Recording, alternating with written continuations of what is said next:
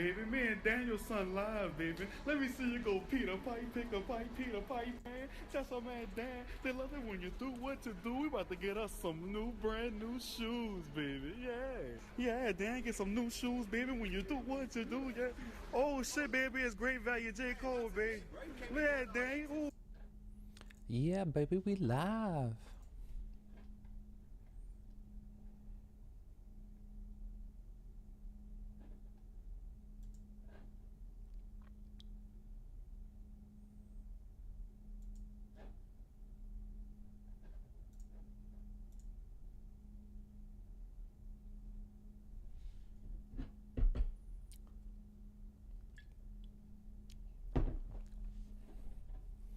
Oh, don't worry, we'll be talking about that, J. Martinez.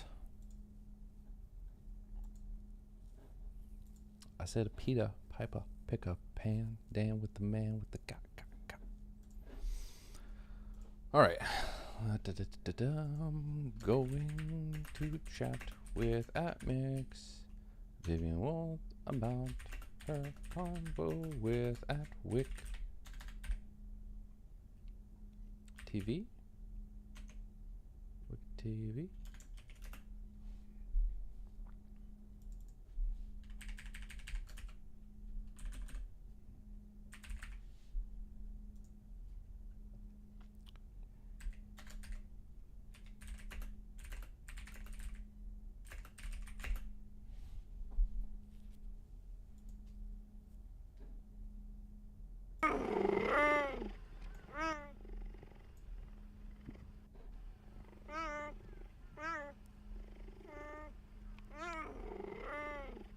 Goddamn, cheetahs are cute.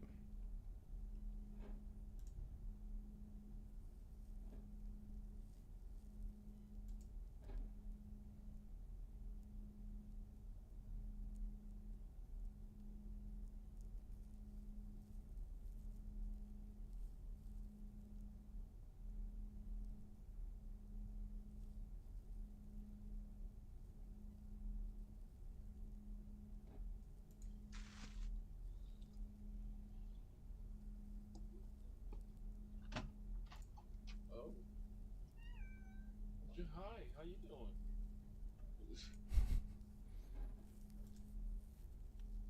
Happy Thanksgiving, Picklemancer, and happy Thanksgiving to all.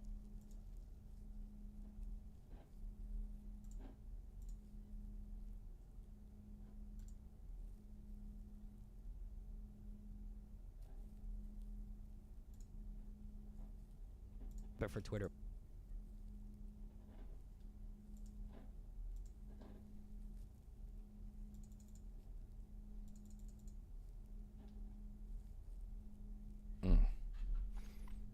Give me 1 second. Dan is the man with the got.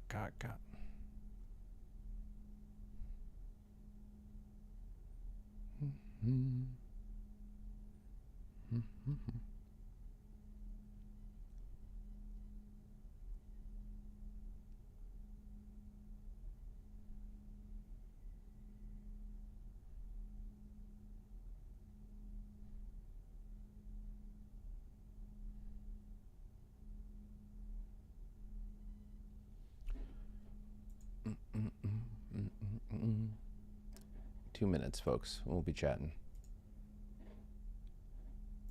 Join the lounge.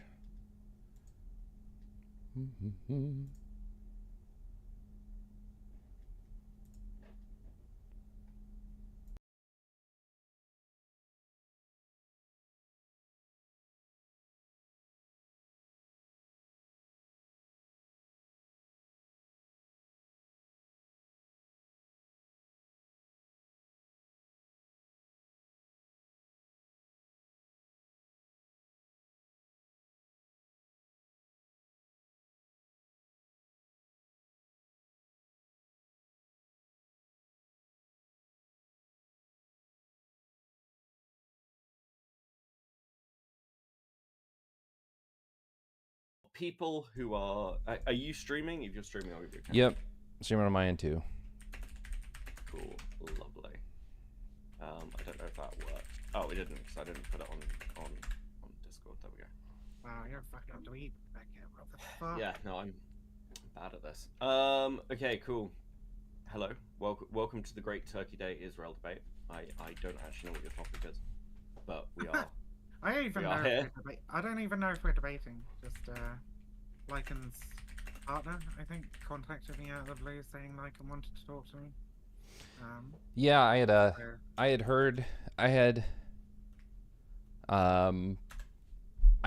the conversation with Whick. I was listening to the VOD, and when so I'm familiar with the AP, and I'm familiar with the journalist deaths and the targeting of journalists at the March for Peace, or the March of Return, and then the 50 something that have died this year. So I'm familiar with both. So when I heard you saying that point, what I heard was you just giving multiple points. But then I heard in the conversation that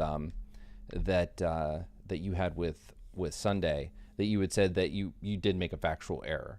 But I think that the important thing is that make a couple of factual errors, but I don't think feel that's like I feel like I wasn't given any opportunity to go for Whick to go, hey, nobody died in this particular thing, and me to go, oh, hey, let me look at that article. Oh yeah, you're right, and then carry on the conversation like a normal person. Like if I was really cynical, right, I would say that that's a very good opportunity to just pick on a factual error in the argument to avoid the argument in general, right? Yeah. That's if I was very cynical. Well, I think the I guess the issue that I had was that you were never given a chance. As soon as he saw that, and Whick and I have a good rapport and all that, but I mean, what I was seeing going down in that moment was he was like, he thought you made some egregious lie. And I think the only way you can react like that is if he wasn't familiar with the AP building strike, and if he wasn't familiar with the targeting of journalists. Because to me, if you even make that factual error, which like I said, it sounds like you said you did, it does that really matter when at the end of the day Israel has targeted journalists, and Israel did target the AP building under dubious circumstances where the United States said, I think it was Blinken came out and said, we haven't seen any intelligence, and then later said, we did receive intelligence, but gave no comments. Nothing about the intelligence was good. The intelligence validated Israel's claims. None of that was said. Yeah. So the point still stands that Israel attacked a free press building and has targeted journalists explicitly. The UN report, I have it up here. The UN report from the Human Rights Council from February to March 2019. Report of the detailed findings of the Independent International Commission of Inquiry on the protests in the occupied Palestine territory, explicitly gives examples. This will be all about the March of Return then, right? Correct. Because in the March of Return, they just straight up were shooting out people's kneecaps, right? There was even that chatter on the there was recorded chatter of them talking about how many knees they'd taken that day, right? And of some of the people who were shot in the knee were journalists, right? And journalists in the West Bank, it's not like they turn up like fucking Alex Jones or Stephen Crowder, or they got a shitty lanyard, right? They wear the big blue press helmets, the big blue fucking press body armor and shit. And if you're a sniper and you're firing on them, that's a fucking journalist, right? That's the big damning point for a lot of those deaths and those injuries, is that these were snipers, right? So these are people taking aim. The report, let me just pull up it's 692, paragraph 692 in this report, 694, I think, explicitly says that these people were, or 692 says these people were hundreds of meters away from the IDF. None of them were in range to give any sort of threat to bodily harm, immediate threat of life, or anything like that. They're clearly marked as press. They also sniped medical workers. Multiple incidents. The one that I remember the most is that a medical worker was coming to give aid to someone who had been hit by a sniper. They're clearly marked as a medic. And they got hit too. Yeah. Exactly. Yeah. So there was targeting of medics during the March of Return as well. Exactly. Because I remember at the time it was just it was a tremendous outrage because they were talking about journalists and medics being targeted, children, fucking everything. Yeah, and like I said, those recordings came out about the with the soldiers talking about how many kneecaps they'd taken in a day and stuff. And I think Um, I think you were that's treated that way because you are known to be further left than a lot of people in this space. sure. It's again, he didn't know about either of those incidents, like the AP building or the targeting of journalists 2019, the targeting of them in this current conflict, the significant death. I think more journalists have died in this conflict than in Ukraine, Russia, and Russia was explicitly targeting I mean, journalists. this is one of the big mistakes that I did make during the thing, right? Where I was saying like hundreds of journalists have been killed across the entirety of the conflict, not since October 7th, but like the whole the conflict as a whole.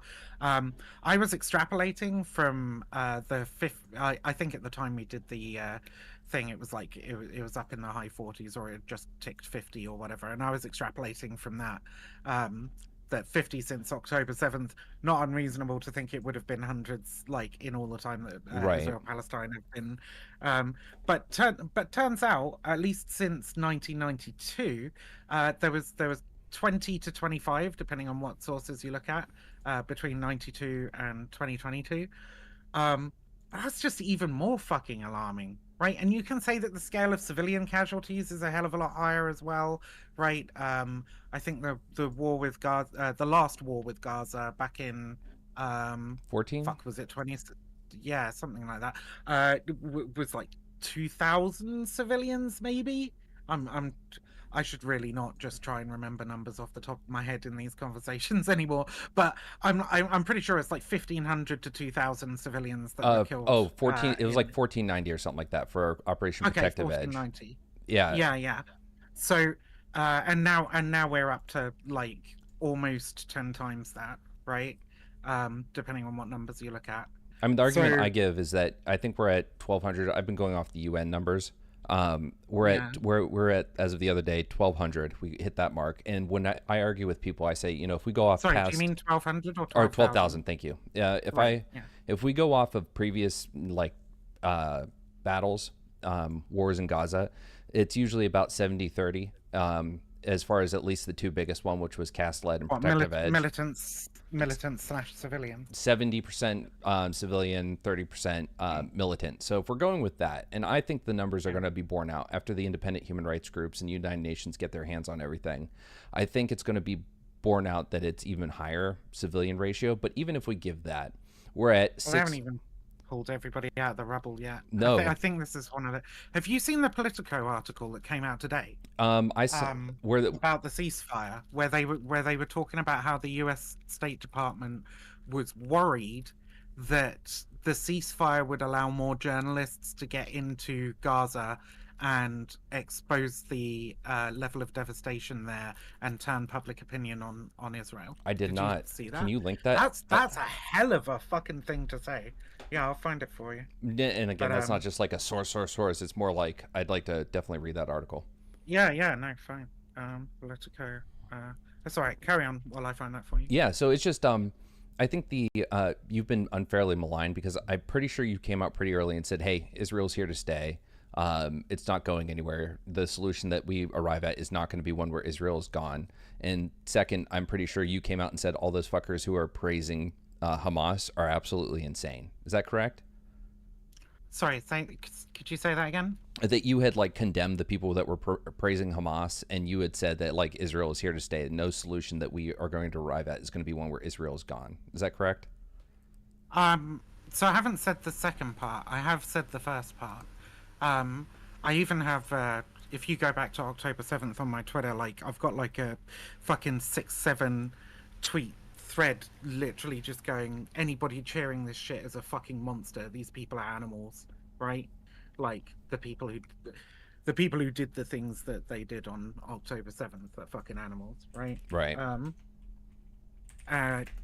So like right from the outset, yeah, I mean, obviously, I hate the whole do you condemn Hamas thing, but yeah, right from the outset, I'm condemning Hamas. And then over the course of the next week, I think I spent some time talking to different content creators about some of the reasons why jihadi groups might engage in like extreme violence as a form of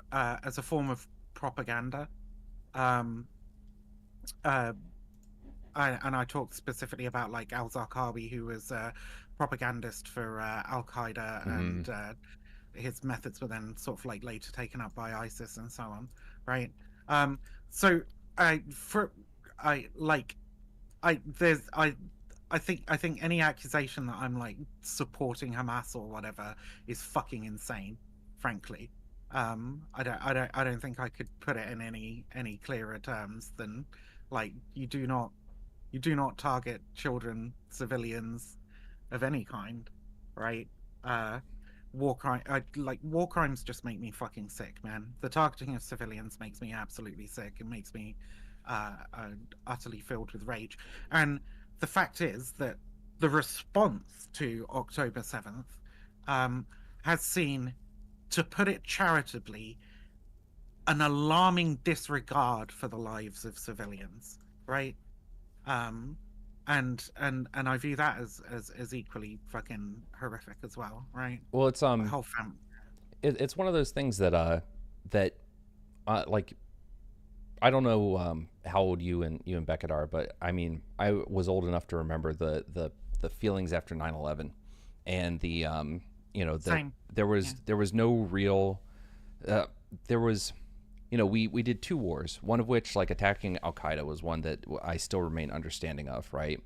But like, should it have been what we did, or should it have been go in, try to find Osama, and get out within a few months or a year when we couldn't find him, and then use other methods to do it instead of the nation building stuff? And then Iraq was just a fabricated lie, and we created a huge power vacuum by destabilizing that region and getting Saddam out of power, as much as he was a fucking wretched piece of shit.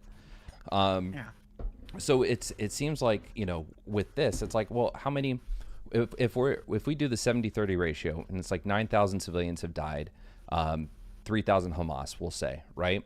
Okay, if we continue to go at this rate at about 2,000 people a week dying, let's say it just continues on that way, and it ends up being that Hamas gets eradicated. Are 90,000 innocent civilians worthwhile to reach that goal? And I think that's just, at that point, it's bloodlust. It's not, it's not a thoughtful war effort to eliminate a threat and an enemy. Can I ask a question then? I, broadly speaking, agree with you. I'm probably a bit more pragmatic and less ideological than a lot of people, but like, obviously civilian casualties, bad. That's not really a hard position to take, let's be honest. Easy day. Yeah, my question is, like, so I come from an Irish family, I've got a lot of knowledge about the Troubles in Ireland. Do you think that military occupation would be better than what is currently happening, considering the sort of issues that military occupation lead to for a long period of time? And I mean proper occupation. Like, I mean Israeli troops every day on the streets of Gaza, like an occupied city, as opposed to blockaded one. Yeah, so I have a few thoughts on that. So you can, like, this is a little tangential to what you just said, but the IRA evolved eventually into the left-wing party, the Workers' Party in the current Irish Parliament, right? Like, the IRA had the political wing evolved to it. So I might correct you a little bit on that, on the way Sinn Féin works. And okay, just very quickly. Saying that Sinn Féin are the IRA is politically explosive. It's that it evolved, right? It didn't just start there. They broke. The best way to put it is this: the IRA purchased Sinn Féin, which was a political party and newspaper. They had no real interest in the political party for a long time. Their interest was in the newspaper. They wanted it as a propaganda piece. As the IRA existed for as long as it did, politicians or high-ranking members of the IRA would move from the IRA to Sinn Féin, which is why there was an awful lot of interviewers going, hey, so what about this thing Sinn Féin have, like the IRA have done? They've blown something up. And the politicians going, well, the IRA wasn't like that when I was in it. It wasn't the same. We were much more legitimate. But yeah, and Sinn Féin now, you've got to remember, these are... it is an Irish Catholic party, and kind of referring to it as the left-wing branch is in comparison to kind of the Unionists, who are very right-wing, but Sinn Féin aren't exactly what we'd call a left-wing party. They're, anti-abortion. They're still pretty extreme. They are you know, they're not left wing in the way that we think of. So Even left wing in America. So maybe I'm thinking of it wrong, but didn't that eventually become Sinn Féin? Didn't it become the Workers' Party? No, Sinn Féin is still Sinn Féin. Sinn Féin is still. Okay, so my understanding was that. The two main parties. Okay, my understanding was that the Workers' Party was the political branch of the IRA split off in the 90s, and that they became Sinn Féin, and then that primary cohort of IRA folks then formed the Workers' Party, which is now the Marxist-Leninist Party in Ireland. Is that not the case?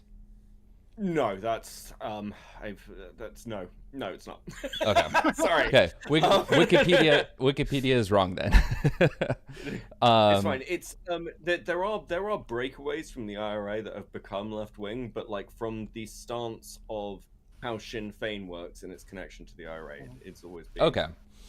very well connected. I mean, there are branches of the IRA that have gone more left wing and broken off from their own parties, but it's sort of like going, well, there's a fraction of the Labour Party that have that broke off and became more left wing with Militant, and it's like, yes, that's true, but Militant was very small and ultimately purged. It's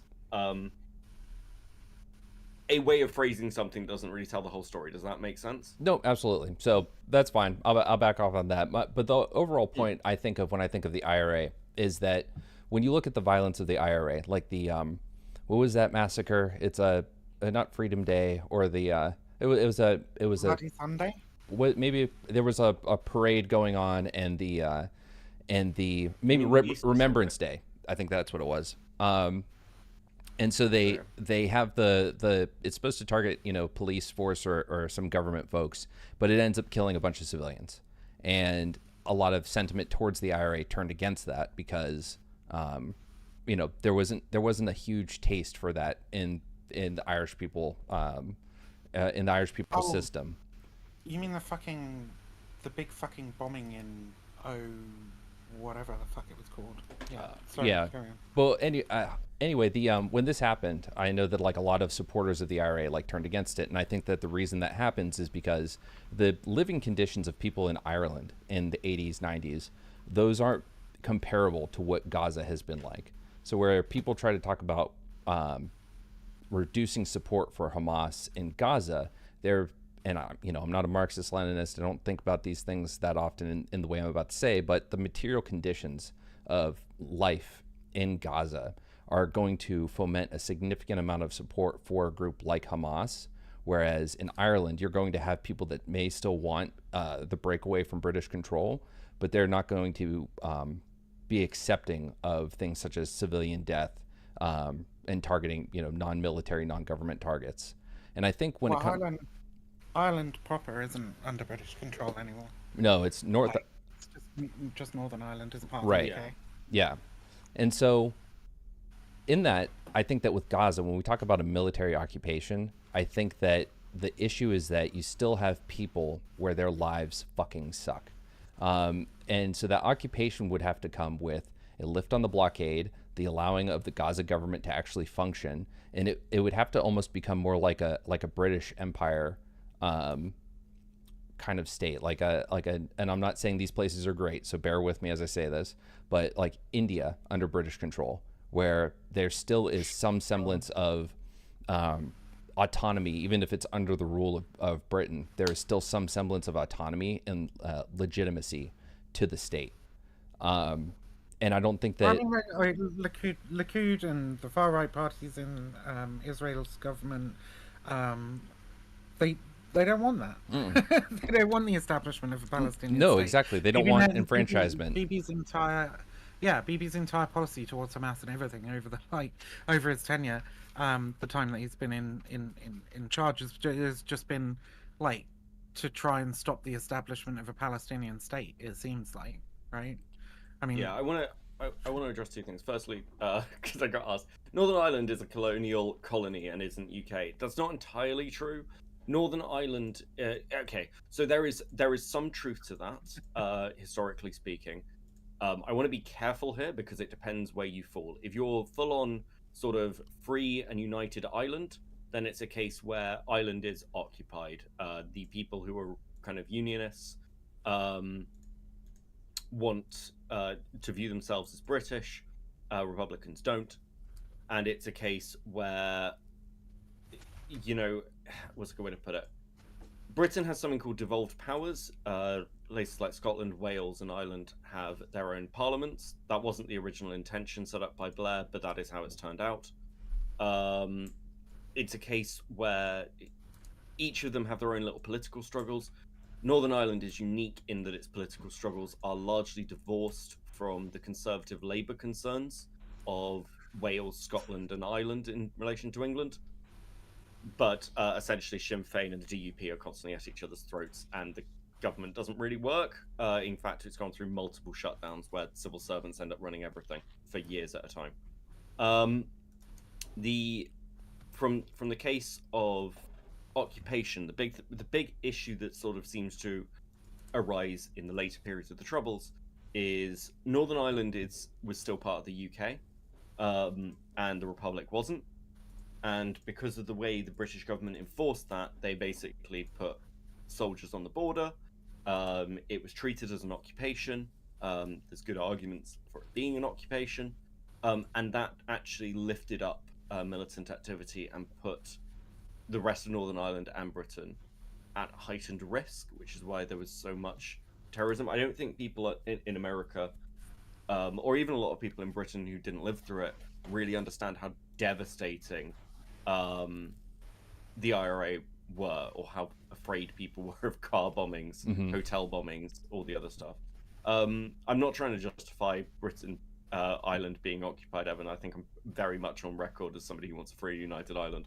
But it is complicated, and a lot of that was also played into the culture. So I've got a couple of Irish friends who still live in the north, and they, rather than crossing the border to the Republic to give their grand something or other, they'll go to one of the border wall points, because the countries are right fucking next to each other, and literally hand over things like chocolate or stuff to their grand, because it's become traditional, because it's so ingrained.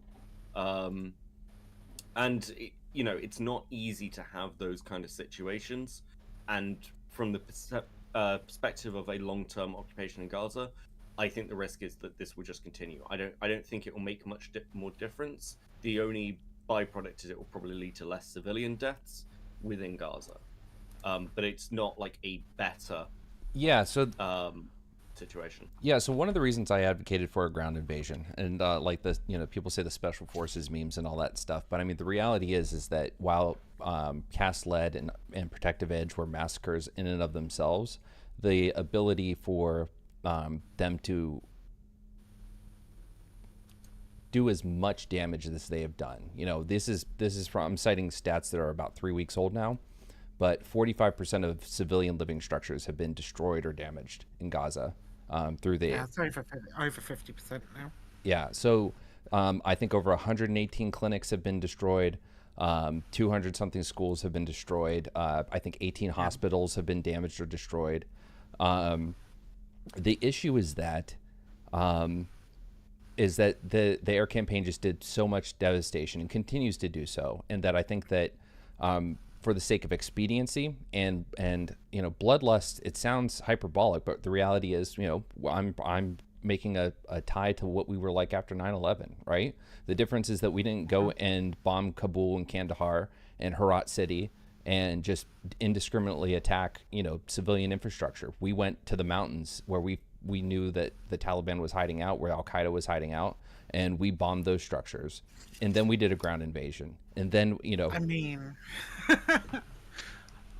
I don't want to get in an argument with you about fucking Iraq and Afghanistan. I mean, don't get me wrong. We did. I'm not saying they were both responses to 9/11, at least to some extent, and the scale of devastation towards civilians in both conflicts was we're in agreement there. Fucking horrific. No, we're totally in agreement there. And the prevalence of war crimes from U.S. forces, right? Like we've had numerous reports on those. I mean, the whole WikiLeaks saga was all about that. So No, we don't disagree on that. I think the parallel I'm just drawing is that, like, something that I'll bring up a lot is Fallujah, right? 2 battles of Fallujah, 4 weeks, 6 weeks. Both times we made significant efforts to evacuate civilians. Still, both times, 600 civilians died the first battle, 600 civilians died the second battle. But that was over 4 weeks and 6 weeks of fighting, and that was after a concerted effort by coalition forces to get people the fuck out of there. Now, the population density is significantly lower, but all that changes when you're comparing Fallujah to Gaza City is that there's going to be more time needed to get those people out. Yes, it means that some Hamas are going to get out too. It means that some weapons are going to get out. But at the end of the day, you cannot sacrifice humanity, and you cannot put the risk to your troops on the bodies of civilians. You can't do that. That's international law. Clear cut. I mean, it's a pretty it's a pretty common tactic for IDF to do that anyway. No, it is. It was cast lead, protective edge. Yeah, no, they do this absolutely, but it's one of those. I meant putting civilian lives in danger to protect your forces. Human shields is one of those things that we hear thrown around a lot in response to the way that Hamas store their equipment, operate command centers or whatever out of built-up civilian areas, which is in and of itself a war crime. I'm not defending Hamas here or whatever, right? But much more literally, human shields are used fairly frequently by the IDF, to the point where the Supreme Court had to rule in 2005 that it was illegal for them to do it, right? But even so, like they didn't stop. Still, cast lead and protective edge were both found cases of using human shields. Yeah, and they still do it, like both in the West Bank and in Gaza, using literally the what did they call it, the neighbor protocol, where they would go to a place where they thought a terrorist or somebody they wanted to arrest was, and they would go to the next door neighbor's house and drag out a male member of the family there. Not always a male member of the family, in fact. There's a couple of incidents where they had like a fucking pregnant woman on a roof, like carrying their military equipment while they were getting stones thrown at them. But they would go into the next door neighbor's house, grab a member of the family there, and put them in front of them, force them to open the door for them and shit. Right? There were a couple of Israeli soldiers, thankfully, actually. Well, I want to say brought to justice. Not really brought to justice. They were tried for crimes in connection with using civilians as human shields, because they used a Palestinian child to open a bag that they thought might have an IED in it, right? And that's so fucked up, dude. Well, like literally just kidnapping a nearby child, forcing him to open a fucking bag that you think might have an IED in it. And those guys got a demotion and like 3 months or something.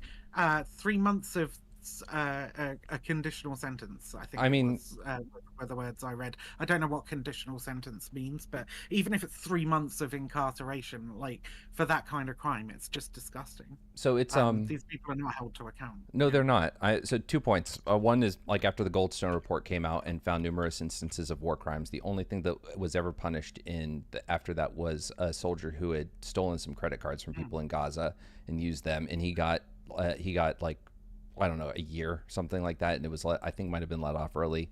But the human shields. So something I want to point out is people will get really pissy when you argue. Israel has been found guilty of using human shields. Hamas is found guilty of endangering civilians. One is a war crime. One is a human rights violation. But the important thing is even if I say they are using human shields, the issue becomes not whether or not that people bring up the human shields when you want to point to the civilian death count, the high civilian death count, and it's that, well, Hamas is operating from civilian areas. That's not Israel's fault. That's Hamas's fault. And it's no. Israel's job under the Geneva Convention and the laws of armed conflict is that civilians are to be accounted for. So when you have civilians that are being anywhere near a target that you want to attack, it does take away protective status to a degree for like a hospital, a church, a school, whatever. Civilian infrastructure is protected as well, so apartment buildings. Instead, the calculation has to be, what is the immediate threat coming from that location? What are the offensive options available to you that account for minimizing civilian death. And in a lot of those cases, that means boots on the ground. Are civilians still going to die? Yes. And that is what we call collateral damage. When you are going to go to a weapons cache and you're going to raid it, and there are civilians nearby or even in the building, some civilians are going to get caught in the crossfire. Some civilians are going to be accidentally targeted because they're there and shit happens. But you don't get to just bomb the building. And when it comes to the AP, what was the accusation about the AP building? It was that it was being used as an intelligence headquarters and potentially as a jamming mechanism for the Iron Dome. Yeah, that's a ground invasion. That is a raid. That is not something where you just drop a few fucking JDAMs on it. I don't know what they used, but you don't drop JDAMs and Hellfires on it. Look, if they got everybody out and nobody died, like if it actually was being used in that fashion, then I'd probably be okay with it. No, see, I would even push back on that because it's still a civilian infrastructure. It's an AP building, and at the end of the day, like, think about what gets destroyed in that. But we do have to protect the press, right? And I understand that. I'm just saying that, like, look, the thing that I have the biggest fucking issue with is the lack of evidence and the lack of accountability in so many of these incidences, right? When you look back on the amount of journalists that have been killed, or you look back on incidents like the Press Association building, the Associated Press building being bombed, you find that there is limited or no accountability for basically all of these incidents, right? And when you see such a massive ramping up of the numbers of journalists that we're seeing killed in the current conflict, you have to wonder if there's going to be any accountability there, because there hasn't been in the past. And it does seem that broadly, and this is something that Whick was super fucking mad about me saying, but broadly it seems like the US are content to let Israel do their own investigations, right? At least the US Defense Department and significant factions within the White House, even in the Biden administration, because the Democrats had to push through the bill to try and get an investigation into the killing of Shireen Abu Akleh, right? Is that the journalist that was killed a couple years ago? Yeah, that was the one who was hit by, we think, sniper fire. Certainly an armor-piercing round went straight through her fucking head. One of her companions was also shot. They said they were pinned down for a while by sniper fire. So, I mean, it's difficult to see how this can be. It's difficult to see how an incident like that can be stray fire, if you see what I mean. Yeah. Right. Like an accident. It seems like they're targeted, and like we said earlier, they're wearing the big blue helmets. They've got the press jackets on and shit. Like, you know, they're press if you're looking through a scope at them, right? Right. So I you know, Whick was super fucking mad. I didn't even say targeting journalists, right? I just said that American journalists have been killed, true, and that the DoD seems at least disinterested or allows Israel to conduct their own investigations in these cases, right? And what I didn't get to say is that in the majority of cases, Israel finds itself innocent, and if, as in the case of Shireen Abu Akleh, there are other independent investigations going on, you know, from the ICC or from Palestinian journalists who basically cracked open the case of Shireen Abu Akleh. There is no accountability, even so, right? Mm-hmm. Even when it's shown that it had to be an IDF soldier that shot Shireen. There's not. There's limited to no accountability. Do you know what happened with Shireen Abu Akleh? Because I still don't think anybody's been. I have not. Up on it. Like the last time I properly looked into it, it was like it was 2022 when the Democrats put forward this investigation, right? Well, not all the Democrats, let's be clear, right?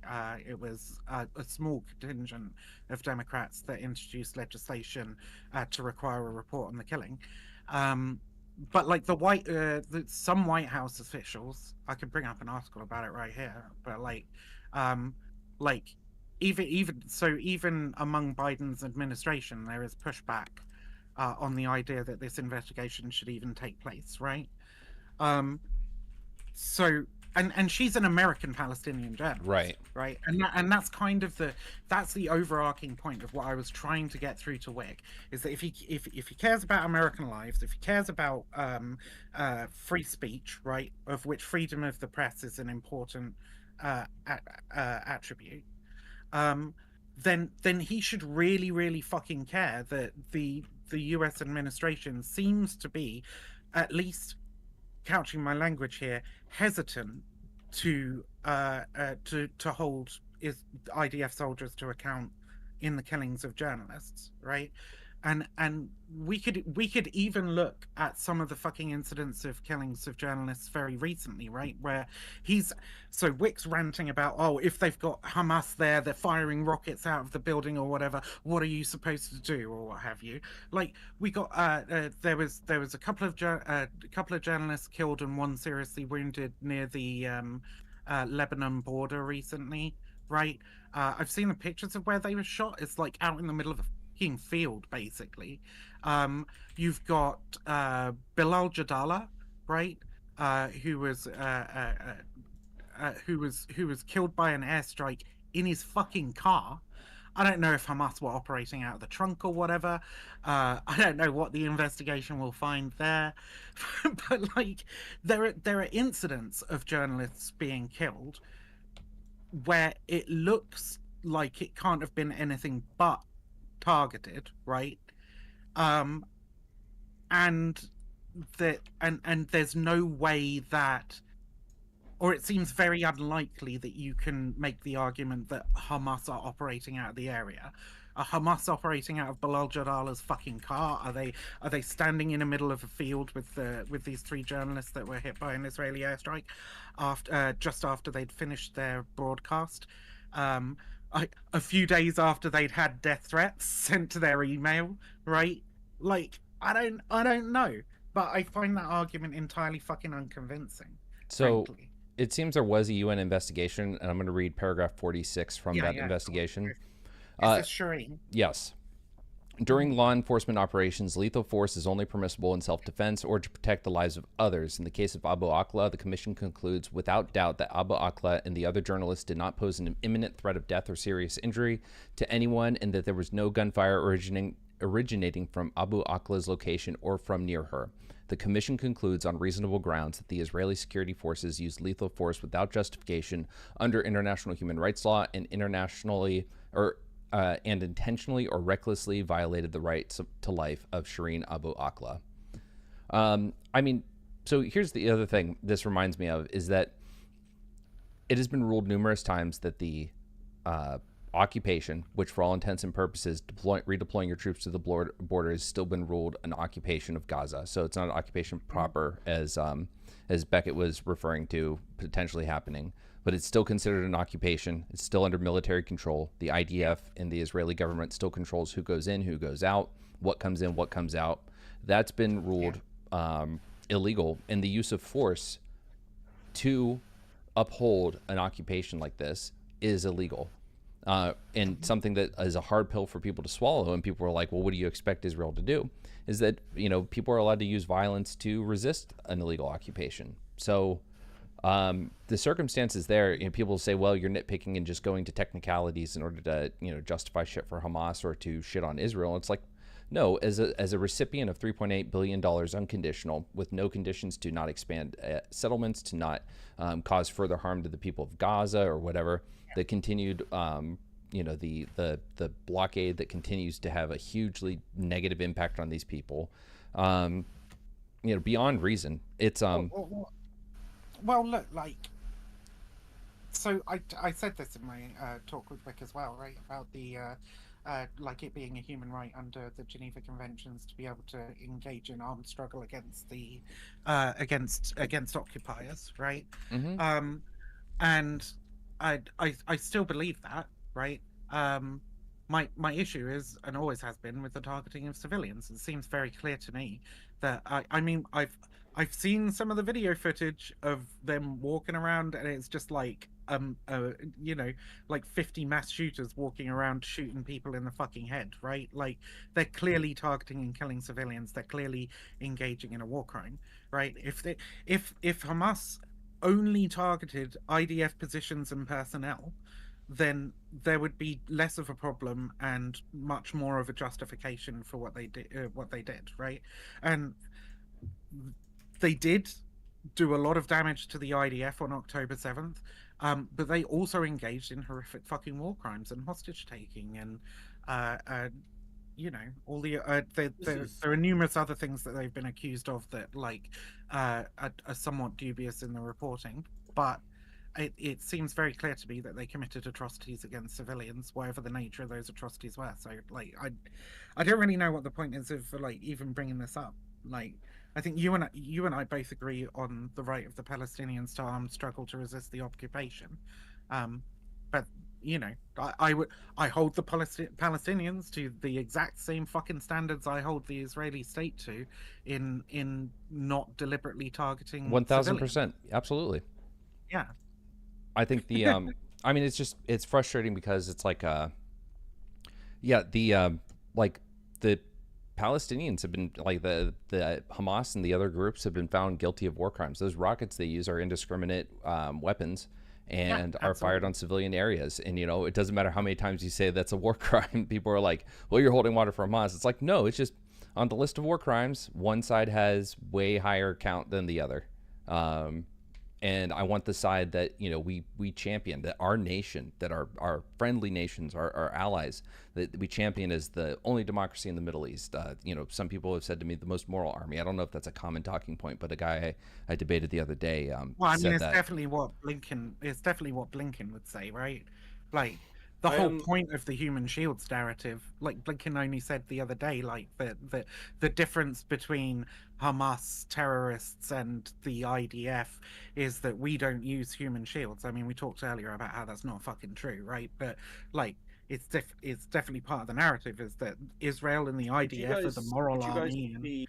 Would you guys be happy to open this up a bit to Samantha? Because I know she'd like, because she's got sort of more of the military input as well, and though she might disagree. Is that food? Yeah, sure. Samantha Sorry? Savage.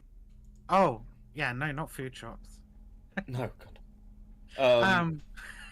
Food shops has Sam, absolutely no military experience. So yeah, if you have you seen food shops? Come on. I don't know. Being in Twitch poll can give you a middle ground on that. Sam, if you want to join the lounge or the stream Hey, room, I'm a grizzled veteran at this point. But I do see something else in chat that I do want to fucking address, right? So, concluding postscript said Viv still needs to prove it is, quote, targeting, right? First off, I didn't say targeting in the conversation with Whick, no matter how much he wants to try and put words in my mouth and say that I did. But two, like, if you want to push me into the fucking argument as to whether or not they're targeting journalists, like there are examples of them targeting journalists. We talked earlier about the March of Return and so on, and snipers taking out journalists' fucking kneecaps and shit. They are targeting journalists deliberately for arrest and harassment, right? And there are numerous incidents, especially since October 7th began, and I spoke about two of them, where it seems, and also the UN investigation, as Lycan pointed out, into Shireen Abu Akleh, where it seems like there is no other explanation beyond they were targeted, right? So I do think that Israel targets journalists. I don't have definitive proof that they absolutely 100% have targeted journalists for murder. But the evidence definitely seems to point in the direction of them targeting journalists for killing. Yeah.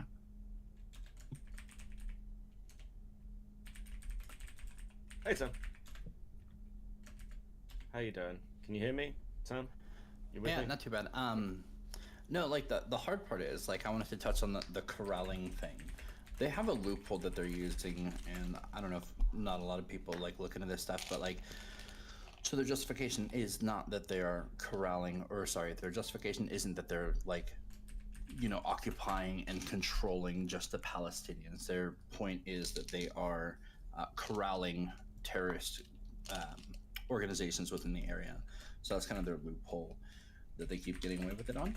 And it's kind of fair when it comes to the targeting of like innocent civilians. That's yet to be proven because they're fighting a force that doesn't wear uniforms and hides behind civilians and in heavily populated civilian areas. So it's really hard to prove that they're targeting civilians rather than just having accidental collateral. Do you mean in this particular? Very hard to prove. Do you mean in this particular battle, or are you referring just historically as well? Most of it historically too. Like you can even say that like, like the reporters and journalists, they're putting themselves in harm's way with the knowledge that they're in a conflict zone, so they don't get to be surprised when something bad happens. If an accidental round hits them, that was an accident. In the case of, the quote sniper fire.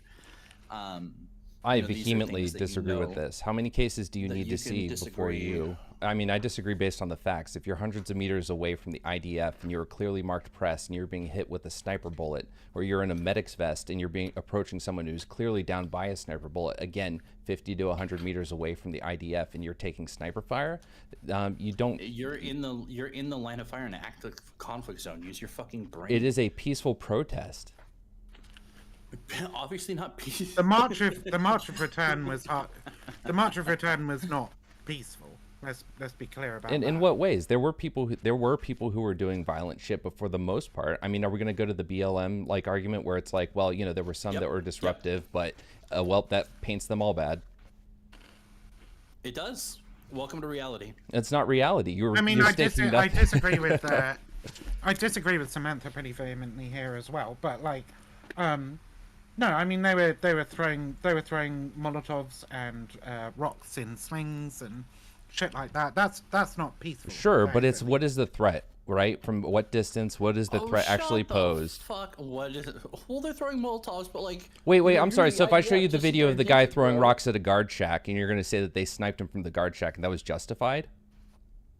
That's not how that works. I'm sorry, that's not how it works. When you're dealing with civilians, I'm sorry, both military are. No, you don't get to come in here and act like a complete ass. Guys, talking over each other, like one at a time. One at a time. All right, listen here, Lysard. If you walk up to a cop and fucking punch him in the dick, do you think you're gonna walk away from that? Alive? Yes, you are. Yeah, you are gonna walk away alive from it, unless your civil rights are gonna be fucking broken. Yeah, you don't get to murder the person on the spot. Like, most people have the common sense. Hey, if this person is an authoritative figure who has weapons and is telling me to sit the fuck down or go away, the option of like hitting him or throwing shit at him or attacking him is okay, but wait. It would result in a higher percentage of you getting hurt or killed. Okay, whether or not the person is stupid for engaging in this behavior is not the argument being made here. It's whether or not the cop is justified in shooting that person. Well, if you think the cop is justified in shooting that person, that's fine. That's your own personal opinion. Don't attack people like that. Like, don't attack cops. Don't attack military. Use your fucking brain. So who were the medical people? Allow me to finish, please. Right? That's your opinion, and it's probably the opinion of some cops because cops are fucking assholes, right? But it is not the opinion of like the International Criminal Court. It's not the opinion of the U.S. Supreme Court, right? It's not the opinion of most liberal Western democracies' legal systems, right? The force used to stop somebody assaulting you has to be at least somewhat proportionate, right? So you can't just shoot. Okay, but we were just talking about somebody walking up and punching a cop in the dick, all right? And I never said it's smart. That's the other thing. I never said the shit was smart. I never said that's a good idea. In these protests, the military does not have the justification to shoot medical people. Wait, I'm sorry. You came in here. Beckett came in here lauding your military status. So from one military person to another, do you have a right to shoot a clearly marked military? Oh God, what was your MOS? You were probably fucking supply, weren't you? I'm sorry, what were you? 11 Bravo. Okay, I was 2621. Suck my dick. That's cute. Mm-hmm. Oh my god, this. So instead of doing the MOS, we need Whick in here so he can talk instead about of doing his military the medical, or instead of doing the military dick measuring contest, we can just read some human rights law. Customary and conventional international humanitarian law requires that medical personnel be respected and protected. Similar protection is afforded to journalists and children who do not take part in hostilities. The commission found that the Israeli security forces shot paramedics, journalists, and children who had not lost their protected status. Israel is thus in violation of international humanitarian law. Now, unless you are a person working for the intentional.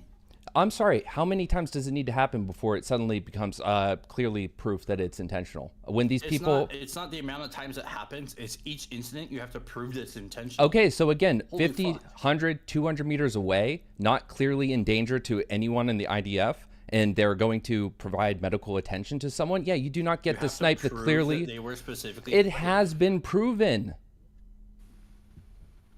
It has been proven. You don't know shit about this. Sniper fire was proven that it was a accident. No, none of the sniper fire was proven to be accidental. The United Nations, in their report, shows that these were intentionally targeted people. People that were not engaged in hostilities. Do you think they just fucking took the word of someone and said, oh, okay, yep, this is bad? Just because you are not engaged in hostilities does not prove that you were intentionally targeted. No, yes, it does. It proves that if you were, these are sniper fire. This wasn't people getting caught with a fucking machine gun. I know you're intelligence. I know you're intelligence, and I know that's like kind of an oxymoron when it comes to the military. But like, here's the deal: like, if you're running around in a combat zone in between like two fucking violent groups and you get popped, you weren't intentionally targeted. You were in the fucking wrong place. Do you think that you're a retard? Again, you're getting popped by sniper fire when you were approaching a person who was wounded on the ground? What, do you think bullets just magically stop because it's a sniper or a regular shooter? With No, like when an you were being M4 intentionally targeted. They were deliberately targeted. They were deliberately targeted. You don't know anything about this. You're talking out of your ass. You haven't read jack shit on this. They were having competitions around how many kneecaps they could take out in a day. Like, that's all good, but you'd have to prove that they were intentionally targeting kneecaps of non-combatants. Well, okay. Just because a non-combatant wasn't hit doesn't prove that they. Just because a non-combatant had both his kneecaps blown out. Yeah. Wait, does that not make sense to you? Like, just because they lost their kneecaps doesn't mean that they were intentionally targeted as a non-combatant. No, that doesn't mean that they were intentionally targeted. The circumstances in which they were shot are what proves that they were intentionally targeted. These were not people engaged in hostilities, and these are people that were clearly marked. Press, medical, fucking children. These weren't fucking enemy combatants. In the UN report, they fucking talk about the situations where people who were engaged in this kind of shit were fucking done. Anyway. Okay, so you have the authority. This isn't frantic over the fucking trenches, not looking, waving the AK, firing down the street fire. This is people looking through a fucking scope, picking people out, and being accurate enough to have a competition over how many kneecaps they take out. Okay, but that still doesn't prove that they intentionally targeted these people as non-combatants. Well, then how about you go ahead and you read the UN report yourself, and then you can come back and you can tell me where you disagree with the authoritative body on this. That did the deep dive investigations, did the fact-finding missions, and determined that, yes, Israel was, in fact, intentionally targeting these people. Let's the authoritative body, like when all of you fucking... No. Let's instead come here with emotions and just say, oh, well, you know, generalized statements about, hey, if you're in an area where there's some bad stuff happening, you totally lose your authority. Yes, you do not lose, you lose your protective status. You're fucked. Samantha, you gotta fucking chill out and start talking, like engaging in this conversation like an adult, please. I can't deal with the constant shouting over each other shit. Like, I'm fine to have a back and forth, but like honestly, I'm pretty fucking tired tonight. Let's do one at a time. Can we just take it down a fucking level, please? Yeah, I'll actually be good and step in for a little bit. Right, okay. Let's do like and then the slam, okay? Sure. I'm gonna grab myself a drink. I'll be back in 30 seconds. So I go? Yep, go. All right. So the United Nations did a fact-finding mission and investigated each of these incidents. They came back with a conclusion. This wasn't just based off emotions. This wasn't based off of testimony of random people that wasn't further investigated. This was corroborated with photo, video evidence, with testimony, both from the IDF and from those who were targeted and those who were around those who were targeted. And there were too many circumstances for you to just hand wave it and say, well, these are people who were targeted and unintentionally because they were in the line of fire. No, these are people that were being shot by very precise fire in the line of doing their duty and not posing any threat to the IDF. So you cannot just look at it and say, well, they were in that area and there were some people doing some bad shit and therefore they lost their protective status. That protective status was maintained. Medics who were attempting to give care, who were clearly marked with the red crescent on their fucking chest. There were people wearing the giant blue press vests who were targeted and shot. There were children who were targeted and shot. At the end of the day, you cannot contest that unless you're going to actually provide something more substantive than just the vague feelings of, well, if you are around people who are fucking around and finding out, you might find out yourself. Well, is that not a true statement, though? If there were not circumstances that proved it otherwise, sure, you could get fucked around and find out, but... Okay, how... I'll see that, yeah. Well, I know for a fact that, like, Israel's done some pretty shitty things in the past, especially the IDF, but, like, I'm not going to sit here and say because of these incidents that have happened in the past, we can attribute every time a civilian's popped as an intentional targeting. No, sometimes, sometimes civilians are going to get got. That happens, absolutely. But when you have documented incidents of it being intentional or being due to disproportionate fire, due to indiscriminate fire, due to poor actions on the part of the IDF, it's important to call that out. But we can say that for a majority, they don't intentionally target anybody, and a vast majority, they don't intentionally target wrong or innocent people. That doesn't seem to be the case. If you go back to Operation Cast Lead, there were numerous instances where it was shown to be so prevalent that it might as well have been a matter of policy to target civilians. Cast Lead, we're trying to remember the time frame. 2008, 2009.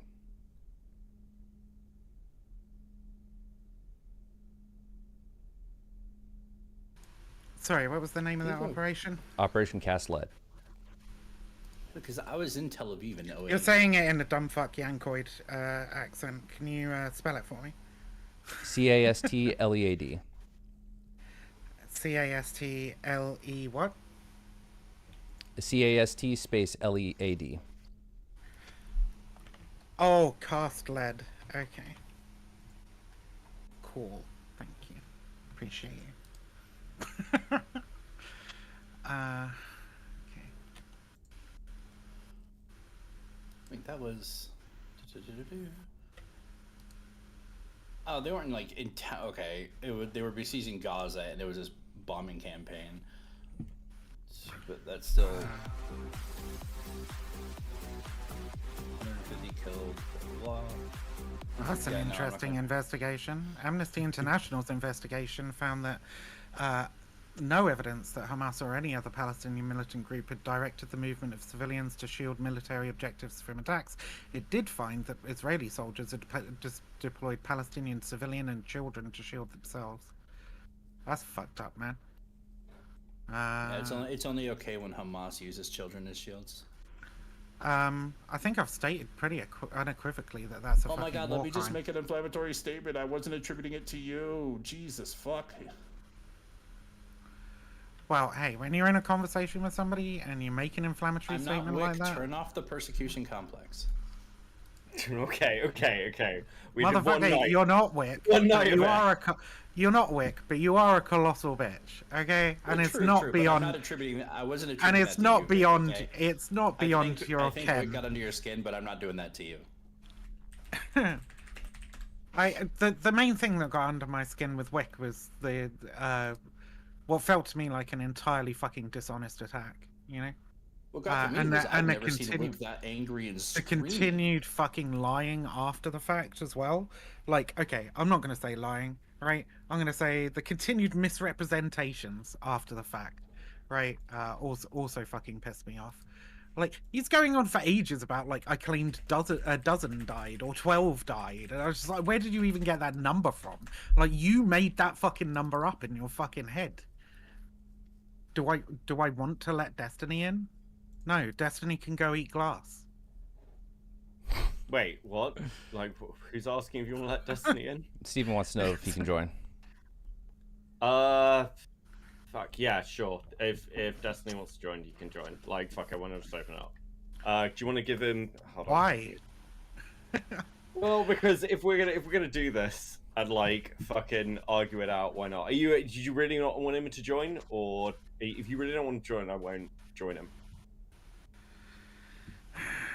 I mean, I've dealt with years of fucking harassment because of the libel Stephen put out about me. I don't know if I have much of an interest in talking to Destiny at all. I mean, Lycan's clearly not here on his behalf, right? But I'm sure you can find any number of people that could argue the position more efficiently than somebody who found out where Israel was on a map 2 weeks ago. Fuck me. Look, I don't mind. I mean, Oh wait, easy. actually, wait, hold on. Are we on? I'm on Twitch, but I have 2 other streams. But if you're on Twitch, Esteban cannot come. I'm on Twitch, but I can always crap over his face, so I don't really mind. It doesn't bother me. I still think that will get your channel in danger, to be fair. Because, and that's not just me saying it because I don't want him to be here or whatever. You could stop the stream and just host it on YouTube or what have you. Real quick before we move any further, I wouldn't do the just put the crab over his face because everybody fucking knows who it is, man. Yeah, and you'll have enough people that'll fucking report because they hate him. Real quick before that though, I just want to say, Samantha, that like you came in saying that denying IDF has ever done that shit, and then you walked it back to, well, they don't always do it. Well, I was referring to this one, but yes, we don't have to like sit there and say that they never do it. We know that they do sometimes, but you like proof of intentionally targeting has to be proved on a case by case basis. You can't just be like, well, they've done it in the past, so they're doing it now. No, my claim for now is that they're doing indiscriminate bombing campaigns that have cost the lives of what I assume will come out to be at least 9,000 of the 12,000, and I think that's pretty generous as civilians. Most of those 9,000 will be children. I think we're over 5,000 now. I think that speaks pretty clearly to a very reckless and poorly planned bombing campaign that is putting, especially if we're at over 50% civilian living structures have been destroyed or damaged at this point.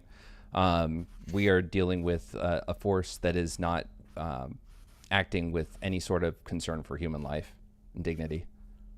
Yeah, but like I think it's a callback to like a lot of the things that Al Qaeda and the Taliban did, where it's like once they found out our ROE said you cannot fire upon a mosque or a school or anything like that, they would take those up as fire positions because they know we wouldn't target it back. And then it becomes on the modern military to use humanity in their actions. I think that Hamas likes to run into civilian areas and pop off things there and hope that like the people will push back, like, well, you can't shoot them back because they're in a heavy populated area and like collateral damage and stuff like that. Like you're gonna hurt civilians, and it's like they're just really upset, and the people are really upset that like Israel's saying like, well, no, fuck that. But yeah, Israel's not supposed to say that. According to international law, Israel then has to act proportionally. Do you endanger this protective status of a school, of a church? A lot of people to leave a lot of these areas, and when you refuse to leave these areas, that doesn't give Israel carte blanche to. We dropped pamphlets. I'm glad you brought that up.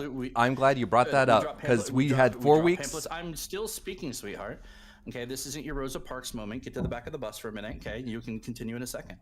Wow. Like in Fallujah, we dropped pamphlets for 7 days saying if you are an enemy combatant, leave Fallujah. If you don't leave, we're going to treat you as a combatant and you will be met with the force of the United States military.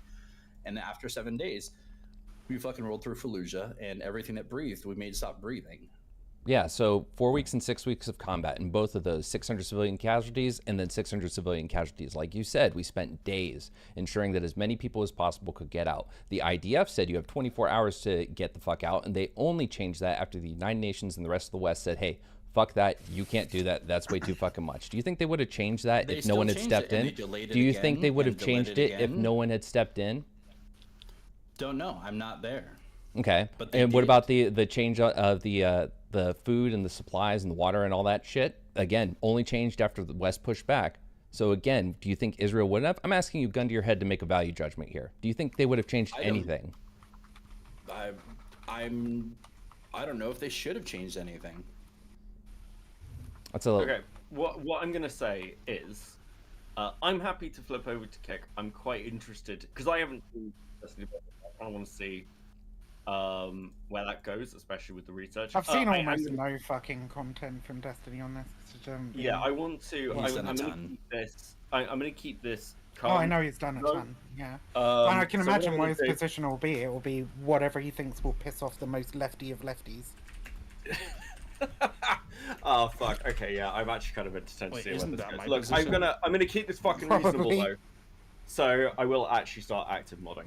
What I'm gonna do is I'm gonna flip over to Kick. Like if you're speaking to Destiny, what I'll do is I'm just gonna drop an invite into the group chat. Can you send that over to him? Yep, can do. Is that all right? Yep.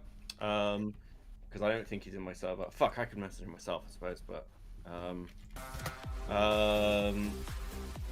we'll put it in. We'll see how it goes. I am going to flip over to Kick. So for those that have it, that's fine. I'm not going to raid us out or anything. I'll be live there in like 2 minutes. Okay. Right. So I'm going to stop streaming. Go to the Kick channel. It's in the text chatty thing. Thank you, Hoz.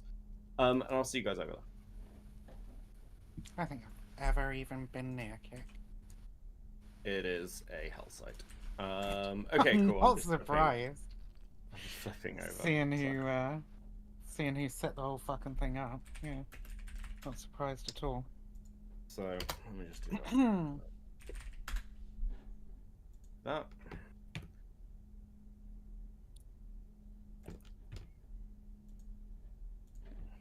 And then that should be good. Okay. Let's pop up chat. So see it. That would help. We're live. Okay, cool. Right, we're live on Kick. It should be fine. That should be that. Cool. Right. Awesome. And if someone wants to join, he can then. Fine, we'll make life easy on ourselves. We have that. Okay, cool. Now just make sure that Dustin can Oh, wait, hold on. speak. Don't speak yet. Don't speak yet. I gotta fucking turn off my Kick or my Twitch. Everyone, come over to same channel, Like and Cooks on fucking either YouTube or Kick. You're on Kick too? Yeah, Every baby. motherfucker's on Kick nowadays. Oh, of course you would be. You're part of the DGG crew. You gotta swing over there. Hell yeah. Absolutely. Listen. I'm trying to catch everywhere. Understandable. We can multi-stream now anyway, right? Yep. I could multi-stream Twitch, Kick, and YouTube if I could be bothered to start streaming again. I have considered it over this shit, to be honest. I said to you earlier, didn't I, Becky? Yeah, It's like- no, it's Might boot no, up my own stream, honestly, for the first time in a couple of years. streaming going. Hey, Right, cool. your boy like, and you good? Can people? your say boy and things now Shodan, without thank you getting for the geeted? subs. I really appreciate it. Yeah, let's do it to it. Yeah, cool. Hi, Destiny. How you doing, buddy? Hey, pretty good. What's up? Yeah, not Wait, can I bad. say slurs on Twitch? On Kick? This is on Kick, so Can I say yeah. slurs on Kick? Which ones? Fucking amazing. yeah, you can What? actually do that now. Which ones does it matter? I just want to call myself a tranny faggot on stream and not get somebody's channel taken down, you know? Awesome. Oh, I can say faggot, bro. Okay, amazing. Hey! Right, okay, we're gonna Whoa, we're this gonna place is reset. quite good, actually. we're gonna reset slightly. So we've got Samantha arguing Lycan. Destiny, welcome. Lycan, do you want to just take it from your last point, and we'll just sort of go from there? I think the overall point is that civilians and press and medical staff have protective status, and I think it's very important that when there are wrongs that are done and it is proven that they have been unfairly targeted, that their protective status was violated. Like we went over with the UN report for what's her name, for Abakla. I think we need to take these seriously, and that when we're talking about our ally, we hold both the Gazans and IDF to the same high standard. And just because the Hamas will fail to meet that standard doesn't mean that when it comes to Israel, we get to say, well, they put their people in harm's way and, well, they get targeted. No, we have to account for the fact that while, yes, those structures will lose a lot of protective status, the civilians there and the structures themselves still need to be considered when the IDF decides their course of action, which means you don't get to just drop a bomb on it. You have to choose whatever means possible to limit damage to structure and civilian as much as possible in relation to the threat posed. And the fact that 50% of civilian structures, unless we think Hamas is playing some sick game of whack-a-mole and moving from point to point to the point that at each time they move, they are a significant threat to the IDF, which isn't the case. And I don't think anyone here is willing to argue that that is the case. Then yeah, the actions of the IDF in this war and wars past have been disproportionate and illegal. I don't know if I'd say like a significant threat to the IDF necessarily, but that's kind of not the point of a military force, right? It's not about the significant threat to the military force, it's the significant threat to civilians. Sure. And again, like what is the justification for taking out 50% of civilian structures? Is it a significant amount of death that is caused on a daily basis from rockets launched from those points? Like in the engagement of this war, we have 10-7 massacre that happens, and IDF wants to take action, and I do not fault them for that. What I do fault them for is 12,000 people dead in 6 weeks. What should the number be? Way lower. What should the number be? I mean, don't do gotchas with me, man. Well, no, but you're saying the number is too high. Implying Yes, that you know and then for a fact and it should be lower. So my question is, what should the number be? Or what should it at be this around? point, How do we know? at the rate that, like, I think it was like 286 a week during Operation Protective Edge, where it should have been a ground invasion. So yeah, I'd say we should be probably at about 2,000. How many bombs were dropped in Operation Protective Edge? Significantly less, but again, you can't justify the use of the bombs and say, well, hey, they're all hitting military targets, right? Again, when you look at the amount of civilian infrastructure. What was the first point that I made, Stephen? What was the first point I made? The first point you made was that there were too many civilian casualties. Right. That's what I heard. And right? did you hear the part And where so I I'm said, asking- no, did you hear the part that I said, where I said that the bombs being dropped and the significant amount of infrastructure that is damaged, no one can reasonably say that each one of those targets was a critical point that had to be taken out? Well, I don't know. What's an example of like a bombing that was clearly like unjustified?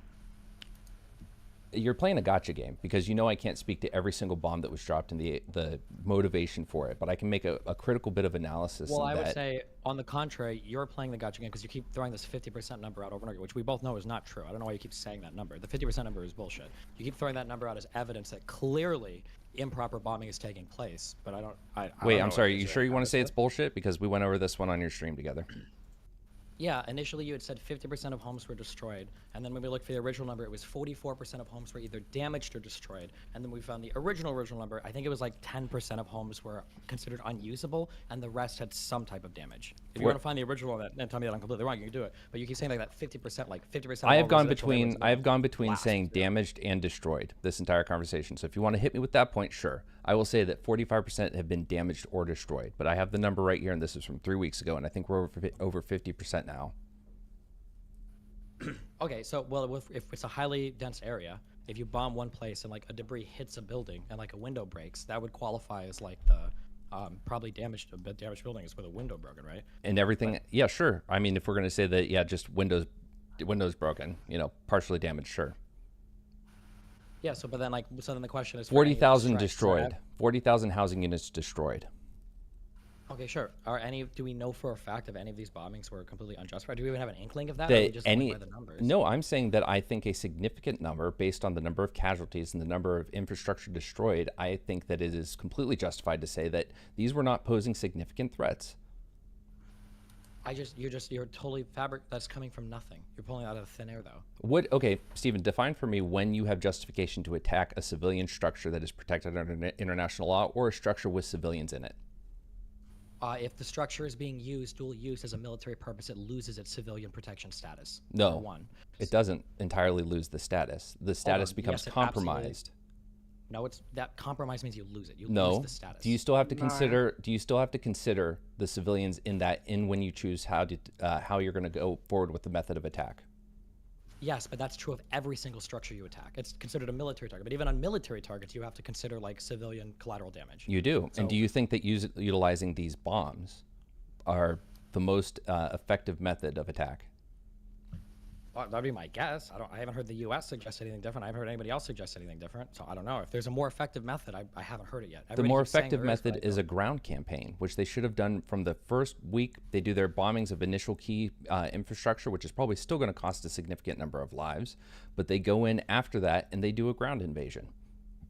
You're going to lose far less people, and your troops are going to have to be far more discriminate in what they attack and how they go forward. If you're going to take out a weapons cache, if you're going to take out, you know, a stronghold or anything like that, yeah, it's going to be a little more difficult, and it's got to be done in a way that takes into consideration the minimum loss of civilian life. First of all, there's no obligation for minimum loss of civilian life ever. That's if you can find me something like that, I'd be very interested. Yep. You have to Nope, I weigh got you. the cost of civilian life. Sure. You have to weigh the cost of civilian life in military targets. There's no obligation under any international No, effort to, the obligation like, is do that the you can't minimal- put the risk on the civilian. So instead of choosing an option that might be more risky to your troops, and instead opting for something like an aerial attack, yes, in that instance, you cannot put that risk on the civilians. You cannot opt for the easier option for you and your troops. You have to put your troops at risk. That might be true, but if you can still justify it as a military target, you can justify it as a military target. There's no, like, if you can blow a military target up with an airstrike, there's no obligation that, like, if 3 civilians are going to die, you have to send your whole soldiers in anyway. Like, there's no obligation there. No, the obligation is that you try to minimize as much as possible. So if you could save those 3 people by doing a targeted attack, if you've got 1 sniper sitting in a building, you're doing aerial observation, you have no reason to believe that anyone else is there, and you've got like a small, 3-5 person team firing rockets, or you have to assess whether or not that is providing a significant threat, and then 2, you have to decide what is the best course of action that can limit the number of people that die in that building.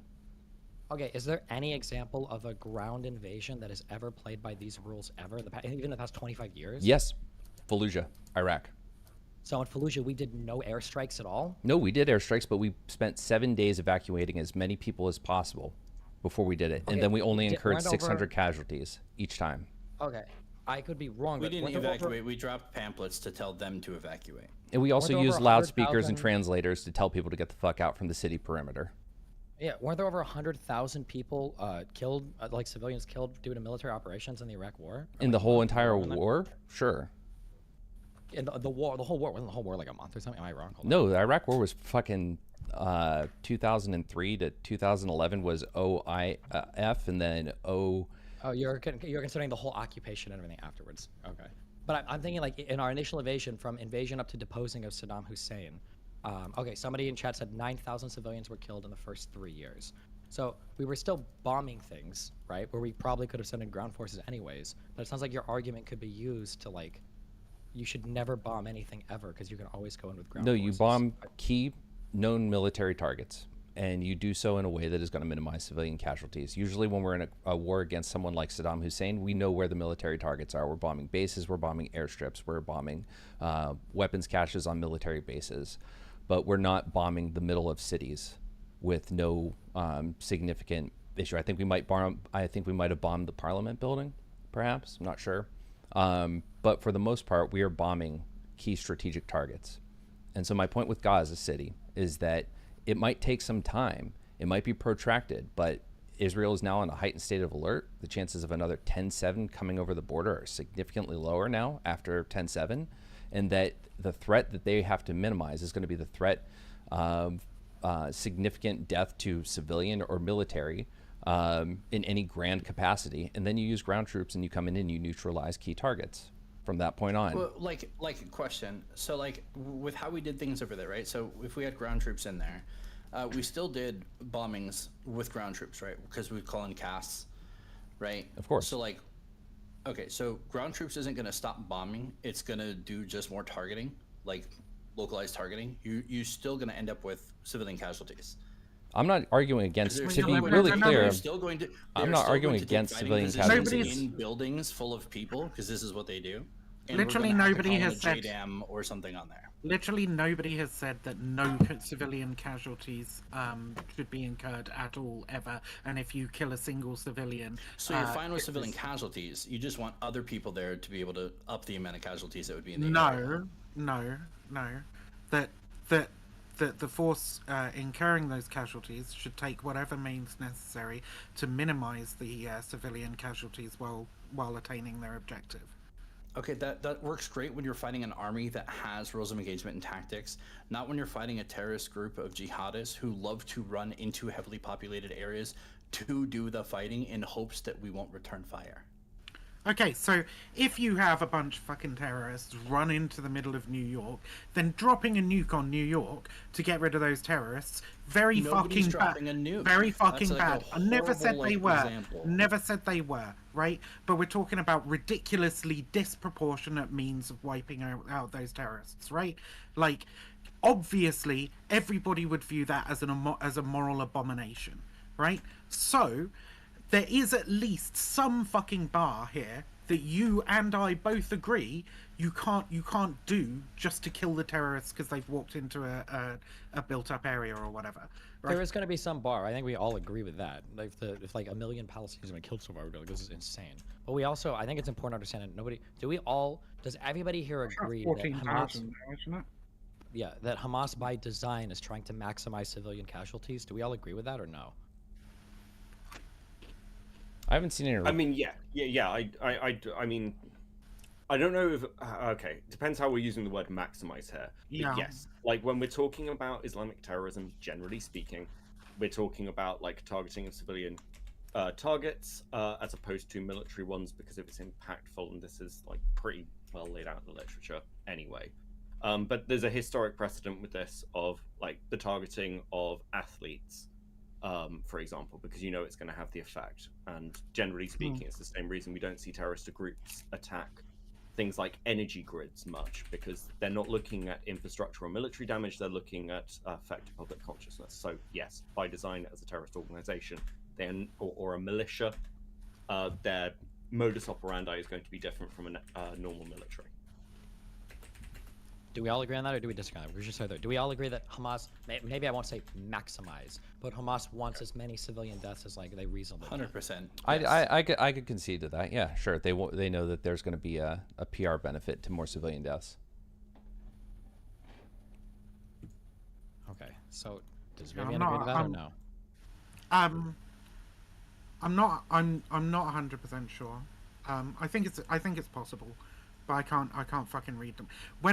When October 7th happened, I went on this tour of like talking about the fucking Zarqawi method and how jihadist terrorists try to show the face of evil to the West and then the face of utopia to the people that they want to recruit. Right, that's the sort of TLDR Zarqawi 101. But like, one thing has disturbed me so far is that we haven't seen brutal execution videos of hostages, right? Which is something that I'd expect to see from an Islamic jihadist group that is using this this kind of propagandist tactics.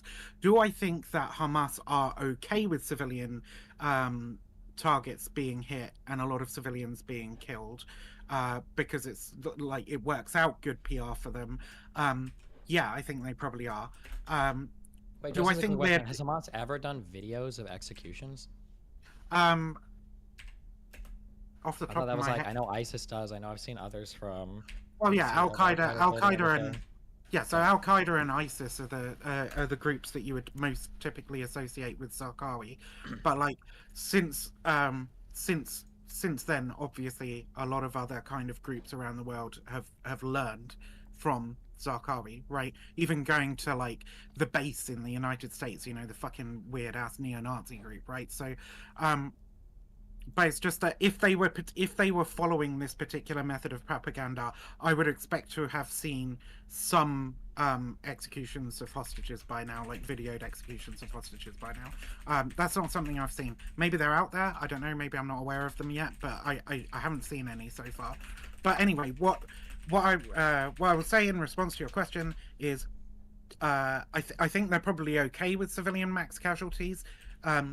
Are they specifically trying to maximize casualties? I don't know. It's possible. That's what I'll say.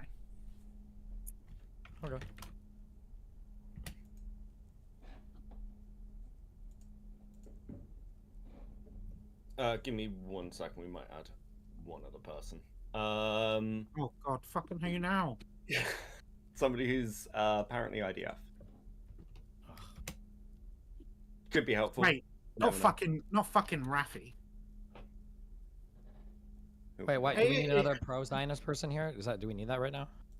I don't know if we need it. Like we'll see how this is going for the Zionist side. I don't know if Zionist. I mean, we're not really even arguing Zionism or anything like that. We're just arguing No, about not whether or really. not the military actions are justified. I mean, at base, is there any common ground between anyone here that, when looking at the actions, going, what is justified then? So, at what point, for those that are condemning the actions of the IDF after October the 7th, are you like, okay, well, that was too far? Was it like the immediate retaliatory bombing? Was it the ongoing incursions? Was it the blockades of water, gas, and power? I mean, it was, yeah, sure. It was the, now, someone in Stephen's community continues to say that they did not give them a 24-hour notice to evacuate the strip. I have yet to find a counter source to this, and I've searched it every time that point's been brought up, so someone can please provide me that link. Very much appreciated. But I will say, until I provided that link, the 24-hour warning, get the fuck out of Gaza, where I do not believe that Israel would have ever changed their mind on that if it hadn't been for any sort of significant Western pressure. The continued blockade, or the escalated blockade of food, water, supplies to Gaza, and the initial airstrike, I'd say about 48 to 72 hours into Israel's retaliation, they had gone too far. The significant number of death in relation to any threats posed, yeah, I think that's a pretty big issue. And then I have another. Go ahead. Would you say that about other wars though? In what case have we committed that kind of an immediate civilian slaughter? Okay, well, Afghanistan. I don't think there it's just within 18 hours, dude. Come on. We were there, but again, we weren't bombing fucking the middle of Kabul city. We were bombing mountains. We were looking for Taliban and Al Qaeda strongholds. Live in mountains too. Like, you have to understand, like, we did that, like, very quick, disproportionate, like, not disproportionate, but we did a very quick response to Afghanistan. There were civilians living amongst the Taliban in the mountains. Korangal Valley had... Not it by was a any Taliban significant stronghold, measure, but sure. it was also had a ton of civilians. Not by any significant measure. I'm looking at the time frames of these. Listen, I said that if this is going... We have that kind of response, but now you want to shift to, like... I'm not shifting anything. What I'm saying is that, yeah, if you look at 6 months and 12,000 people dead, most of which are going to be civilians, half of which are going to be children, yeah, I'm going to take a huge issue with the time frame. Take your fucking time, be strategic. If you want to go after this enemy, absolutely do it, but do it in a way that takes into consideration international humanitarian law and the lives of civilians. I honestly don't think that... I think that whatever response Israel did, like, the world would be up in arms and fucking crybaby bitch shit over. If Israel didn't have a history of disproportionate response and horrible bombing campaigns, like, yeah.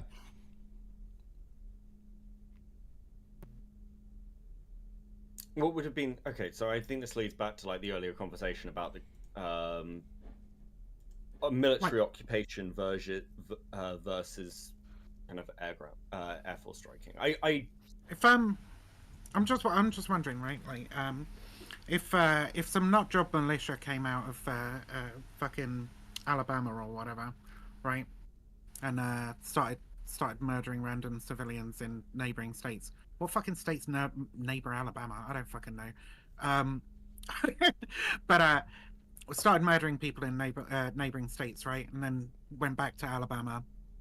And they're all sort of like hiding out among the town or whatever, like, and the U.S. Air Force did to Alabama what Israel's done to Gaza. Like, would you be okay with that? Wait, hold on. Before anybody gets it, Vivian, I'm gonna say that this is a horrible analogy. Can you guess why? I can guess why. It's the point that I'm gonna argue with you about. But do you have an answer to the question first? No. The analogy, I'm going to reject the analogy, but I'm curious if you'll know why I would reject the analogy, because it's a ridiculous analogy, and you've made like 3 of them so far. I'm curious if you have any idea why, or if you are truly thinking these are good analogies. I'm just curious what you'll say. If I'm going to reject the analogy, why would you think I would reject any of these analogies? Well, I think you're probably going to reject the analogy because you're going to say that that Alabama's like part of the United States, right? And that those are American citizens, as opposed to Gaza, who are ostensibly under the governance of Hamas. No, and not not even Israeli close. citizens. No. What I'm gonna say Okay. is you're pointing out one lone shooter or one lone gunman in a state that the vast majority of the state would probably heavily reject and would probably cooperate with the rest of the No, federal it said government. some nut job militia came out. Right. I'm talking about a Oh, decent even a amount of nut people. job militia. Notice how you have to phrase that nut job militia. What if you Yeah, made a like miracle- the what nut if you job said- Hamas what if you terrorists. said what if you said that what if you said that Arizona was being invaded by the LAPD? That the LAPD grabbed 50,000 officers, they would cross the border into Arizona to shoot and kill people, and then go back to California. And that when the federal government was like, we need to see these shooters, and they go, sorry, we're a sanctuary city, we don't cooperate with the federal government. And then these attacks continued for 20 years. At that point, and let's say that the citizens of LA were like, they haven't held elections for a while, but we did vote them in, and we do think that we need to be violent against Arizona because it's fucking Arizona. Jesus, who likes Arizona? But also, right? the LAPD was funded by China, Russia. No, we don't even need North that part. We Korea. don't even need that part. This We is don't even need that difficult for me because my knowledge of American So, geography is about as good as Stephen's I've got- knowledge of geography. Okay, So, okay, Steve- one at a time. One at a time. Steven, so with that analogy, or we can go with like Tijuana and the cartels, right? Wait, 2.1. I want no, wait. No, hold on. I don't want to Vivian jump. to engage with that. I want Vivian to engage with that.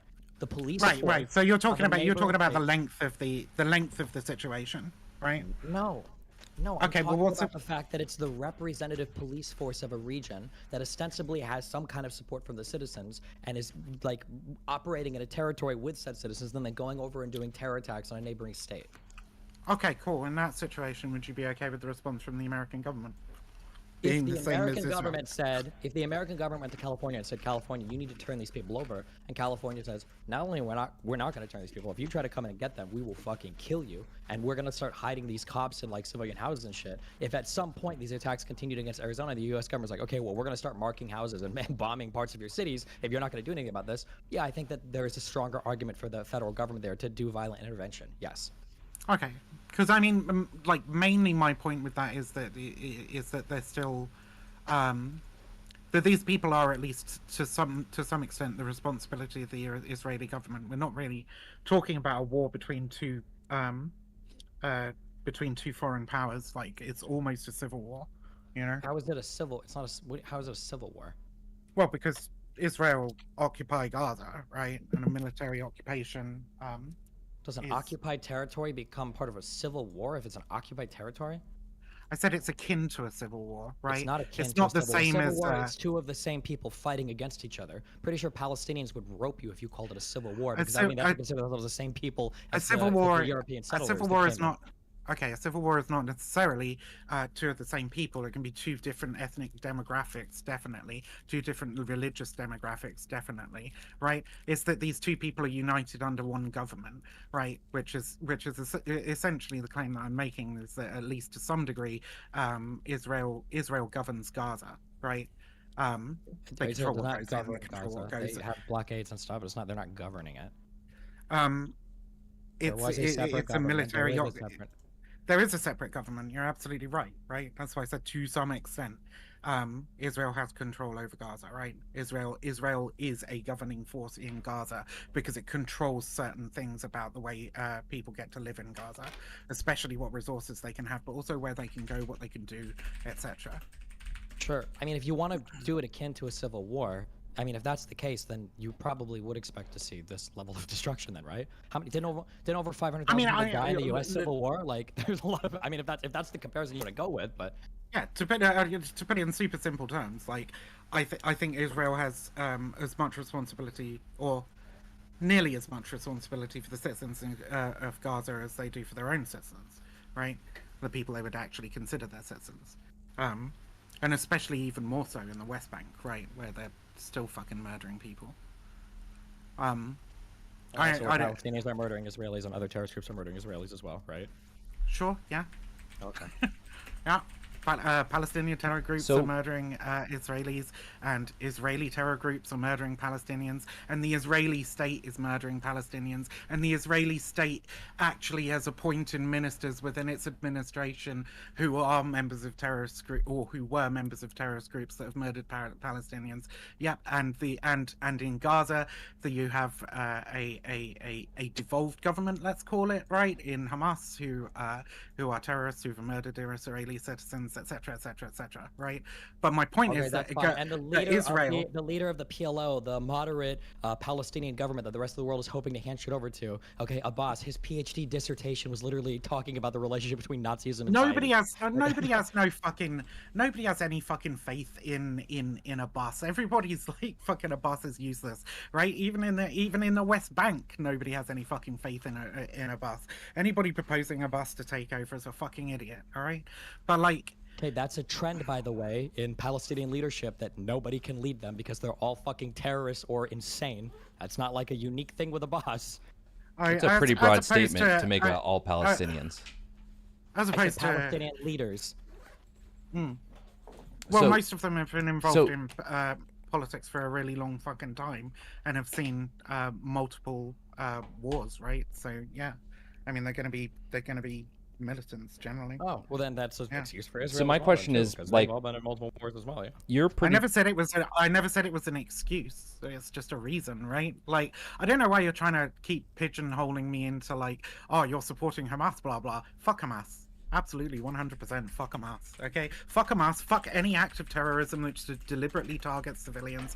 The only reason that I'm talking about Israel targeting civilians is because that's what this conversation is currently about. If you want to have a conversation about what happened on October 7th and talk about how fucking awful and disgusting Hamas are, I'm completely fine to do that. I just don't think it's particularly useful, because what's happening right now, right, is that Israel are leveling half the fucking Gaza Strip. They're forcing the population to move further and further and further south. They've cut off. We now have a situation in which people are living on fucking starvation rations, don't have access to electricity, water, whatever, right? And we're looking at a massive humanitarian atrocity, and the attitudes of people in the Israeli government are what matters to this.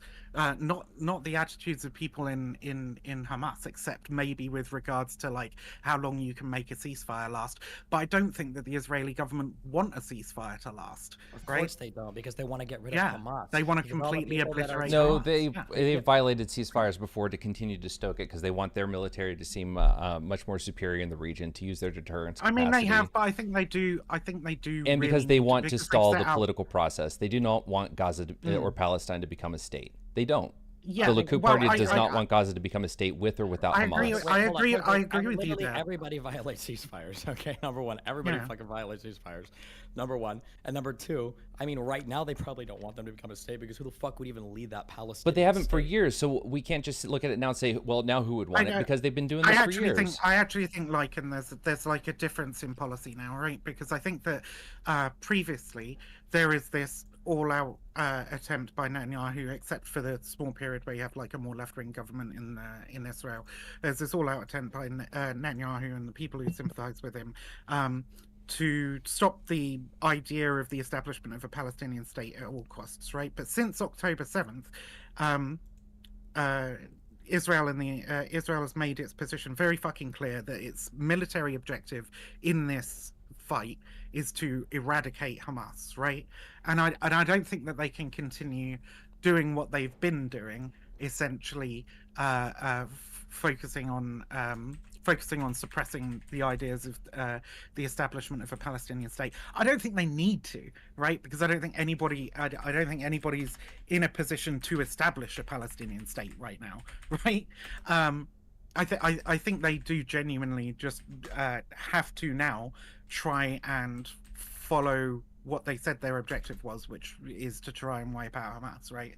So they're like, this ceasefire isn't going to last. There is it isn't going to be any lasting ceasefire.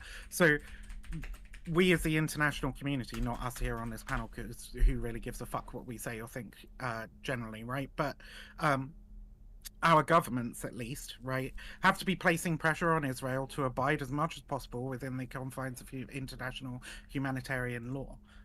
in order to make the humanitarian crisis that is fucking inevitable, that is already ongoing, as small as possible, right? As less harmful, less people die, less people suffer, blah blah blah.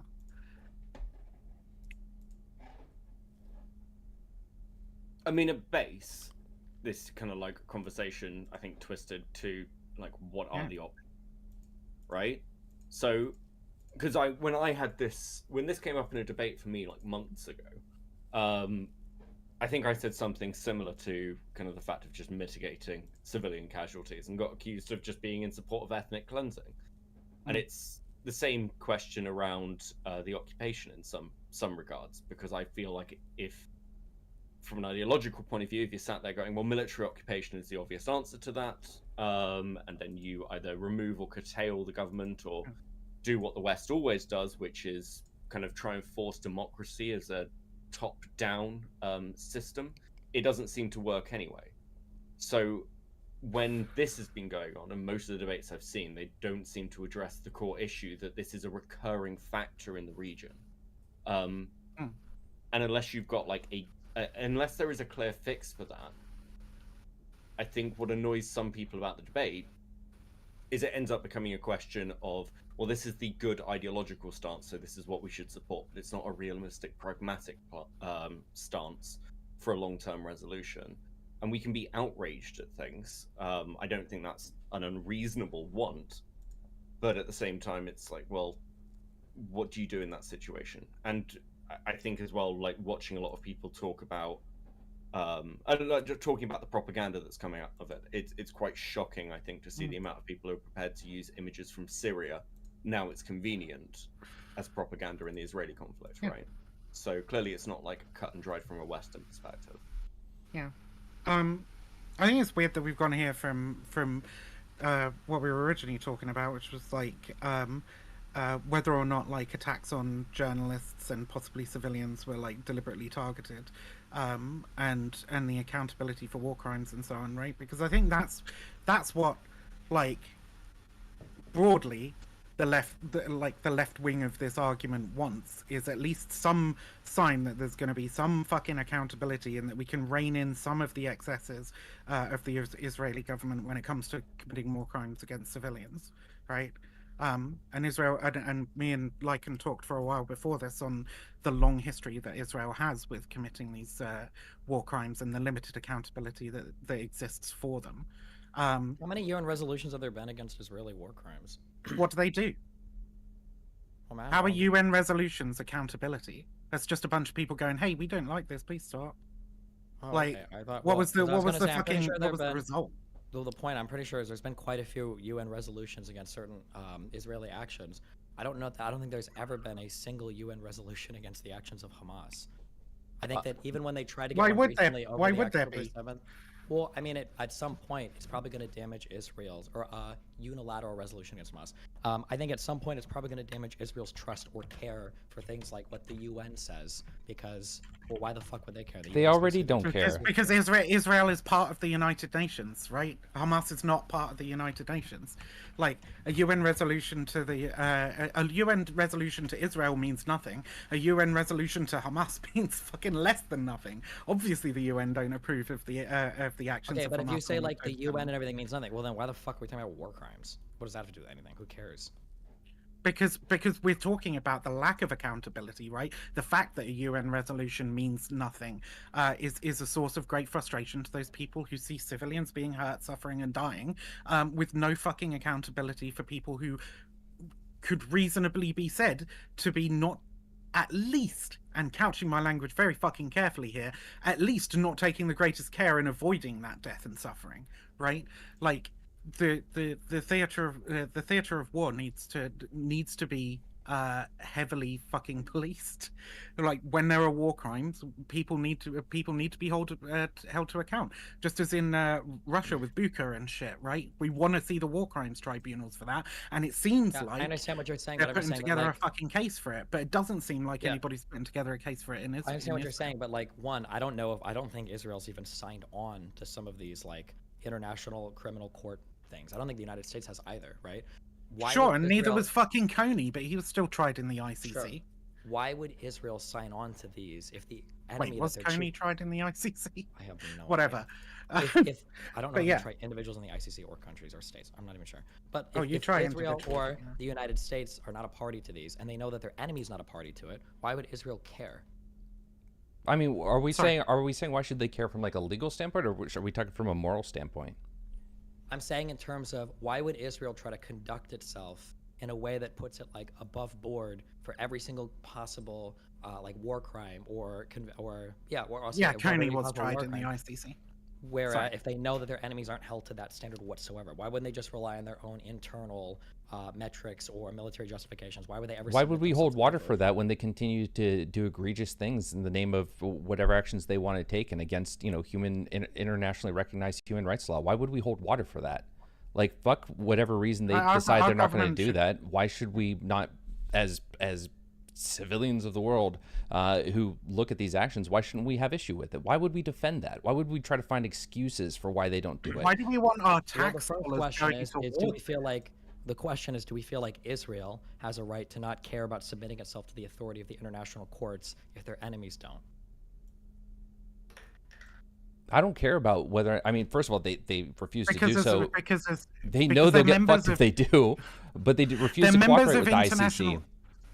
They're members of international. They're a member of international organizations that come with certain benefits and privileges. They're seen as the democratic arm of the West in the Middle East, right? Which also comes with certain privileges. Our nations provide diplomatic cover for them and send them financial aid, right? Okay, wait. So All hold on, these- real quick. Israel has no benefit, I don't think, from UN shit. Israel is a huge benefit for being right now like an ally to the United States. And doesn't it make So them seems look like at the end of bad? the day- Doesn't it make us look bad that they are our allies and they're Could, not yeah, held to that the might be standard? why- that might be why Biden is pressuring them, right? But I'm saying from an Israeli perspective, they don't have any like motivation or there's no reason for them to submit themselves to third-party international courts because Hamas obviously isn't, and neither is anybody else in the region that hates them. So the only thing at the end of the day Israel's probably thinking about is like, wait, well, what keeps Was the their Americans ability on our to side? is their ability to remain part of these international coalitions and to continue receiving support from Western nations, both diplomatic, financial, and in terms of like soft power, right?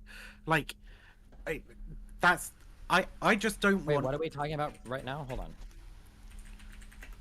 Or I don't understand what you just said.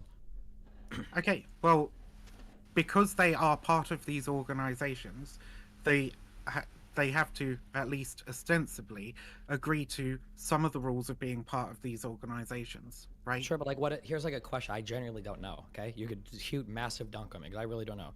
What has Israel gotten from the UN in the past like 75 years? Do they get anything from the UN? Like, what is the beneficial status there for them? I mean, probably their largest ally in the world, the United States, is a permanent member of the Security Council, and so they get to have a certain influence on certain resolutions that. Yeah, but are passed that's by the UN. United States, not the UN. Right, and the United States pretty much always votes in favor of Israel in the UN, right? Yeah, but we already said that like UN resolutions mean nothing, which is I think is probably generally we agree on that. UN resolutions won't do much, and if the United States is an ally to Israel, it doesn't matter if it's a 14-1 or whatever fucking vote against the United States in the UN. It's not like the U.S. is pulling support from Israel because of the United Nations. So why again should the Israel ever give a fuck about what the UN thinks about what any of it does? Because UN resolutions are supposed to guide policies of member nations. And I mean, at the end of the Okay. day, the UN is the most, the most, if not the second most authoritative body on international law. If they're going to make assessments like this, it doesn't matter if they've been charged, a resolution has been passed.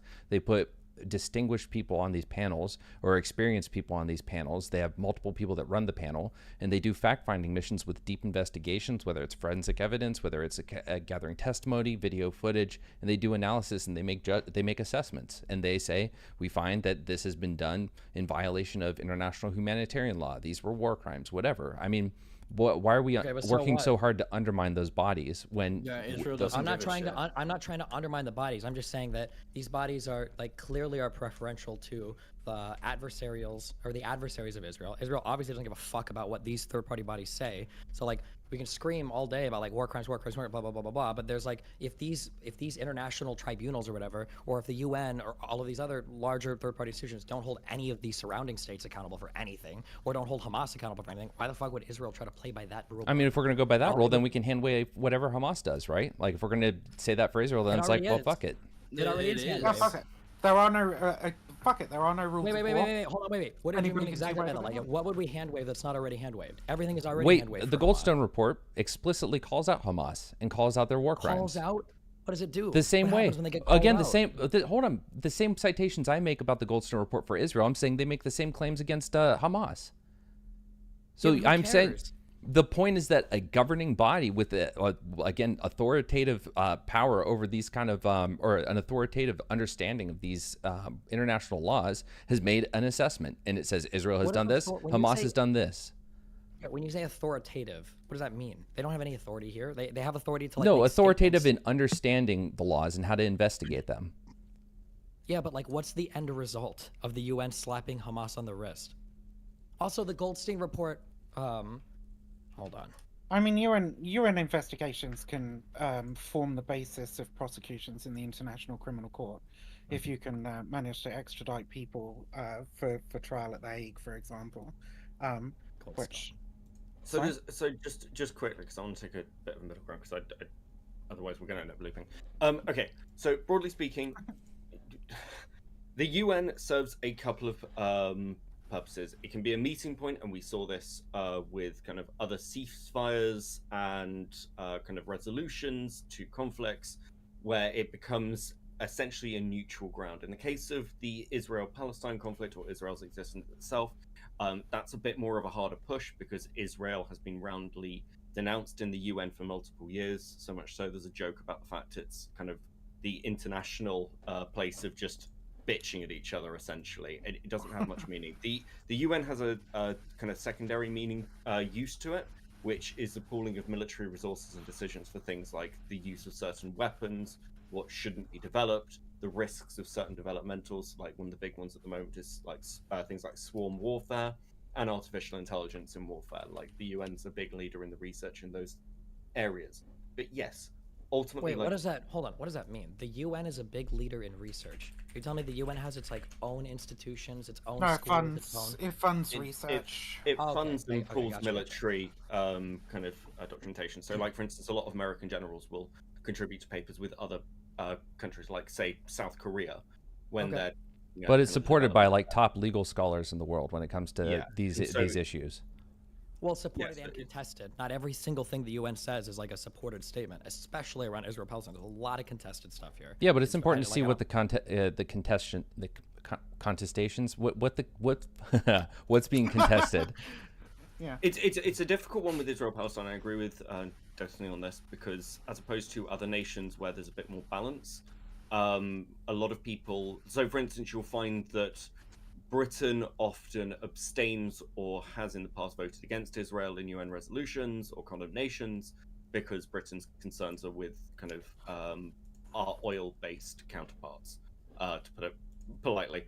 So there's a lot of politicking, particularly around Israel in this region. So whereas I think the UN can have huge effects with other nations, I'm not sure whether that's the same for Israel because of how they've been treated within it. Though I do agree, like the compiling of information and data for use in kind of post-conflict trials or prosecutions is really it's something the UN has shown that it is valuable for. But as with all things, it depends on the conflict. It depends on the winners and the losers. And it's things like Rwanda, for example. Like when you've got UN troops in Rwanda, obviously there are atrocities committed there. But because of the nature of how Rwanda ended up dealing with its post-Civil War period or post-massacre period, it didn't prosecute in the same way that we'd see, post-Nuremberg, for an extreme example. But yeah, I mean, ultimately, like the claims of war crimes are not just hand-wavy things. They can have long-standing impacts. So right now we're seeing in the US, for the first time, kind of the vote turn against Israel, at least within the populace. We're also seeing that in Europe. Even amongst right-wing voters, there's an awful lot of sympathy for Palestine.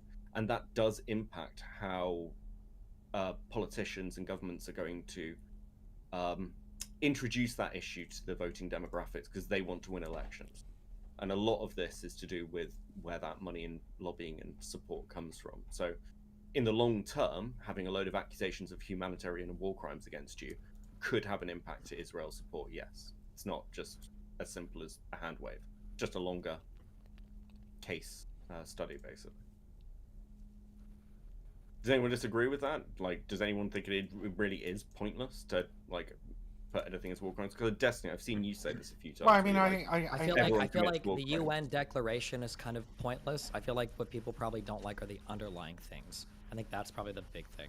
Maybe a UN declaration can matter in certain circumstances, but for the most part, I think people are going to be upset. Like, when people talk about, like, the idea of, like, shooting and killing a reporter, I don't think people care that it was, like, a war crime or not. They care that the underlying action was really, really, really bad. They're not waiting for, like, a UN resolution on that to feel horrible about it, you know? That's my guess. It's not about feeling horrible. It's about seeing accountability, right? Which is where, like, the Yeah, but ICC war and crimes other don't do institutions this. There's come in. no accountability from the UN in this region for this shit. No, We're not not from there. the UN, but from the ICC. There can be, potentially.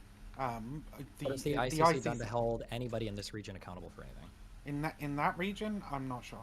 I don't think there's been anything. I'm not aware of anything. Maybe As there far is, as but- far as I know, there's currently an investigation going into the killing of Shireen Abu Akleh at the ICC. I don't know what the outcome of that will be.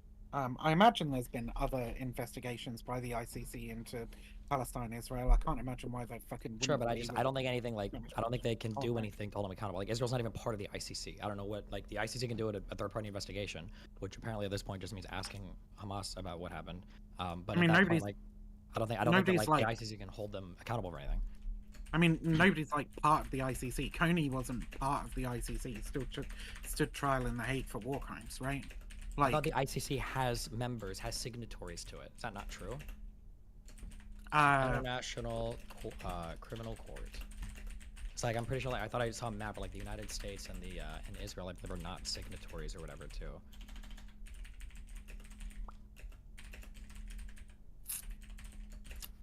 I mean, if you're talking about signatories to the Rome Statute, Yes. yeah, that's what you were talking about. Crazy. Yeah, when I look in the Middle East, it seems like nobody here really, nobody here is really, except for fucking Jordan. Yeah. Nobody's really a signatory to this. So then, yeah, Cool. so, Did the Lord's Resistance Army sign the Rome Statute? I don't fucking know. They didn't. I don't even know if they. I don't know if. Oh, they definitely existed when it was signed, but I find it very difficult to believe that they would have signed the Rome Statute. But Coney's still tried in the ICC, right? I don't even know if that's true. I have no idea what that even, was that true? Yeah, Coney cases, Joseph Coney. Let's see.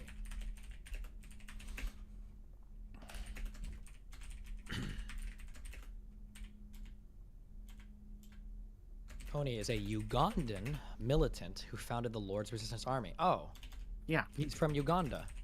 yeah. Kenya, Uganda. That's this country here. Uganda is a signatory to the Rome Statute. So that Oh, it makes is. sense. Yeah. Fair enough. Okay.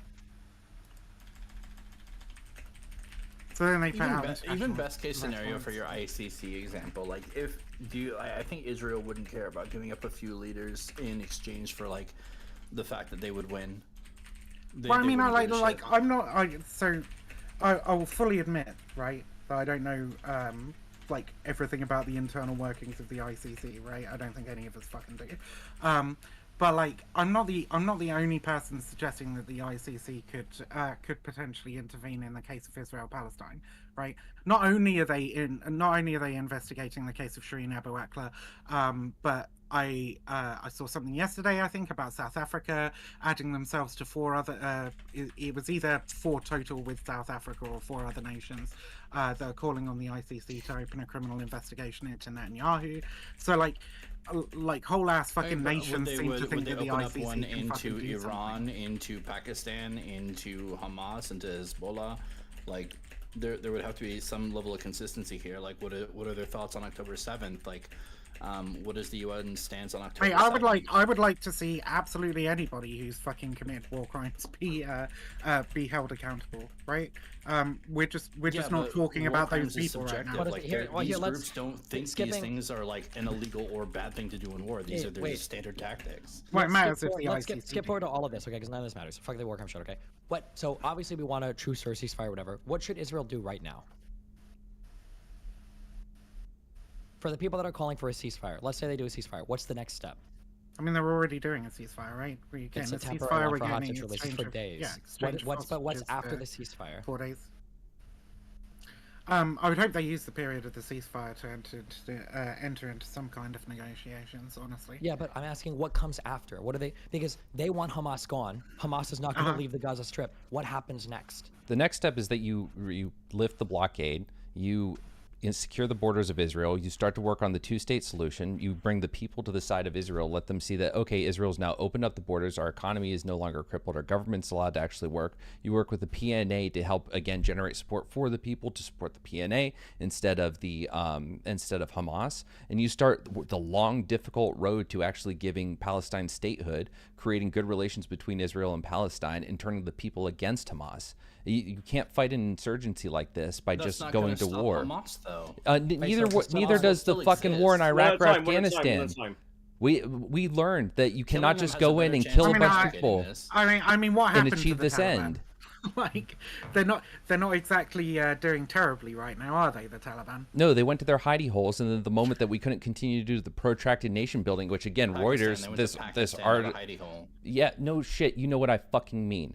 And now reading this fucking Reuters article where experts are saying, or I'm sorry, this one's Haaretz, the Reuters article where experts are saying that Israel's looking at an Afghanistan-Iraq insurgency situation. So yeah, we've seen this time and time again, and we learned in Mosul, we learned in other places in Iraq and Afghanistan that if you want to actually successfully fight these people, you need to bring the people to your side. And you are not going to do that when you have a crippling blockade that is a giant human rights violation that is detrimental to the existence of the people in Gaza. Well, the blockade would have helped in Afghanistan for sure, because even if they came back from their hidey hole, there would have been a blockade to go through. Yeah, and then what? Can we also argue? Hold on, you're picking examples where this worked, okay? Couldn't we find the total opposite examples? Like, should we have played the appeasement game with Hitler, or that didn't seem to No, work? we're not talking about appeasement. We're not talking appeasement.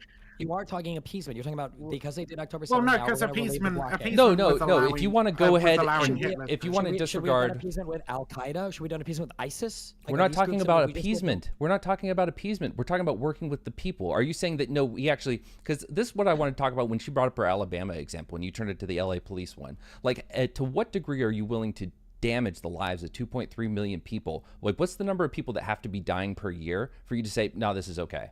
Give me a number. I'm not sure, but when 70%. No, give me a number, because you tried to push me to a number of how many fucking people dying was an okay number. Give me a number. What are you asking? How many people a year need to die for you to say, okay, blockading and doing what we've done to Gaza, what Israel has done to Gaza for the last 17 years, 2.3 million people, 1.5 at the start of the blockade, for all those years, doing what we're doing to them, how many people have to no longer be dying a year for that to be justified? Give me a number. How many people have to? Are you asking what is like the yearly deaths? Is this during combat operations? No, non-combat operations, civilian deaths. How many people have to die? Israeli civilians. How many people have to die a year? And then you want to cut that number to a certain point and say, okay, this is justified to damage the lives of 2.3 million people to an excessive degree. How many Israeli citizens need to die for how many Palestinian? I'm trying to follow this question. 2.3 million people under the blockade and the effect the blockade has had on them, right? Yes. Okay. You understand that's horrible and it's been significantly detrimental to the people of Gaza, right? To some extent, it must to be, an excessive extent. So I'm asking you. That's true, but to some extent, it clearly so let's is, say before the blockade, 70 Israeli civilians a year are dying, right? We'll say after the blockade, how many of those civilians, like how much do you want to see that number go down to justify? Is it all 70? It's like, fuck, if we don't lose 70 a year, that justifies it? I don't think I would ever measure this in civilian deaths. I would measure it in what's going into the Gaza Strip. No, but that's what exactly Israel has done. They've said that, hey, we've cut down on the suicide bombings. Hey, we've, the rocket attacks, people aren't able to get as many rockets in, so we're not having as many deaths. That's the justification they use for the blockade. The blockade isn't, no, the blockade is not, we need to bring this number down to this. And it's also, we need to delegitimize the government of Gaza. No. Explicitly, The call me blockade wrong on said, that, please. I would love you to do that. The primary justification for the blockade is that materials can enter the Gaza Strip that are used to attack Israel. That's the goal of the blockade, is to inhibit those things coming into the Gaza Strip. No. That's the point. No, it was to delegitimize Hamas after their election, and it was to provide security. There were two. It's twofold. It's political Why and was it's it security. to delegitimize Hamas? Because they no longer wanted Hamas to run it. Because But the point is, it's a political. Wait, no. Why did they want Hamas to run it? I'm sorry. Do we want to go through the history again of the different times that Hamas was holding the ceasefire? And wait. Okay. So wait. Hold on. 2014. Did Hamas agree to renounce violence? Did Hamas agree to acknowledge Israel as a state? Did Hamas agree to operate under all other previous negotiated accords with Israel? I'd have to check. But The answer is wasn't yes. This the same, hold on. Was this the same year in 2014 when Hamas said the PLO doesn't speak for us, the PLO can't represent Nope. any of our things, and Nope. we'll negotiate as a totally separate entity? Nope. Are you sure? 100% sure about positive. That? Oh, fuck, I gotta fight. I literally just read this earlier today.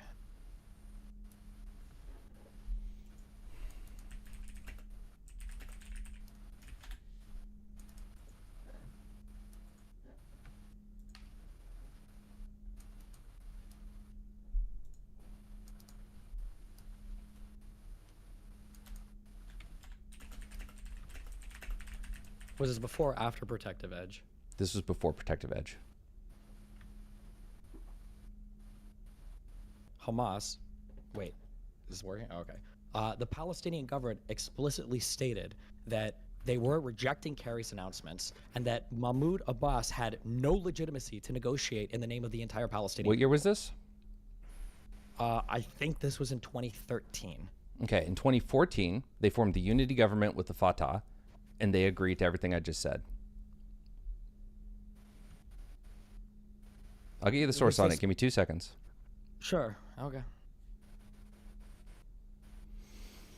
Oh, half my internet should just died. Mine went fucking nuts too. I don't know what's going on. Based.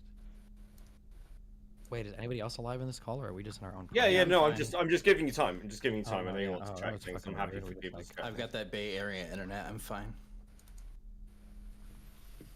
To be fair, it's for once the Britbonger internet that's not dropping out. I'm quite pleased. Yeah, no, take your fucking time. I don't mind you checking shit. My internet's like fucking great, like 99% of the time, and then I'll just have a day where it's just it just won't fucking connect. That's what you get with the British internet.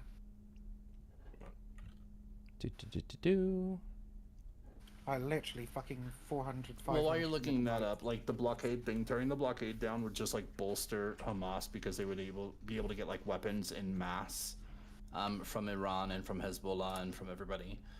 Whereas now it's like slow and they can get a few. Or if they have like 50,000 rockets right now that were being handed to them by Iran, they can have a couple 100,000 easy because nobody would be checking over the blockade. I'm posting this in the well, do we have a group chat? Hold on.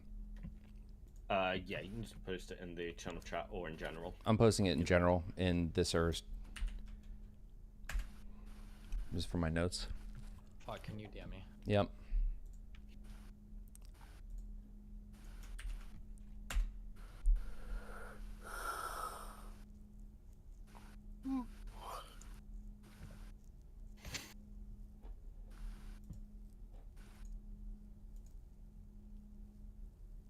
And also, again, like CP Livni came out and explicitly said, like, these are both political and security related as far as their as the blockade goes. And it was the political part that made it an illegal blockade, but we can go down to that road another day. The Palestinian Unity Government will recognize Israel and condemn terrorism.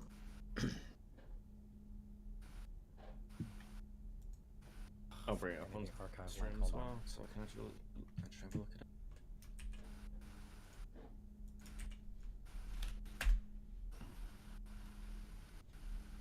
it. Okay.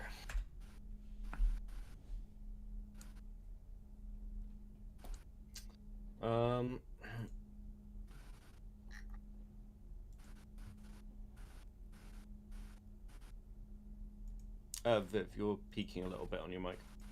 Oh, Sorry, my bad. I'll, move my fan. That's probably what it is. Is that better? It's a bit more of a constant hum now. I fucking hate you.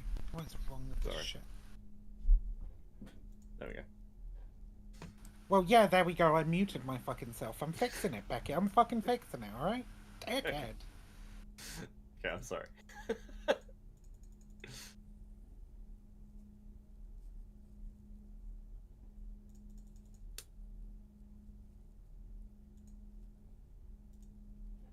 There we go, I think. Yeah, that'll do. Okay.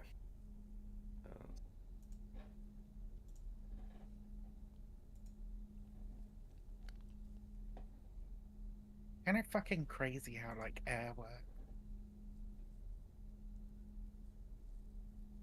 In the general I mean, Okay, sense. so this is showing that Hamas formed a unity government with the PLO in 2014, Yep.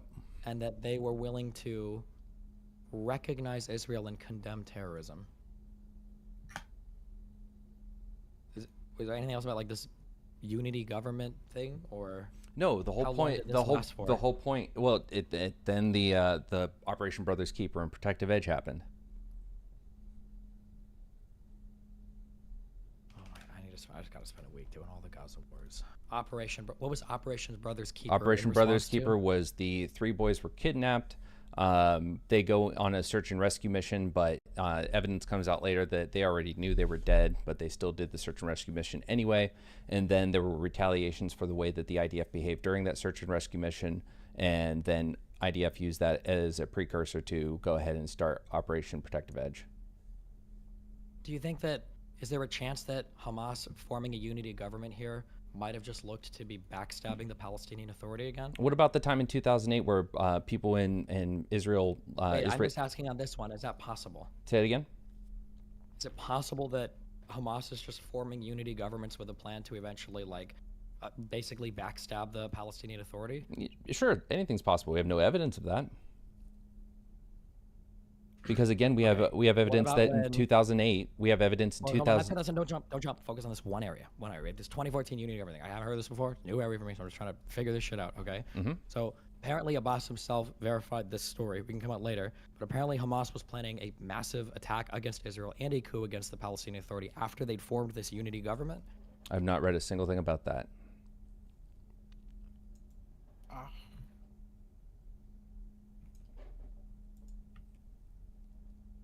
All right, I sent you the link on this. Yeah, that's in like mid 2014.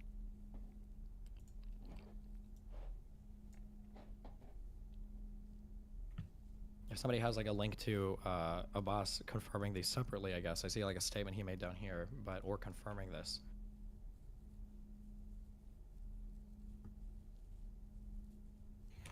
Okay. Is it okay? I'm going to. What I'm going to do is because might have some info. I'll bring in Rafi and throw out Sam for a bit. Okay, wait. Are these Alright, both thanks, IDF Beckett. people or? Oh, I'm leaving Rafi's IDF. Oh, okay. I have to Leaving go. for him because he's too, got I'm my gonna knowledge go- on this. Yeah, I'll Say that again. Fuck. I have to leave in like 5 minutes. I'll give you 5 minutes. Okay. Love you Yeah, guys. Be I got safe. 4 Have fun. minutes. Okay, go ahead. Rafi. You hear me? You good? You with me? Fucking knew it was Rafi. Fucking knew it. Didn't I say? I don't know who Rafi is. Yeah. That should be fun. Am I audible? Can you guys hear me? Yeah, we can hear Yep.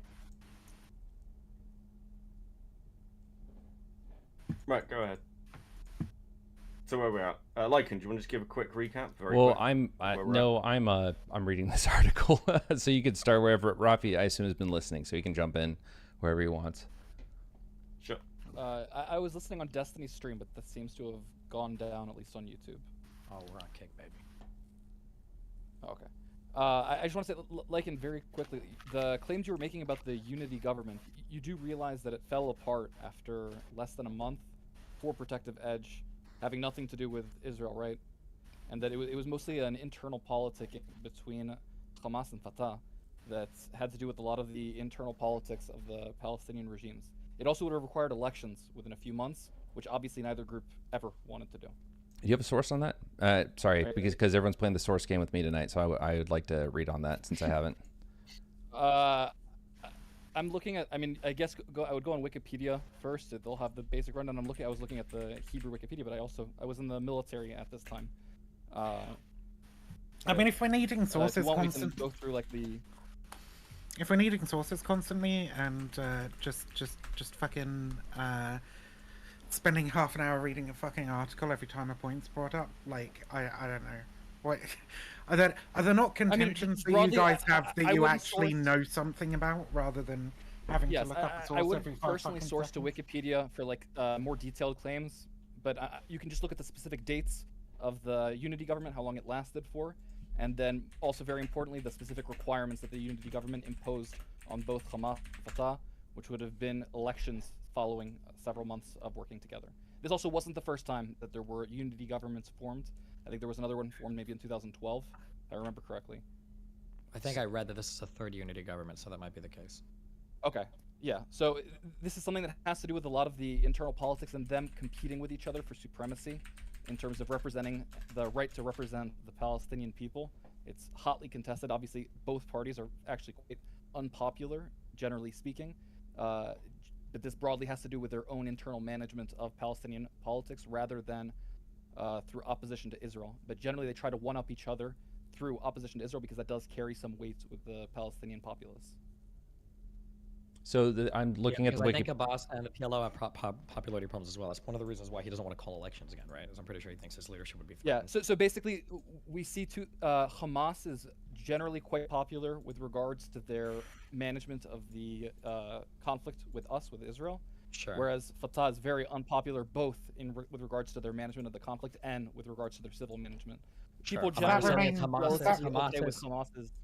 I thought Hamas's civil management was rated very lowly as well. Wasn't it like 12% approved? Not nearly as lowly as Fatah though, because Fatah has both aspects going against them. Hamas, I think from the polls I see, Hamas, it's been more recently that the civil management has gone down because of the repeated bombings that have resulted from their actions, which generally makes people pretty upset. Right now they're at an all-time low. I mean, we have record high numbers of Palestinians informing on Hamas at the moment.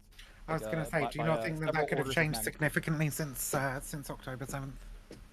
Oh yeah. I'm saying absolutely. Record high of people informing, calling. We're getting a lot of information from Palestinian civilians in Gaza right now because of how deeply unpopular Hamas has become.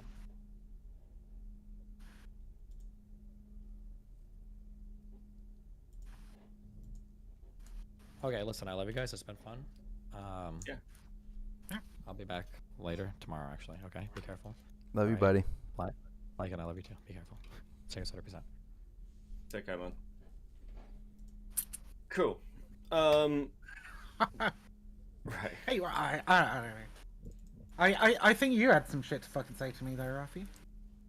Yeah, I'm happy. Like, I'm not just doing this so I can have Destiny on a fucking stream. But I was happy to bring him in. But let's carry on. I think the balance is fine for now. Rafi, sorry to keep you up for so long. I just didn't want it to turn into anything too stressful. I've had enough this week. But yeah, okay. Having me and Samantha in the same room probably would get rapidly quite stressful. Yeah, like, listen, I've got no problem with the shit show. But I just, I promised a non-shit show, so I know it's terrible for content farming. But yeah, I'll go back to moderating as I need to, but please continue. Yeah, you had some, I think Whick said that you eviscerated me on the concept of Israel's bombings being indiscriminate. But I gotta say that's not what I got out of my short appearance when I turned up to that panel and I had you think all there's very screaming valid at me. cases to be had with the way that Palestinians are treated in Judea and Samaria. Are you guys able to hear me, or am I breaking up? I can hear. Yeah, you're good. I can hear you.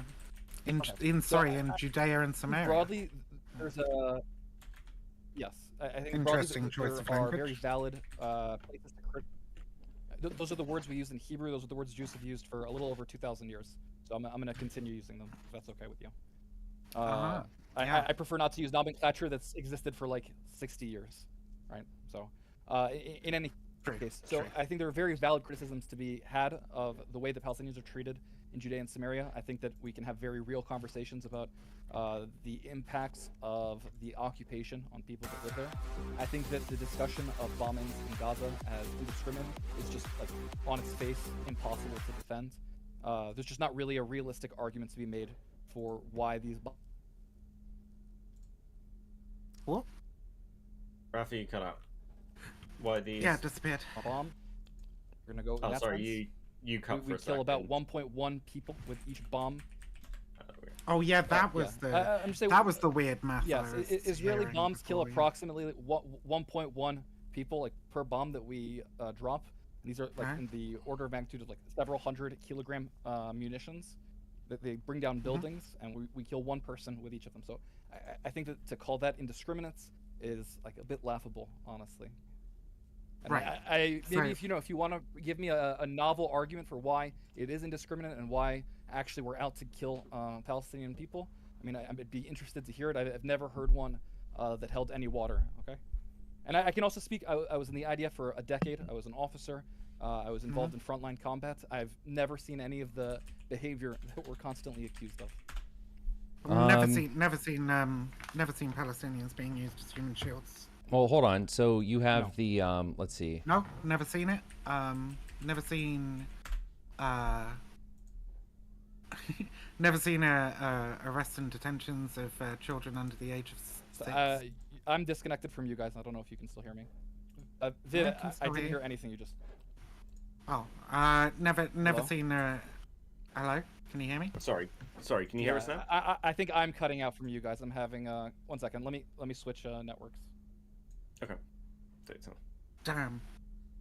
And I thought the IDF was technologically advanced. For fuck's sake. My actual life. Okay. Can you guys hear me properly? Yep. Okay. Yep. I think it seems like I have a more stable connection now. Sorry, Vivian, I couldn't hear anything you said, so I apologize. Okay, I'm cool. sure So you gave a very moralistic rant. you said you can give it again. There was no moralistic rant. There were just questions. You said you've never seen the use of Palestinians as human shields. You said Only by Hamas. I've seen only Hamas use by Hamas. Palestinians as human shields. Yeah. But not by actually, the not just. Sorry, to be clear, not not by just the by IDF. Hamas.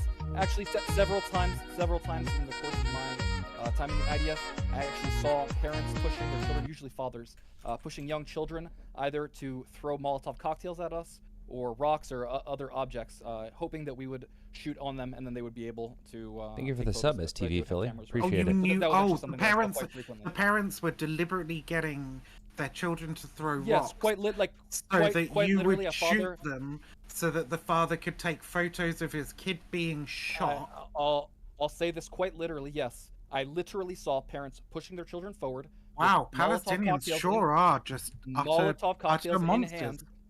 I mean, Yeah, this no, has been documented subhumans. quite Clearly, they extensively. don't have any. Clearly, they don't have any idea of family I'm sorry, ties or familial Are you love. putting That's crazy. Are you putting words in my mouth? Did I say anything about? Oh no, subhumans? no, you didn't. No, you didn't. No, you Okay, didn't. so let's- No, you. Let's be clear right on the words I'm using, right?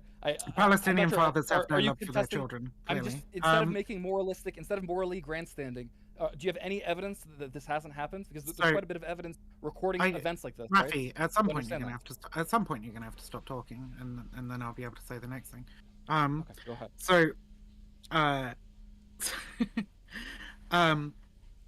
your characterization of Palestinians as having no emotion for familial ties, like Again, did I say that? I'm sorry. Instead of repeatedly putting words in my mouth, how about you contend with the point I made? So you haven't seen them use human shields. The IDF use human shields. Yeah, I never once never in my seen entire it, service never did seen anyone in the units I commanded use a Palestinian as a human shield. Not once. Okay, cool, brilliant. I don't know why you're You've saying never brilliant. I mean, seen- you're speaking to someone with first-hand experience. You think you might have. Oh, like that's okay. I understanding we that I might know more about the context than you. I mean, we have documented cases of it happening. You know, that's all I'm saying. You here. asked So, me if I personally saw it. I'm sure that there have been instances where people right, have done it. absolutely They've been punished. correct. No. So, but Sorry, you said no. Can you provide evidence of that? Yes, I'm gonna. I can. Yes, absolutely. yeah.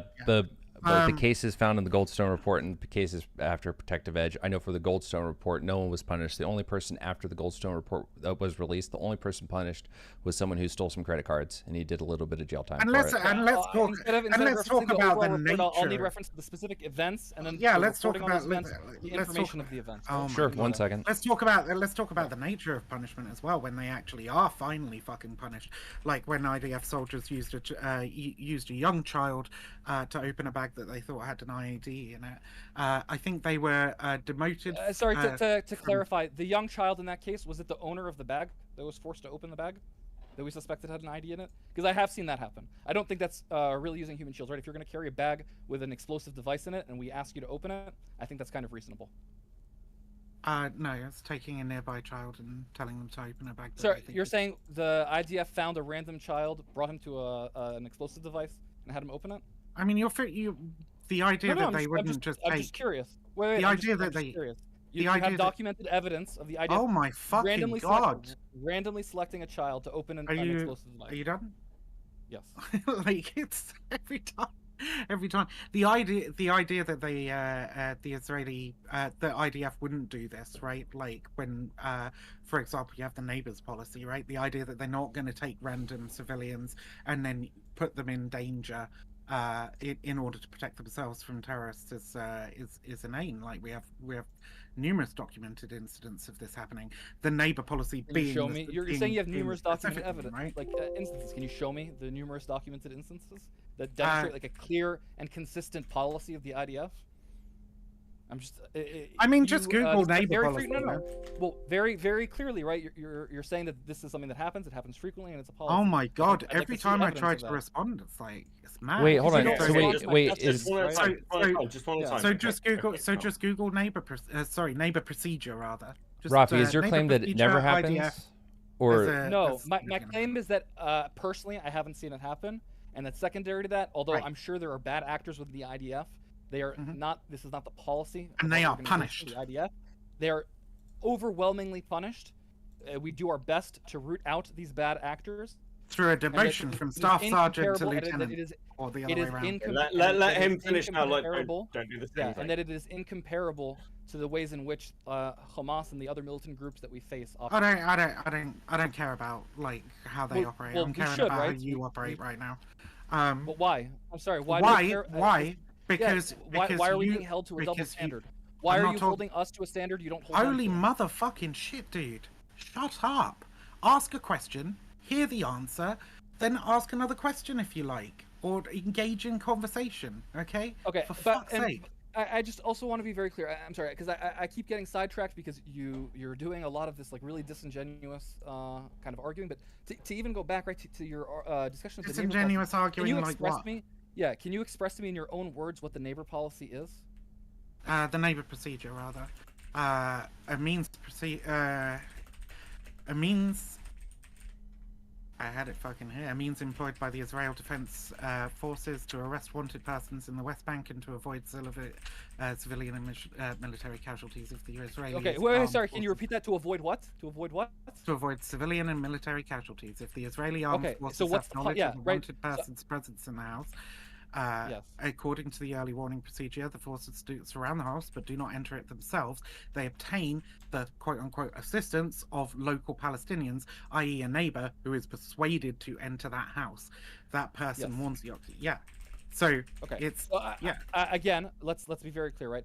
I have a question. If you had a choice, okay, between A, breaching into a building that potentially has hostile combatants inside of it, where they're very likely going to be civilians as well, and you might kill them in the crossfire, or B, asking a civilian to go inside to get someone to leave under false pretenses so that you don't have everyone caught in the crossfire, which do you think is better in terms of protecting civilians? I think that you shouldn't be roping civilians into. Okay, so just if you don't want us to rope civilians in, I'm just curious. Would you prefer then that we breach the buildings and just go in with our guns blazing? Is that your preference? You should do whatever's called for, but you can't take The- you no, can't I take understand. I random. understand. The called for though, You right? don't If we're understand, entering into an obviously. unknown position Hold on, one at a where time. there are potentially enemy combatants. We have no idea who's inside. We're not going to go in with our guns down, right? So I'm just curious, which policy do you think is going to preserve more life? You seem very concerned about Palestinian civilian casualties, but here you don't seem to be very concerned about Palestinian civilian casualties for some reason, right? The implementation of the neighbor policy resulted in a significant reduction of Palestinian civilian casualties during military operations and arrests. It is still grossly immoral to take nearby innocent civilians and then use them literally as human shields for your men going into the fucking building. What meaning of human shields are you using here? How are they being used as a human Yeah, shield? you get a neighbor that to these go people- knock I'm on the sorry, door you- with your IDF soldiers standing behind them, so that if they get shot, they have to shoot that's through not- the fucking that's not a human Palestinians as shield. well. That is exactly what a human shield is. It's not about having. They generally don't get shot by anyone. That's kind of the point. The point is not to have That's someone be very shot. true. The point, Yeah, the point because- is to get someone to leave their because- home under false pretenses. That we don't They- have to go into the home to remove them forcibly. They generally don't get shot because the people in the other house don't want to shoot their neighbors. That's nice. It's not I about like it's that. not about not shooting their neighbors. It's that they lie about why the person should leave their home. They're not going in and saying, "Hello, I work for the IDF. Could you please exit your house now?" Right? This is not a use of a human shield. It's a deceptive tactic to ensure that someone will leave their home instead of remaining bunkered down in their home using literal human shields. Right? The Right, person in you the don't get home to- is the one utilizing human shields. You don't get to pick up random fucking civilians and force them Okay, to. so just to be and force clear, them so do just to this. be Hold on. in this case- Right, let Viv finish the point. There is because no. otherwise There it's- is. Yeah, exactly. Can't get fucking That's word your out. point? It's just like the. It's No, just no, like Viv, go. it's just like the panel the other fucking day as well. Rabid. So you don't get to take a random civilian from nearby and rope them into your military operation, even if you think that doing that is going to result in less death overall. That person has their own fucking autonomy and should not be a member of a military operation against their fucking will. Okay, so to be very clear, And this is not yes. let's be clear. Be very clear. In this case, you support the death of more Palestinian civilians, right? Like that is your stated support, because those are the two options, right? There's option one, the use of the neighbor policy. There's option two, which is the breaching and right. Let's be entrance very of- clear. Let's be very clear combat what you're field. saying. Let's be very clear what you're saying here is Yes. we use human shields to prevent No, further I- civilian Can I? casualties. I'm going to be very clear. This is not the use of human shields, right? This would Okay, not qualify well, as the use of human Hey, shields. if you've got a bunch of IDF soldiers standing behind a civilian who you've told to knock on the door of somebody who you think is a terrorist's house in order that your soldiers don't get shot, right? I No, would it's call not that a human about- shield, and so it's would not most about us not reasonable getting fucking shots. people. I think you're. I guess it's very clear. I mean, I know who you are, so it's very clear you've never served in the military or been in any kind of combat environment. It's not about hiding behind them and all standing there and having them do the asking. The main issue is that we need to have the person leave their Oh, home we can. without a combat intervention, i.e., that we're not breaching into someone's home, right? Which is a highly destructive and dangerous place to be if you're in the middle of a breach. I believe, Lycan, you served in the military, yes? Yep. In the U.S. military. Okay. I'm just curious. I would say I'm 99% sure that this is a policy used by the U.S. military as well, to have enemy combatants leave areas filled with civilians. Is that correct? I don't care whether Sorry, it's used Viv, by I'm the not US or asking you not. anything. Viv. Sorry, Like what's you- the question again? The question is, I'm about 99% sure, since I've trained with people from both the Marines and the U.S. Airborne, that they've told me they do this, that in cases where you're trying to extract a target who is surrounded by civilians, you will use other nearby civilians to deceive them and have them leave the area where they are to prevent civilian casualties. Sorry, give me an example. The neighbor procedure. Okay, you have a target that you need to extract. They're hiding inside of a home filled with other civilians, yes? Right. And you would prefer to avoid breaching into the home to extract them, since there's an unknown number of enemy combatants within the building.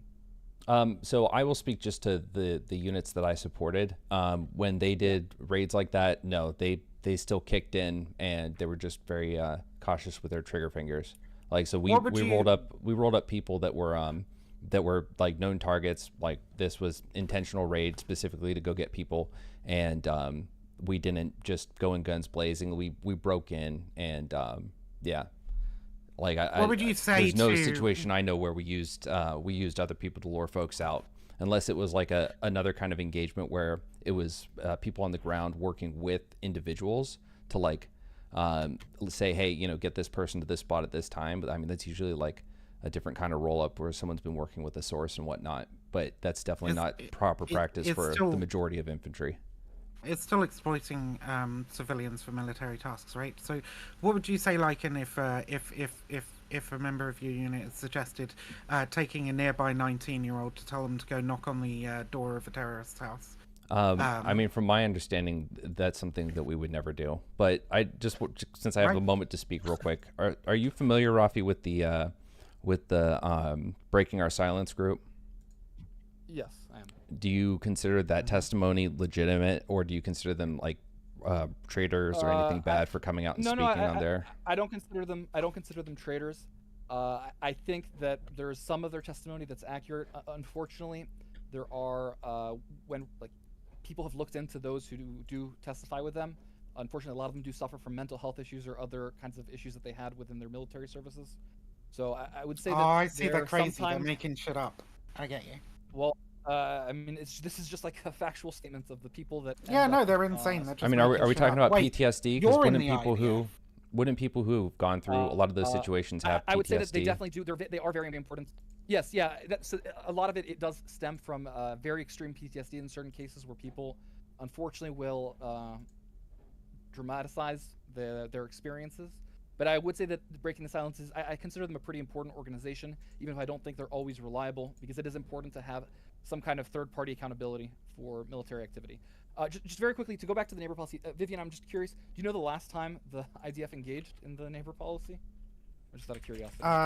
No, I can tell you off the top of my head. I would say probably, I'm trying to look at the specific incidents here. I imagine officially using the neighbor policy, they wouldn't have done it after probably 2005 because that was when the ruling came it was actually 2002 from the Israeli Supreme Court. Yeah.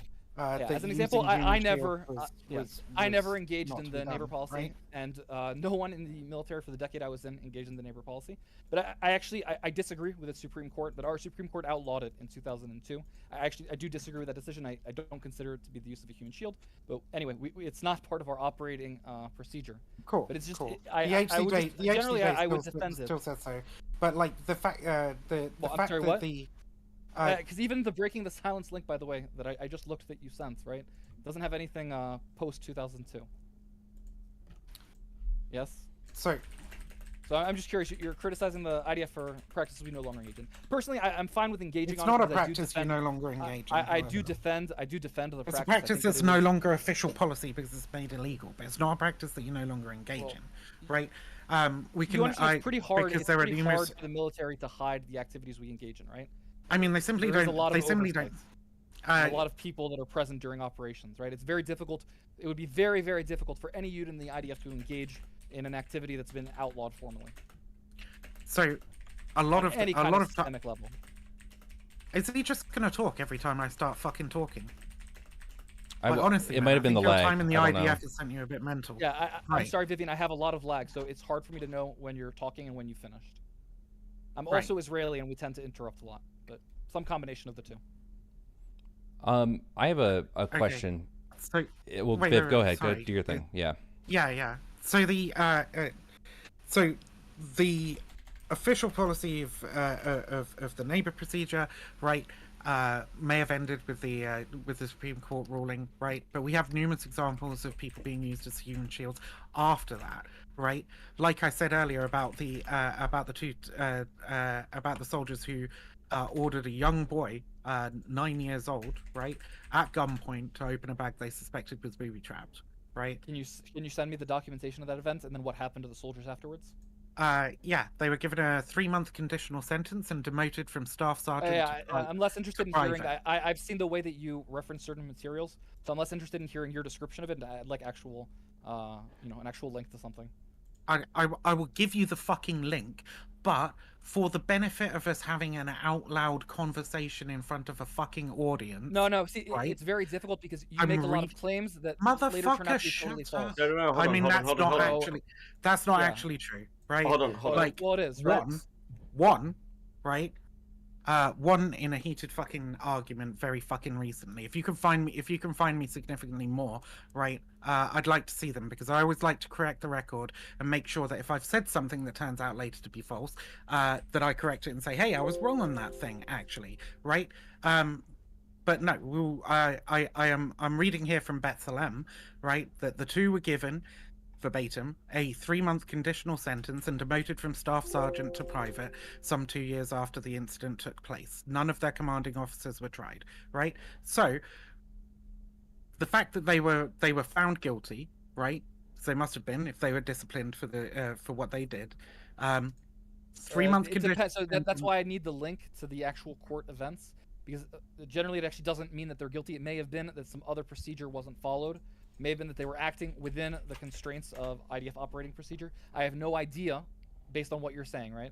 So that's why I'm saying anything you tell me is irrelevant because you don't understand enough of the way the IDF operates to be able to give me a meaningful assessment of what the court did. I mean, I literally, I literally give me an example of some circumstances under which it is appropriate to. Yeah. If a child has been given an explosive device by their parents, and they're walking towards you with that explosive device, and you order them at gunpoint to stop and then open the bag so you can see what's in it, I would say that that's reasonable, yes.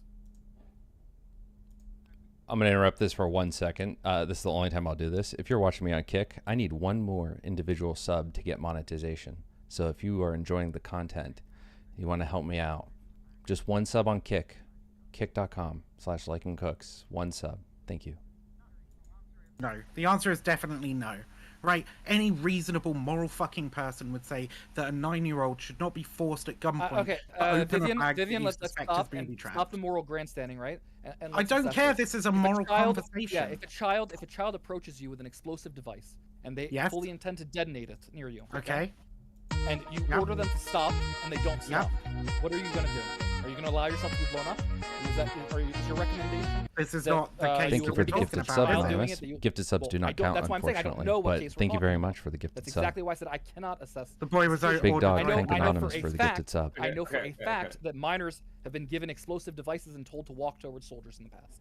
Okay. Okay. Okay. So- I just want to see a source and citation for it, because otherwise you're going to argue in circles. Yeah, that's what I'm saying. That's why I'm and saying then- it's pointless to discuss. Sure, Sure, I've got, entertaining all I've got currently is the Bethlehem thing, right? I'm more interested in exploring the morality of Raffi, so it doesn't matter necessarily, right? The full-on particulars of this case, Of right? course it matters, right? No, it I would doesn't. give very different answers depending on the particulars. Okay, that's fine. The we can particulars talk are. about- I'm sorry. The particulars are exactly what matters in a Oh, case like this. fucking hell, man. Oh, it's exhausting. Let's talking do to the fucking particulars. children. Let's Oh. do the particulars. I think So- we've gone down a rabbit hole. I'd like to pull back very briefly. No, I don't want to. I don't want Okay, to fucking hold pull on, back. hold on, I hold on. want to see. I'm gonna I wanna jump see in. I'm gonna jump in for a whether second, you 'cause I want think to do- I want whether to do you both. think I want it's to do both. appropriate. I want to do both. So, I want to let's do this one at a time. Let's I mean, it's look very at simple. I can do particulars. it in one. I can do it in one question, right? Because it can just Okay. be a hypothetical, right? I want to see if you think it's appropriate. If a child walks towards the IDF soldiers, has a bag that the soldiers suspect is booby trapped, the soldiers point their guns at the kid, say, "Hey, put the bag down on the ground." Kid puts the bag down on the ground. They say, "Open the bag," right? And the kid says, "No, I don't want to open that bag." Is it reasonable then for the soldiers to insist at gunpoint that the child open the bag? There's still a lot of context missing from the. Okay. I can't answer. Okay, just I'm taking it saying as a that hypothetical. the In IDF the soldier hypothetical. would not have an answer to such a general situation. In this in this hypothetical situation, the one that I have outlined, are there Yes. any extraneating circumstances beyond the absurd that would make it Yeah, reasonable absolutely. for them Do you want me to to give them to force you? the child to open the bag? Sure. Do you want me to tell them to you? Sure. So yeah. if we have intelligence, we very often, especially with attacks with IEDs and other explosive devices, we very often have advanced intelligence notification that it's going to happen, because it does require some level of planning, right, to create an explosive device. Okay. Whereas with stabbing attacks and shooting attacks, they're much easier. I don't know if you've ever heard of the Carlo submachine gun. It's what they manufacture locally within the Palestinian territories. They're very I have easy heard to of the Carlo. manufacture. Okay, Basically they're a very easy to pipe gun. manufacture. Yeah. Yes, exactly. It's very hard to know that someone's planning an attack. Bombs are much harder to make. We generally know when someone's planning an attack with an explosive. Sometimes we miss them. But generally, we have intelligence. So if I see someone approaching me and I suspect they have an explosive device, it's usually because I've been warned in advance that there will be an attack using an explosive device in this area. Okay. If generally we'll have some kind of idea of what to expect. Obviously, it Straight depends away. on Thank you for situation. the So, subscription. instance, We are if I was now told that there was an explosive device monetized. and there might be some kind of Thank you so remote much. trigger for that device, yes, I think it would be absolutely appropriate to have the person carrying the device, regardless of their age, open the bag, right? Well, this is the entire moral issue with child soldiers, is that while you should obviously never harm a child under any possible circumstance in which you can avoid it, Except under the circumstances when you know there's an explosive device when someone and you else want to force them to trigger it. when someone Okay. else has conscripted a child as a soldier, Uh-huh. you no longer have the ability to not harm that person. Okay, you have to You treat do them just in like this any situation. other. No, you have to treat them just like any other combatant.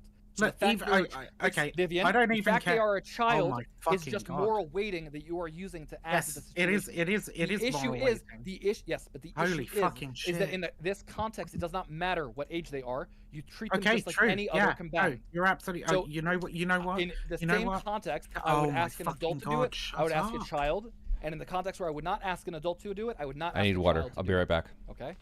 But Okay. I will tell you now that I am So, not willing. I'm not fucking willing hell, shut to risk the up.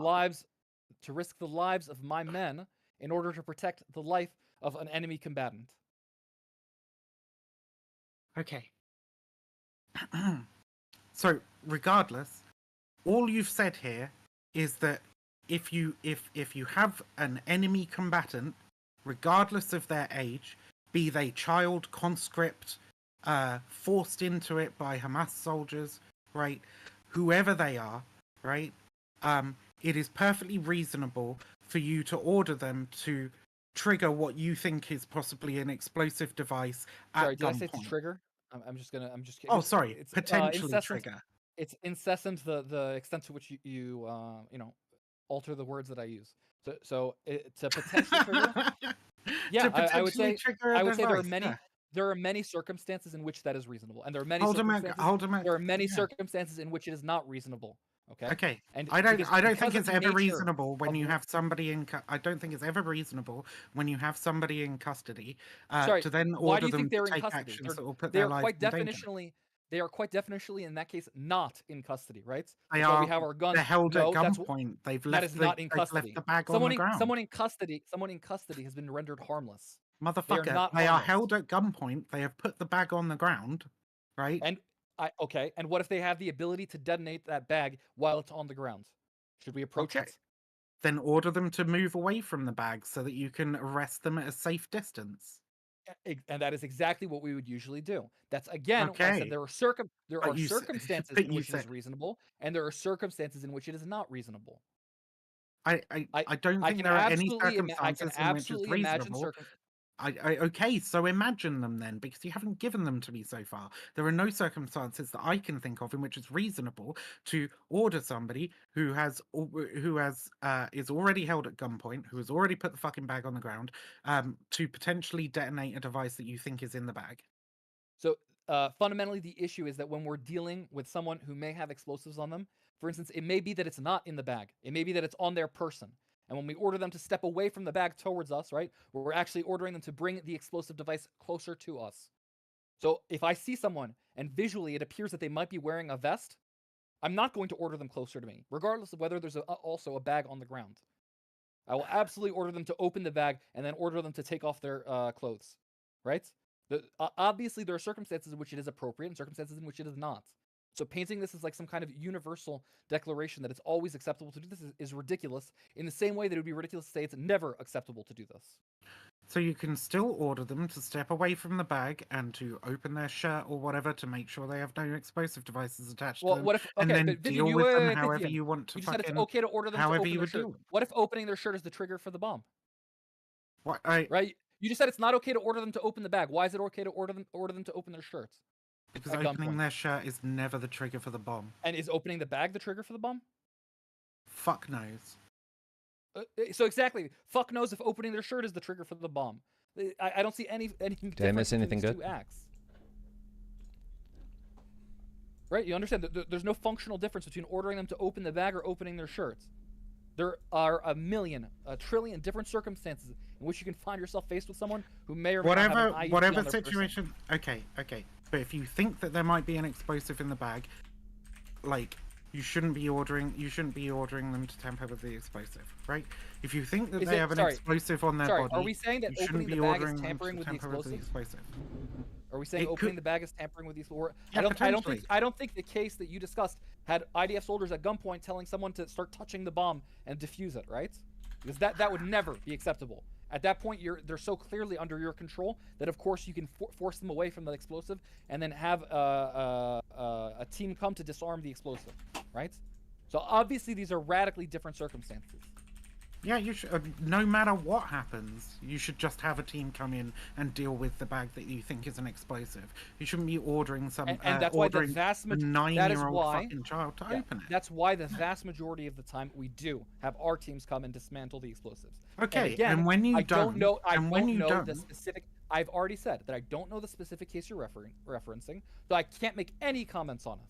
But all I've said is that there are absolutely circumstances in which it might be appropriate to behave that way. I have no idea. But if you've that not was the given case. me an example literally of a given you situation multiple. in which it's appropriate. No, you've given me examples in which you think it's appropriate. Well, right? I can't give you more but than that. not in the eyes of most reasonable moral people. I mean, I think the most reasonable moral people is doing a lot of work in that sentence. I mean, to the point in question, I can link you to an example of where it was found to be illegal. Right? In any case, So, we're at an impasse doesn't because matter. it seems that fundamentally we're approaching this from different moral perspectives, and yeah, I don't you know what think else it's okay. You think it's Not okay just I think, to but put- most militaries in the you world think would it's okay to most use militaries. Most militaries you think it's in the okay to world use would think that it's okay. children as human shields, and I don't. Okay, so Yeah. I mean, again, I guess using children as human shields is doing a tremendous amount of work there to describe something that's not at all that case, right? Do you think it's okay to strap a child to a truck to stop them from to stop other people from throwing stones at the truck? No, of course not. That's what Hamas does. That's not what we do. Do you want me to show you a picture of the IDF doing it? I'm sorry. You're going to show me a photo of the IDF strapping a child to the hood of an IDF truck, specifically and purely in order to prevent rocks from being thrown at the truck. I can show you. Well, I can show you the picture of the kid strapped to the front of the truck, and I can show I'm you sorry, the and you testimony. I can show you the testimony of an IDF soldier who explains the reason. I'm sorry. What do you want? Wait. Here's what you asked for, okay? And I want you to tell me whether you think this is reasonable.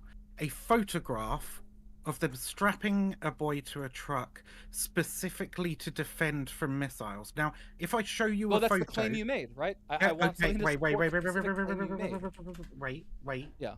If I show you a photo of a boy being strapped to an IDF truck, right? How do you expect that photo to show you the reason he was strapped to the truck? Well, that's kind of my point, right? So you're asking me for impossible evidence. So when I say that I have because you're making an Rafi, unfalsifiable claim. You're making a claim. Hold on. I know you're very emotionally involved in this. Okay. One second. That's quite a claim. Let's just be clear. That's quite a claim. Sure. Like the intent is difficult here. So I would say the intent is essential to the claim, right? The thing is, right? And if any of you would fucking listen to me for half a second, right? I said that I could not only provide the fucking picture, but I can also provide the testimony. I think it was even an IDF soldier who gave it, who said the reason for which he was strapped to the fucking truck, right? But I'm pretty sure that soldier was one of the guys that Leica mentioned earlier, breaking the silence or whatever. So hey, maybe he's just another insane shell-shocked IDF soldier, and we can't trust a word he says, right? At some point, when we have so much testimony of the IDF using Palestinian civilians as human shields, we have to believe some of it, right? They can't all be insane shell-shocked IDF soldiers. To be clear, at this point, we have, from at least your claims, I'm not going to confirm any of these, but from your claims, I believe we now have 3 instances in the entirety of the conflict of the IDF using human shields, based on your claims. You asked for specific instances, right? Right. No, but you're saying we have you're saying we if- have so many confirmed instances, right? But when asked to provide them, you provide like you're struggling, right, to provide 3. I'm not struggling to provide 3. I'm providing them. Then I'm providing 1. You're arguing about it for 10 minutes. I'm providing another one, and another one, and another one, Each one and that you're another providing, one. And I can as soon keep as we going. dig down into each one that you provided, ends up, well, actually, maybe that wasn't the case. Maybe it was this. Maybe it was that. I mean, that's not the case at all. You understand that when we compare this to Hamas, literally putting their rockets underneath mosques and hospitals and schools and and UN facilities, right? You understand that there's such a massive difference when we're discussing these two things, and you're trying to draw an equivalency here. Frankly, it's insane that you're struggling to provide any kind of evidence to your claims. And again, I'll admit that there are probably instances of the IDF doing this, and that it's horrible. And I'll even go ahead and say maybe you're right. Maybe there's a bunch of instances, and I'll say that maybe they're not punished hard enough when they. It was Israel border police, not the IDF. I would say that broadly. For your purposes, I guess we can treat them as separate. We can broadly say that perhaps the IDF does not punish these people enough, even though they are punished when they do these things, right? And I would say that, absolutely, as an institution, the IDF absolutely has room to improve, just like most institutions in the world, okay? On the other hand, right, I'm sorry, Vivian, when we compare this to the way that Hamas, if we're just going to go on a massive Islamic Jihad operates, right, there are fundamentally different worlds. Like, these are orders of magnitude apart. So the idea that we can compare them in any meaningful way is frankly ridiculous. True. They are worlds apart. The use of so should we worry perhaps about the worst one before worrying about the one that actually does something about it internally? What is wrong with you, honestly? So the use of human shields by Hamas is generally the allegation that they are existing in a densely populated civilian area or inside civilian buildings, right? That they are operating out of those buildings. However, the instances that we have of the IDF using human shields are much, much more literal. To the point that, only a few days ago we had some images being released of a I'm sorry, maybe it's the fact that I speak English as a second language. What do you mean that are much more literal? I don't really understand. Was literally just about to give a good example, right? No, not an example. I want an understanding of the words you're using, because to me it just sounds like you're saying something just like false. That the IDF is more clearly using human shields than Hamas. I don't know how we could possibly make that statement without having like a single-digit IQ. So, the difference in the methods of, quote, using civilians as human shields. Hamas, existing in densely populated areas, sometimes operating out of civilian buildings. Sorry. Sometimes, to be clear, you're saying sometimes. Sure. How much? Out of civilian when you say buildings. sometimes, right? I think, unless my impression of the word in English is wrong, sometimes implies like pretty rarely, right? No, sometimes means occasionally. Sometimes. Okay. Sometimes so they do. Sometimes let's say, they what don't. percentage? What percentage would you say of Hamas activity? I don't know. But let's try to be very clear, right? This is just you're making a point that relies on it, right? You're making a point that very much relies on this. So what percentage of Hamas activity would you say operates within? This is insanely bad faith, man. Can you please just fucking behave like an adult for 5 seconds?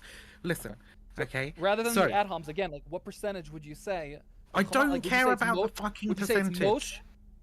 The I would say percentage that has there's nothing to do with I would my say there's a argument. big gap. I would say Rafi, there's a shut big the gap fuck up. between sometimes and most. Okay, you right? know what? I'm fucking done. Okay, because this is just pettifogging, right? Every time I say 3 words, he picks one to argue about for half an hour. There is no way of me physically being able to make any kind of argument or statement without this motherfucker just fucking trying to argue over 1 word for half an hour. This is not good faith argumentation. This is not a conversation. This is not a debate. This is just him ranting like a dumb fuck. Can I borrow him for a second? Yes. Yeah. Okay. Look. Let's Please borrow me. let's flip over. Let's flip Real over. quick, and this is actually nothing related to what we're talking about. We might get into it, but like this isn't a gotcha or anything. I just need help translating an article. It's in Hebrew. Yeah. So I'm gonna Wanna paste send me it. the article. Where go can I find you? Right there. Sorry, All right. I'm getting messaged on the side by like 3 different like people at the same time as well. Okay, so if my moderation is Just shit, ain't it, No, fine. it's fine. Whatever. Here's your right? Okay. Can you read there's that? your article for the human shields, Betsalem. There's your article from the fucking for the boy strapped to the fucking I- truck. They also have a- Sent them both to Beckett.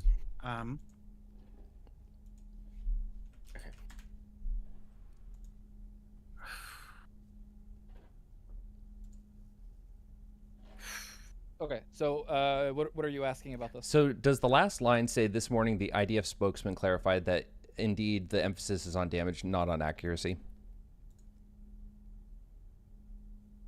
Oh damn, that's been hotly debated in the Western media. Yeah, that would be a correct. Translation. Okay. I just want to say to Gaines, boom roasted. All right, thank you. So Did he say there was a different? I mean, well, it he's depends on a if you have Hebrew other speaker, meanings to my maybe in the knowledge, context. but it's from a Haaretz article and a Betsalem article that are covering quotes from like the 10th of October, and I can only find 2 English publications that give that quote, that last part about emphasis is on damage, not on accuracy, and they come from the Guardian and the fucking I can't remember the other one called, but I can't. The person you said boom to, what did they say? He gave me an official statement from the from Rear Admiral Daniel Hagari, and or Hagari, and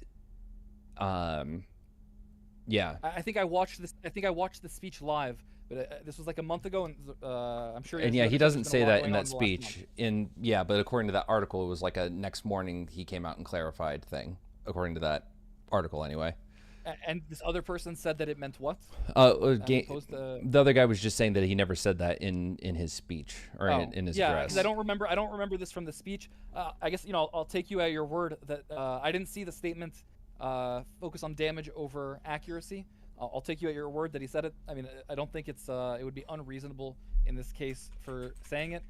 When he's saying that in this particular case, my guess is that it would be in reference to the decision to do a total blockade on the strip, right, from our perspective. In that case, right, the focus would be on damaging Hamas, not on only damaging Hamas, right, when we're talking about damage versus accuracy. But I don't think that siege warfare is probably inherently wrong. I think it's a good thing that they lifted most of the aspects of siege, but yeah, I don't think personally that I would have I think it would be very difficult to raise a moral objection to siege warfare. I mean, it's a pretty common style of warfare. You're familiar with the Dahiyya doctrine, right? Dahiyya doctrine? Yeah. Do you want to describe it to me in your own words? It was codified by Israel after the bombing of the Dahiyya village in the 2006 Lebanon war. And it's so just going by Wikipedia, because it's easier for me to read that than try to give you my definition. Military strategy of no, but I just want to make sure that because I found that when I discuss this with people, when I discuss generally the conflict with people, as is the case with Vivian, for instance, their own understandings of things can really influence where the conversation goes. So if I don't understand from the start how you view something, it can be So I mean, I'm closing my eyes, so I'm not reading. My understanding is it's asymmetric warfare. It's disproportionate force. It's attacking not specific military targets, but also civilian infrastructure and targets that are going to put pressure onto the military and the government to change course rather than directly targeting the military themselves to achieve that end. Okay. Oh, so it's Yes, just so that's the strategic general bombing then, like they, misunderstanding that that's why they occurs keep of the bringing doctrine. up Dresden, right? Yeah, so that's the general, like that's the misunderstanding of the doctrine that I see a lot in the West. So quite specifically, the doctrine, it's not about applying pressure through civilians and the government onto the enemy combatants.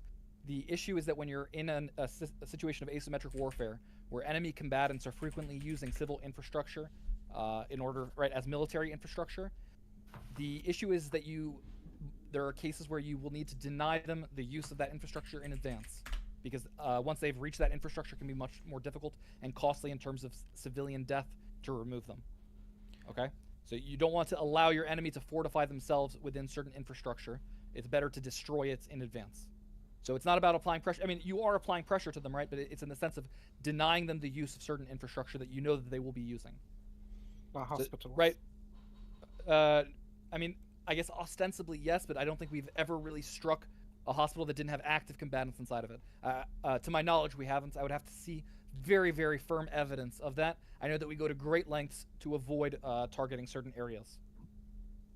So the fact, right, that Hamas has been operating out of the hospital right now, out of hospitals in Gaza for nearly 2 decades, and we've allowed this to continue because we don't feel comfortable with the loss of civilian life it would entail to remove them, right? And only now, after such a horrific attack that they orchestrated on 7/10, are we going in to actually do something about this.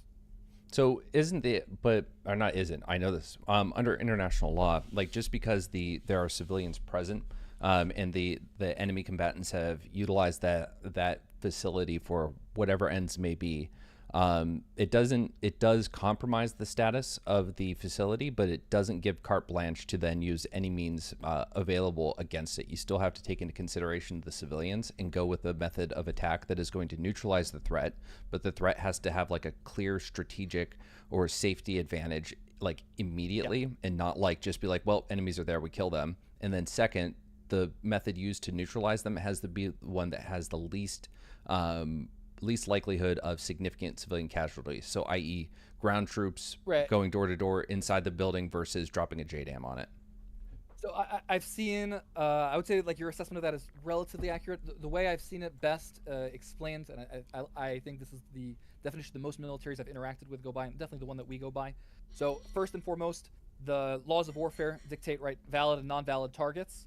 And a valid target is a target that has enemy combatants or enemy infrastructure within it, right?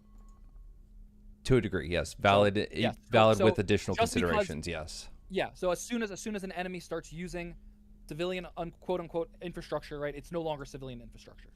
So it is now a valid military target. But now the issue is, so right, can we agree on that it's now a valid military target? Obviously, there will be further constraints downstream of that, but it is a valid target, right? It becomes a target. It valid, just to be very clear on my end, so I can restate it, like valid in the sense that we still have to consider that the target itself, the building, is still technically protected. So with the way we go the about building's it, no longer protected. The people inside of it are protected, right? There are people in there that we should avoid killing. As soon as you use a building for militant uses, it is no longer protected. It doesn't matter what that building was before. No, we have a disagreement there. My understanding of international law is that both civilian infrastructure and civilians are protected, and while that status, like the safety of that building and those people, is now compromised to the effect that significant damage likely will be done to that building, it's only when the method of attack has to minimize damage to the building and to the people.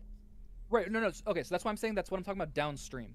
When I say it's a valid military target, let's assume a maximalist position, okay? That the only way that we're talking about a world where everything is like super, super fragile. If you like touch it, everyone's going to die inside, okay? Like, just assume, right, for the so it's a valid target in the sense that if the minimum force required to deny the enemy that infrastructure is the total destruction of that infrastructure, right?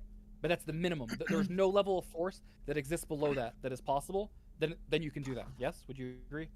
If I understand you correctly, you're saying that like if that minimum is total destruction, there's no other option. Yes, as long as again there's that's what I mean. Sure, that's what I mean when I say a valid target. Then okay, and then downstream we can discuss how it's appropriate to engage with a valid target. But first we just have to establish that these are no longer civilian buildings; they are now valid targets. We may have further constraints because of the nature of the building or the nature. It is now under consideration for attack. Yes, whereas a hospital exactly, otherwise is not. Yes, I can agree with never, that. Right, exactly. A hospital without any combatant in it is never a valid target. No matter what, you couldn't engage in the use of force against it. Okay. So once we've agreed that that's a valid target, the next downstream step is that we have like a series of assessments that we need to make. So the first is, what is our military objective, right? What is our strategic and tactical goal in this situation?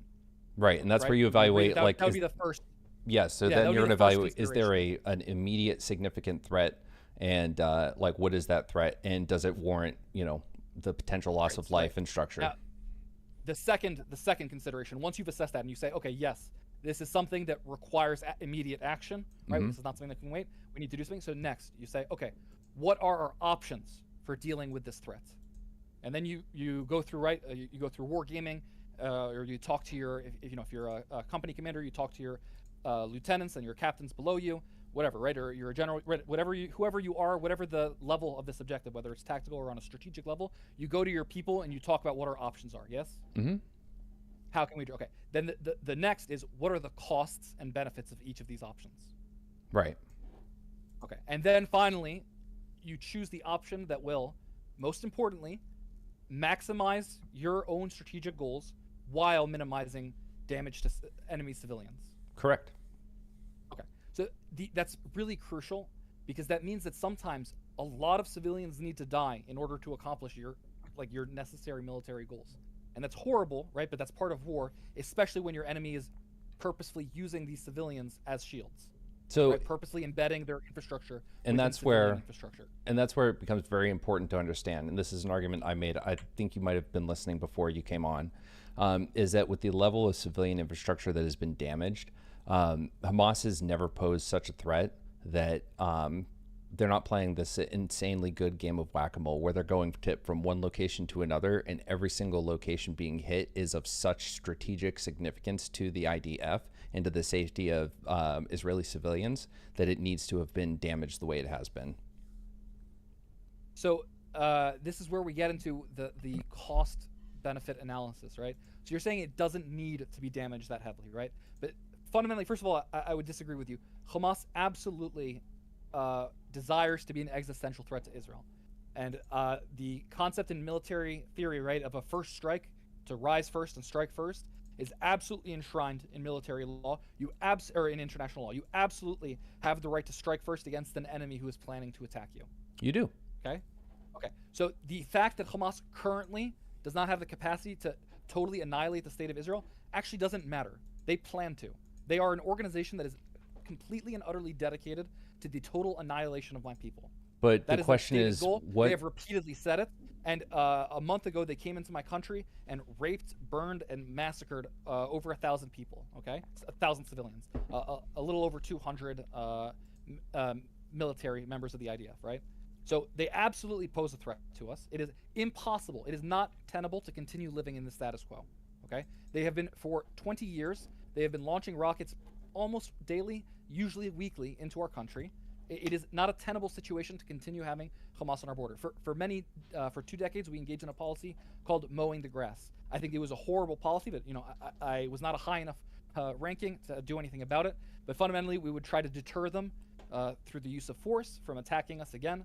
And as you can see, this didn't go anywhere. They maintained power. It's horrible for the Palestinian civilians, and it's horrible for the Israelis. It's not a tenable situation to have Hamas continue to exist. Would you agree with that? It's just not possible for Israel to allow Hamas to exist on our border?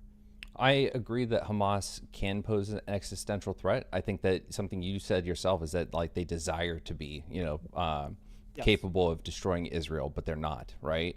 They are capable of killing many people, right? Well, right, but I mean, so every civilian death is a tragedy. I truly believe that. And I say that if you look at the rocket attacks, right?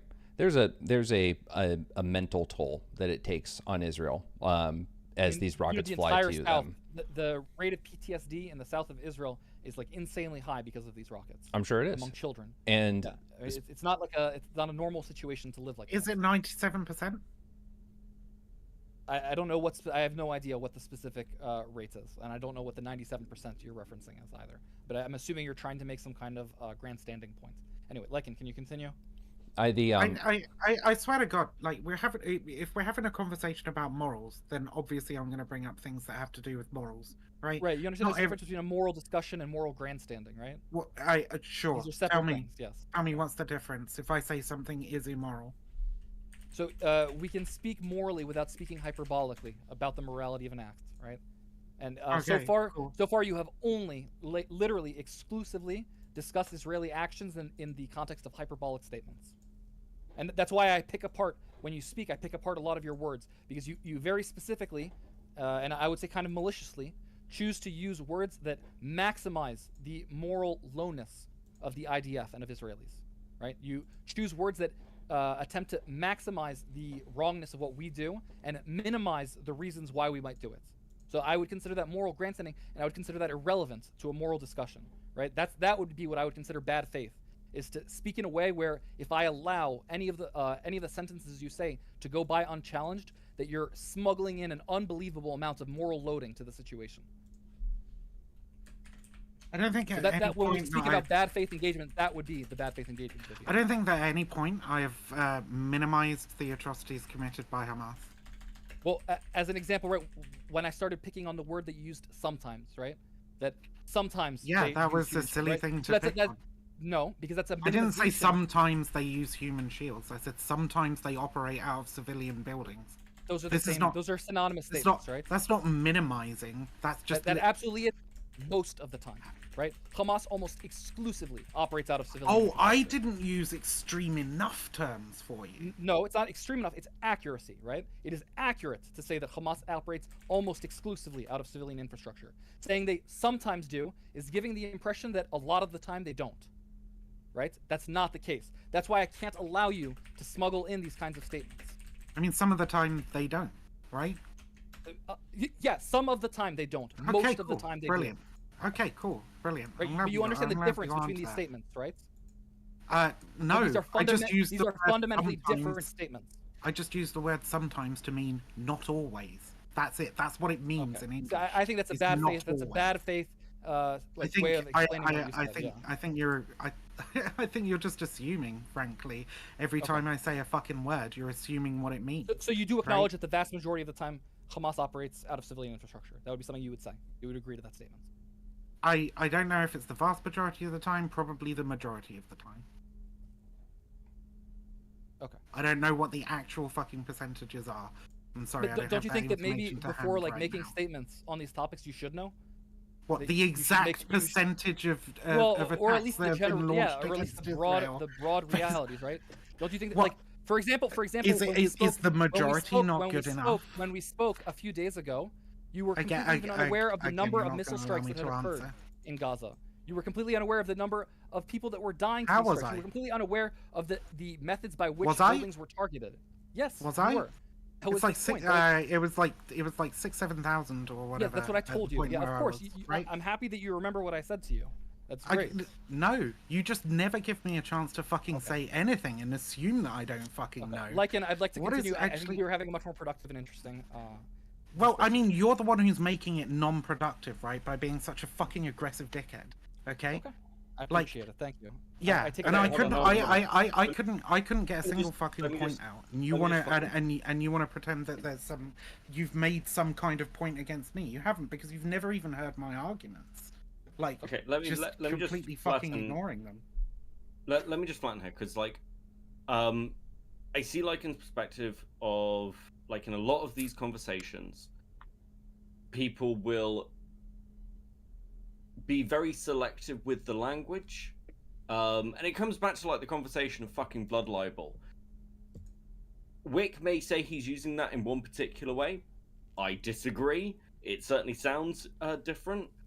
He and when was Lycan is- obviously attaching it Sure, to anti-Semitic sure, but it's also- conspiracism. That but was also the there are a wheeziest fair- fucking thing.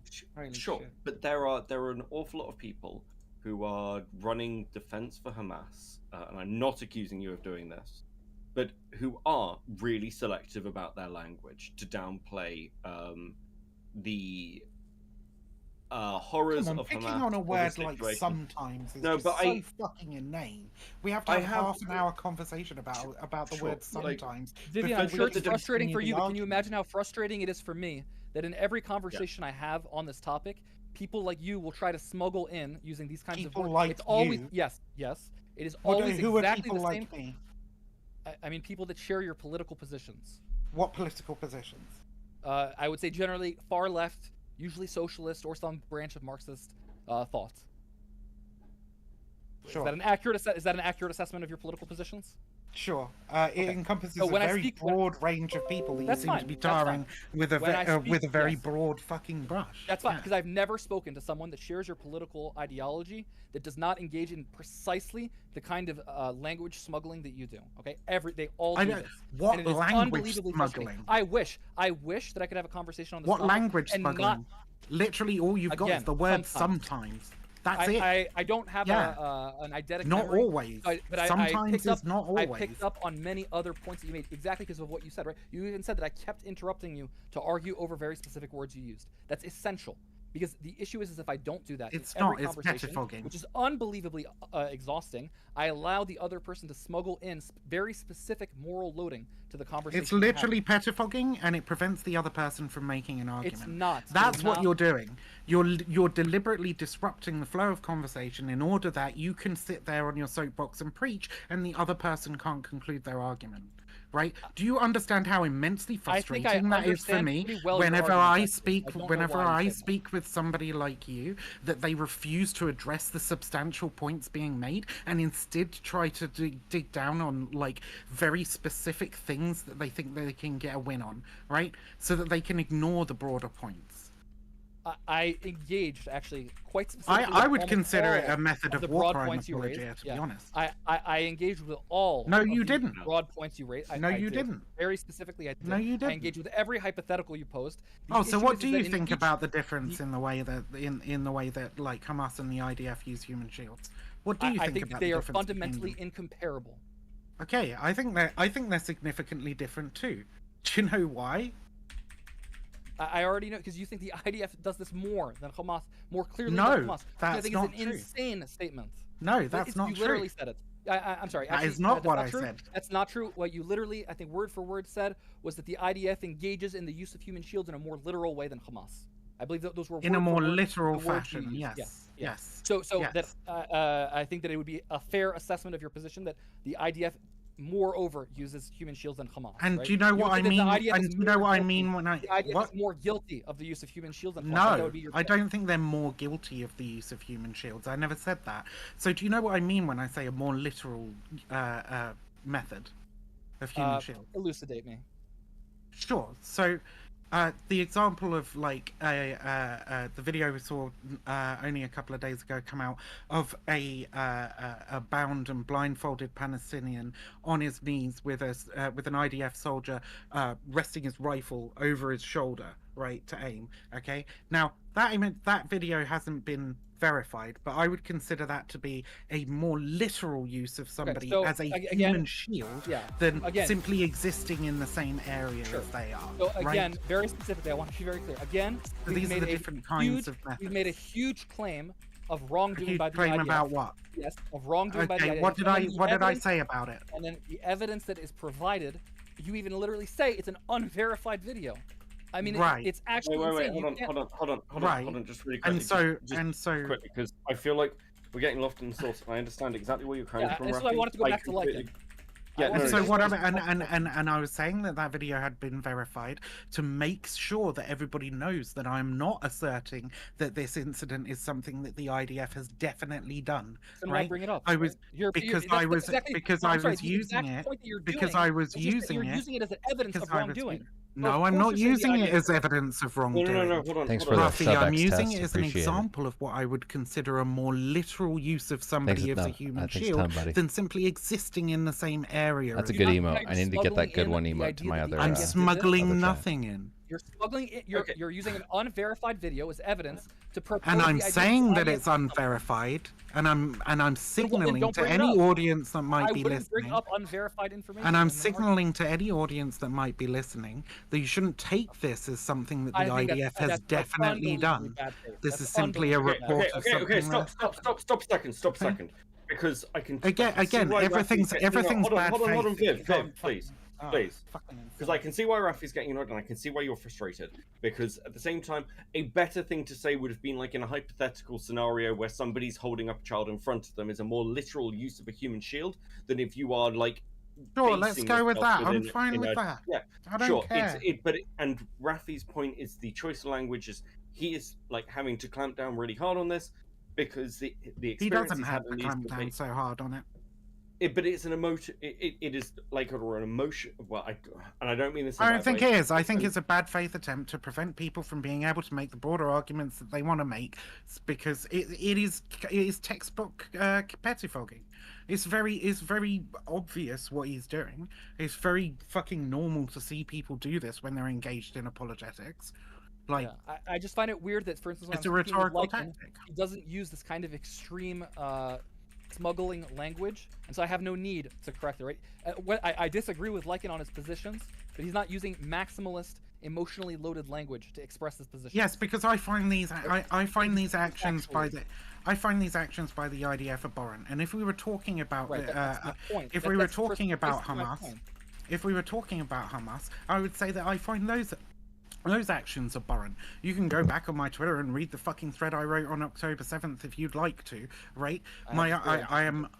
I'm sure you don't. I'm sure you don't have any interest in disabusing yourself of the notion that I'm somehow downplaying the atrocities of Hamas and singularly victimizing the IDF or singling them out for criticism, right? I mean, Vivian, I'm sorry, but it's just like the height of hypocrisy, because I know that you've previously supported the idea of attacking fascists, that you believe that fascists deserve to be violently attacked in order to suppress their ideology, and the fact that you would not support... when? I can bring up the clips. I've seen the videos too. Yeah. I believe this was about a year and a half ago. Okay. If we're talking about the one do you no panel, longer believe that? Do you think the if we're fascists? if we're talking about the one panel on which I stated that if you have fascists come to your town, you should try and push them out and force them to leave. Yes. If they refuse to leave, you should meet them with as much force as is necessary to achieve your goal. Yeah. Okay. So you just still believe that? Yes. I do still believe that. Absolutely. Okay, so do you not believe that applies to Hamas? Yes. Absolutely. You do believe it applies to Hamas? Absolutely. The minimal Okay, so- amount of so force what is the- required to so achieve the what is goal the- of yeah, fucking okay, what is- of defeating Hamas in your extensive absolutely is military justified and Sure. probably morally mandatory. Okay. Yeah. So in your extensive military experience, what is the minimum amount of force required? I don't to have remove Hamas? extensive military Yeah, that's my point. experience. So what would you say is the? Okay, you're so making no, an assessment. nobody without extensive military experience can comment on this then. Unironically, yes. If you don't understand Oh, what is okay. required to engage with a force embedded in the civilian population, no, you probably shouldn't be commenting on how many casualties are or are not acceptable, because you have no metric by which to measure this, right? As you just said, you don't know, right? You don't know what it takes to do this, so you have no possibility of ever giving any kind of accurate assessment. That isn't or what I accurate said. rubric by which we should use to measure the number of That casualties. isn't what I said. What I said was I don't have extensive military experience. So then, by what method would you give me an assessment of how many casualties are acceptable? From what experience? From what knowledge base? What I can do Hold on. is I can look at individual instances and I can see where the IDF has not taken due care to avoid civilian casualties. I can so take in a look Gaza, at certain. can you show me- I can can you take a look show at me what certain. bombings have I been can take a look. I can take a look at certain incidents and see where it seems like there is no other reasonable explanation than the IDF specifically targeted civilians. Right. I can Well, I'm take a sorry, look at you would those assume- you would situations and assume I it's can more see likely- the preponderance of those situations and say that this seems to be a pattern of behavior within the IDF and that it probably needs to stop because it's abhorrent. So Yeah. to be very Okay, clear, you would okay, assume it's I've more had- likely that the IDF targets civilians than that the IDF makes mistakes occasionally and civilians die? I'm just curious. You would say that there are so many think- instances in Gaza of purely civilians being targeted that it is more likely, right, that you would make a claim that the IDF is intentionally targeting these civilians rather than that it occasionally makes mistakes. I think there are instances in which we can see that the IDF has specifically targeted civilians, particularly know? journalists, Yeah, how would you know that the IDF is specifically targeting these people? because What would be- investigations have been done and it has been ruled by independent international bodies that they were specifically Yeah, targeted. I'm curious. When you say independent international bodies, to which bodies are you referring? Sure, UN. Okay, I'm just curious. Where do you No, think I know. the No, UN I know that. I know the UN has been captured by insane Hamas. anti-Semites. No. It's captured by the Hamas. UN is not- Let Rafi finish the question. Yeah, Did he the just say? UN Did he just say the UN's been captured by Hamas? Yes, the local UN workers are absolutely effectively an arm of Hamas at this point. You understand that, yeah? The UN workers in Gaza allow Hamas to operate out of their buildings. This is like The a regular thing. specific, Hamas the specific, operates- ins- Hamas the operates specific out of incident UN that we, buildings in Gaza, right? the You understand specific, that? the specific incident that we were talking about earlier happened in the fucking West Bank. All right, it was the killing of Shireen Abu Akleh. Okay, so you want to refer to the one specific case, right, where there was ever really a reasonable I A would say, like, specific incident, no, which no, we no, spoke no. about earlier.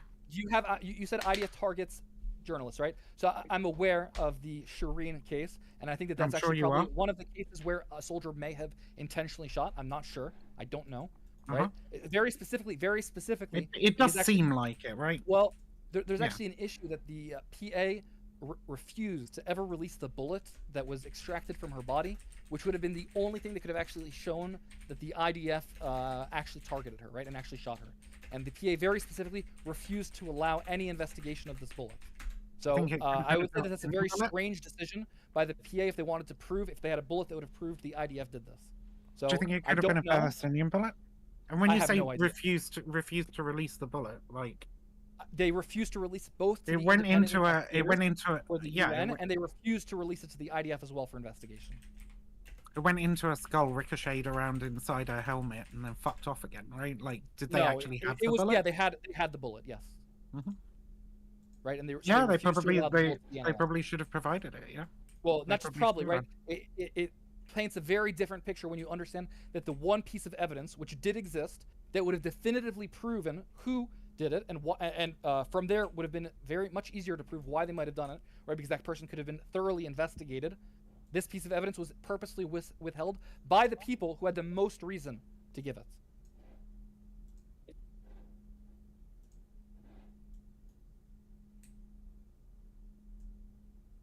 Sorry, I'm just reading through something.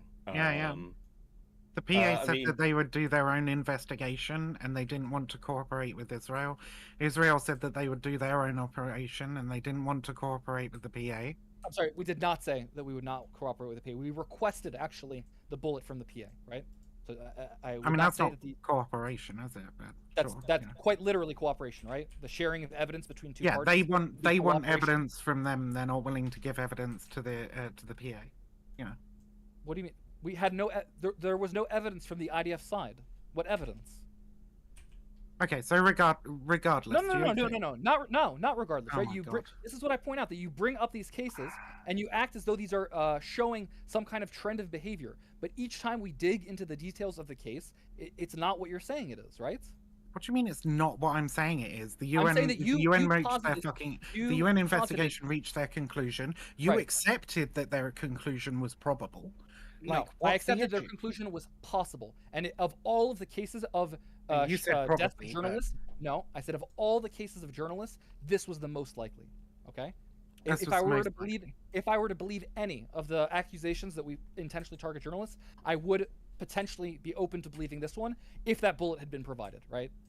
But that But bullet, none, by the way, none of the UN none of the by the way, journalists UN that were yes, none of the UN and journalists that were Okay, journalists- hit during the March of Return. Just to be clear, This is the thing. Like, Look, so I'll I've got bring up I've thing got- after thing hold on. after thing, and I'm Hold on. sure you can bring up some kind of tiny little fucking objection. because I don't want to, to. I don't want to. like, I just. I don't want to loop on. I don't want to loop on you two insulting each other. So, firstly, yes, the Palestinian authorities did not want to cooperate in joint inquiry. It also would not allow Israelis to examine the bullet that had killed her. So yes, that is true. The overall investigation, both by the State Department in the US and everything else, there were no criminal investigations open in the IDF. The IDF did do an investigation. Their determination was it was likely from the IDF side, but that it wasn't like a direct act of assassination or something like that. It was referred to as an incident. So yes, but I don't want the two of you to loop on this because you're looping on possibility and probability. Which is just unhelpful. The It's not bullet gonna was get- given to America. It wasn't given to anyone, I don't believe. For me, it's not about Approval- looking. I'm sorry, Approval's and been I- given for the American side to conduct a sorry, forensic you're Beckett, examination right? of the bullet that killed Yeah, I'm Shireen, Beckett, Shireen right. Abu Akla. I'll send Beckett, it to you. It's my in issue Times is of not the Israel. discussion of. I'd really like to avoid the discussion of probabilities. My issue is when a case or a piece of evidence is No, brought because up I've as, just, like, a definitive I've just proof of fucking, something, Hold on. when it's really like I've a just much dug more into it, and questionable- your argument doesn't hold weight, right? Because it was handed to America. What was handed to America? The bullet.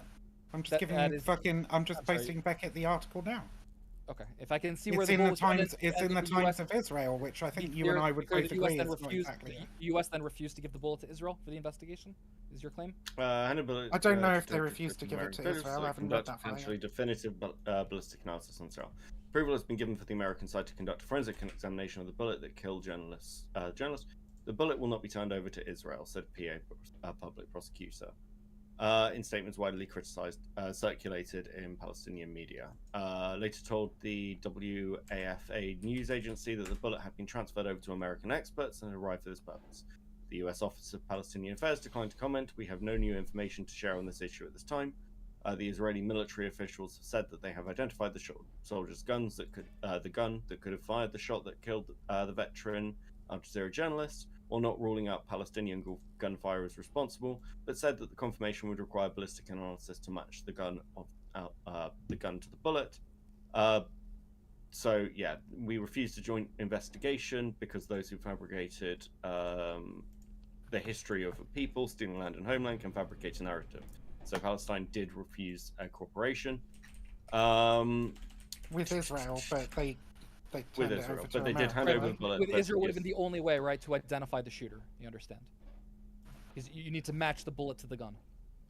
Yeah, I don't know if the firearm was handed over to America as well for that ballistics. No, I think you might have misread it, but I have a flawed understanding of the events. My understanding is they identified several people who could have been the shooters, people who had fired their guns during the events, but they were not They identified aware a of who, soldier's gun that could have fired the shot. a single. Yeah. Okay, A I'll- Yeah, single. that's according I'll to this. accept, I'll accept your statements on this. I'll have to do more research. My understanding, Sure. Because This I is was the in Times of military at the Israel, time. My understanding, so- yeah, my understanding was that there were multiple guns identified as possible guns, but without the bullet, they couldn't possibly identify. The idea that if they found a single soldier who would have fired it, under our like the principles of the IDF, they probably would have been charged, because if there's only one possible person who could have fired it, it would seem weird. I'll look into it, but I'll accept your statements. Yeah, I guess. sure. Sure. probably Like, I'm not. I don't I'm wanna- not trying yeah. to. I want to. Well, I've got you here because I've had to listen to all of this for hours. Yes, And one of the things that I fucking. that's the joy of talking about IP. Yeah. No. Listen. It's fine. So I've had to do this. I know you don't know me, but I've had to do this from the side of. I have a master's degree in counterterrorism. I've always been quite pro Israel in my arguments. I've been accused of all kinds of shit. So this has been a fun time for me. I do have one thing that keeps coming up and is annoying the living fuck out of me, and that's the civilian casualty count as some sort of reasonable metric, because I don't think we do that with anything else. Something I wanted to say when Destiny was here, but didn't get the chance to, is this idea that we don't take account, or this is a new thing, is just not true. So there are twofold to this. Like, probably the easiest example is World War II, when we're talking about naval warfare, where actually the identification of why a ship was sunk, whether it was merchant, armed, or anything else, was really important. This is what led to the issues with unrestricted submarine warfare when merchant ships started to be armed, and especially secretly armed was quite a big thing, because submarines used to surface. And there was even then reporting back from other sides of why a strip was struck and whether that was legitimate or whether that was considered some sort of war crime, because war crimes were not just, well, the idea of committing crimes in war is not like is not just a modern invention. Yeah, but like rather than there's war crimes, we would just legislation call them behind like bad things, like whatever. But yeah, we can like, I'll be so- fine. So we can retroactively apply that concept, because it may not have existed as a legal concept, but it existed as a moral idea. Yeah, like Right, like honor when in we're warfare. talking about reparations after warfare, even in the medieval Yeah. period, like if you did something bad in a war, often you'd be like, okay, well, we won the war, but we'll actually take concessions for these things because there are a lot of wider political stuff. Yeah, So historically, a code of conduct in warfare has been very important historically, right? Because absolutely. you want to be treated well yourself, so you have to try to treat your this enemy is why with you some modicum release women and children from cities, protect noble women, and also people were ransomed as opposed to purely executed if they were from nobility and stuff like this. You didn't torture other nobles. This kind of shit.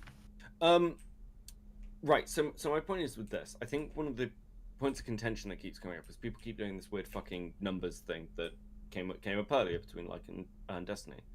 I don't think it's helpful. I think the pure side issue with the question of, well, what happens next, comes down to, I think in the minds of a lot of people, what's the pragmatic versus the ethical.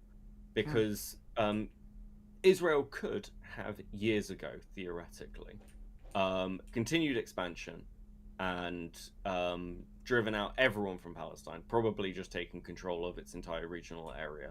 It wouldn't have been very pleasant, but in the long term, the political fallout may actually been of lesser concern than it is now. From your perspective, is there a line that Israel can cross where they would lose your support, if that makes sense? Like, what's your moralistic line in warfare? Because what you're dealing with is not. I just want to. Sorry, I know I'm going on, but I can quite. Keep going. I like more precise questions. It's better. Yeah. So, because just to be clear, I don't like a lot of this discussion from the West in the same way I don't like Americans talking about Ireland.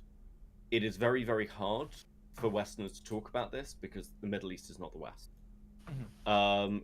But given the circumstances that Israel is currently in, is there a point where you're like, this isn't actually worth engaging this, or is it just a case of it's our survival, and while that is an uncomfortable reality, it is a reality of we will survive? Yeah, so I think I'll answer that. I guess I want to be very careful, so I'll ask that please don't jump in. I might say things that sound bad, and then I'll clarify them.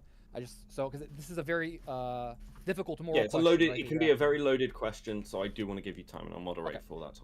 So what I'll say is this: I think that unequivocally, we have a right to survive, and I want to also be very clear. Vivian may also be under, or people may be under misapprehensions as to my positions. Personally, I would consider myself very. I mean, I don't like the dichotomy of pro-Israel or pro-Palestinian. So I just generally think of myself as like pro-future. But I support the establishment of a Palestinian state. I'm not a one-state maximalist. There are those who exist on, let's say my side, quote unquote, that would advocate that. So very clearly, I want to say like very clearly that I do advocate strenuously, and I work actively. Actually, I'm involved in a lot of organizations that do cross-cultural dialogue between Palestinians and Israelis, at great danger both to myself and the Palestinians that are involved. But so in any case, so I do support the state, but at the same time, I unequivocally, both Jews and Palestinians have a right to survive. But if someone is going to threaten my right to be alive, I will defend myself like maximally, right? I won't. There's no number of. If the question is between the survival of the Jewish people who live here and the survival of someone who's attacking us, that isn't really a question to me, right? So I will obviously engage in the least destructive method of self-defense that is available to me.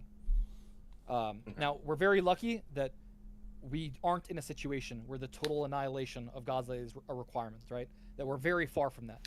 We're able, I would say, quite effectively to kill a very small number of people, considering obviously it's a lot of people in the broad sense, right? Whatever the number is, the Hamas ministry is not very accurate, but whatever. Let's say around 10 to 15,000 at the moment. It's a lot of people to be dead, but at the same time, we're talking about an area with 2.3 million in a few square miles. So even though this is a lot of people, when we're talking about the number of munitions that have been dropped, this is an astronomically low figure in comparison to other conflicts where similar number of munitions have been dropped. Right? We make extensive efforts to remove civilians from the area, including sometimes at the detriment of our own operations. Personally, I was in Gaza in 2014. I was part of the ground invasion of Gaza at that time. And from my personal experience, I remember times when we did not receive air support and we were in a great deal of danger. I lost friends due to the fact that we did not receive air support, specifically because it was deemed that there were too many civilians in the area to target the buildings, right? So there absolutely are levels where we're not comfortable. It's a very difficult question to answer in a broad sense, because as I had the trouble answering Vivian's question as well, any kind of military question is so context sensitive, We can't make a broad statement of this is okay or this is not okay, because there are such specific circumstances that will dictate any military engagements that to make some kind of broad statement, it's meaningless. I mean, it's just you're paying lip service to morality. So I hope that answers kind of your question. No, it does. I think it's not an answer that surprised me. It's pretty much what I thought you'd say. But I would say that, look, if it was not required and suddenly the IAF was just indiscriminately bombing and killing like hundreds of thousands of Palestinians, which would be very easy for the Israeli Air Force to do. Yes. I would feel I would probably say that in that case, like a coup would be reasonable of the Israeli government, right? If they were dictating that kind of policy. I mean, what is your... I have a question, actually. Just because it's been a minute for me. Okay, listen, I had the last one. Let's do Lycan and then Viv. Okay. So with that, so you said earlier, like, they want the destruction of Israel, but they are not capable of doing so.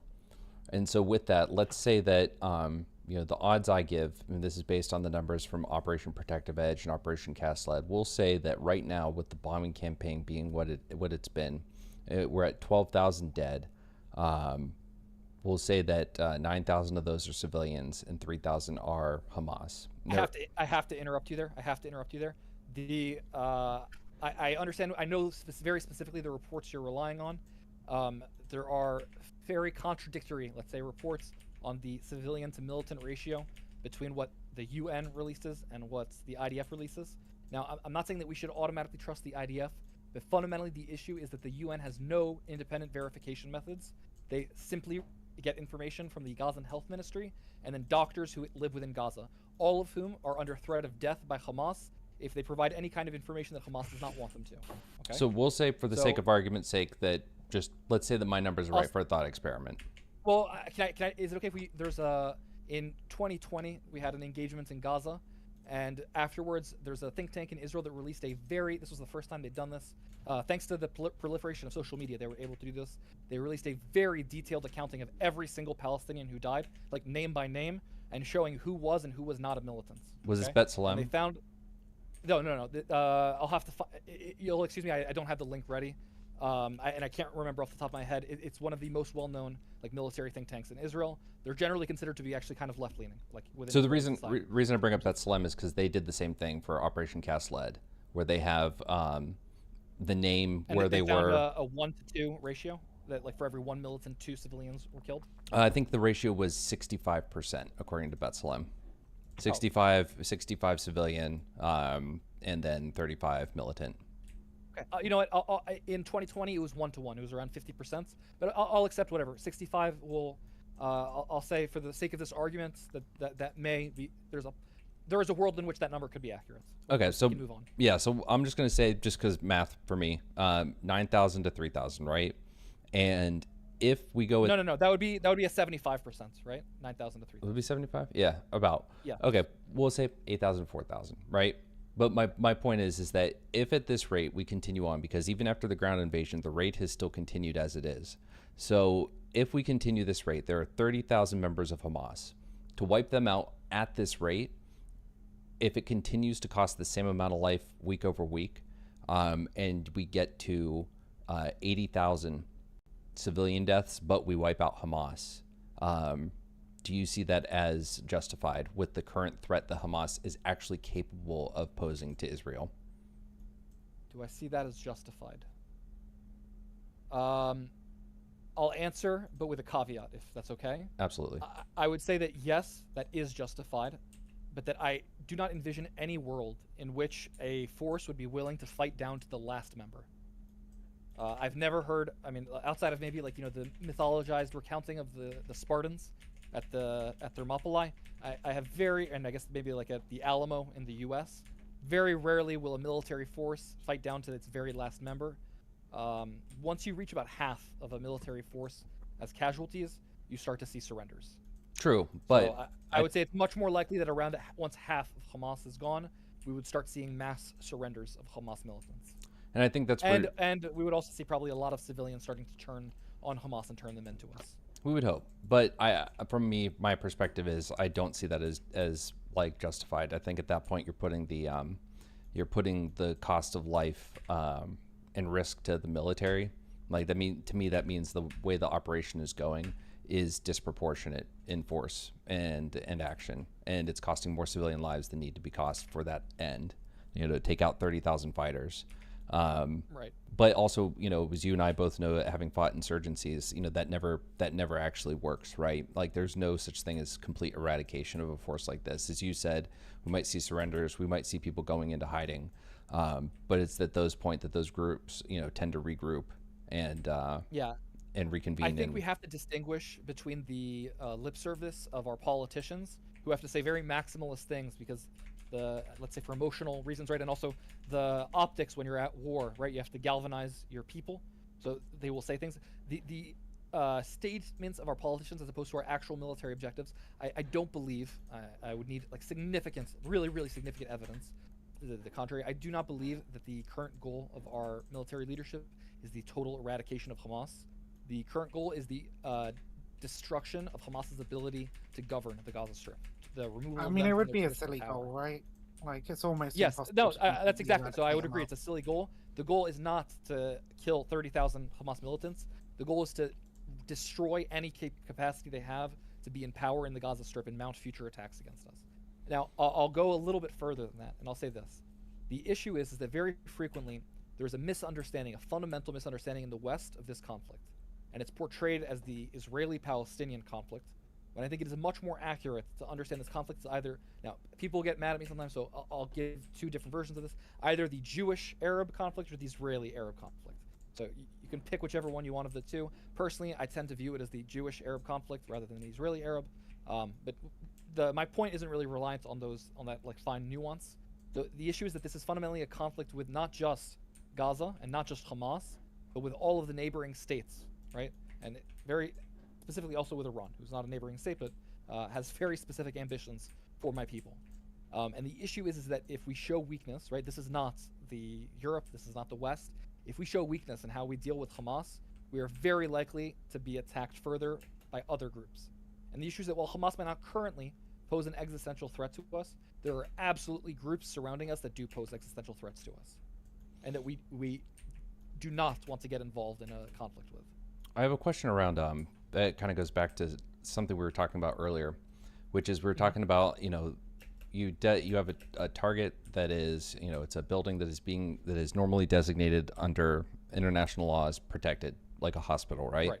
And this hospital is full of civilians. Let's say that Hamas breaks into Israel again, and they take over a hospital that is full of Israeli civilians. It's a pretty decent sized one, so we'll say there are 2,000 civilians in it, right? Right. Do you think that Israel should employ the same level of consideration and use of force that they have on hospitals or civilian infrastructure in Gaza when it comes to it bombing those? Do you think they should employ that same level of scrutiny that they have in Gaza for Israel?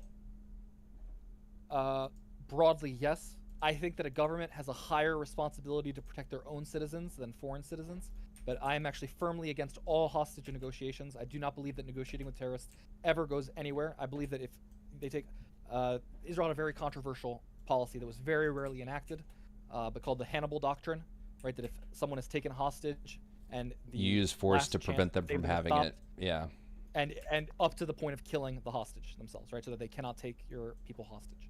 Personally, I'm a proponent of that kind of action.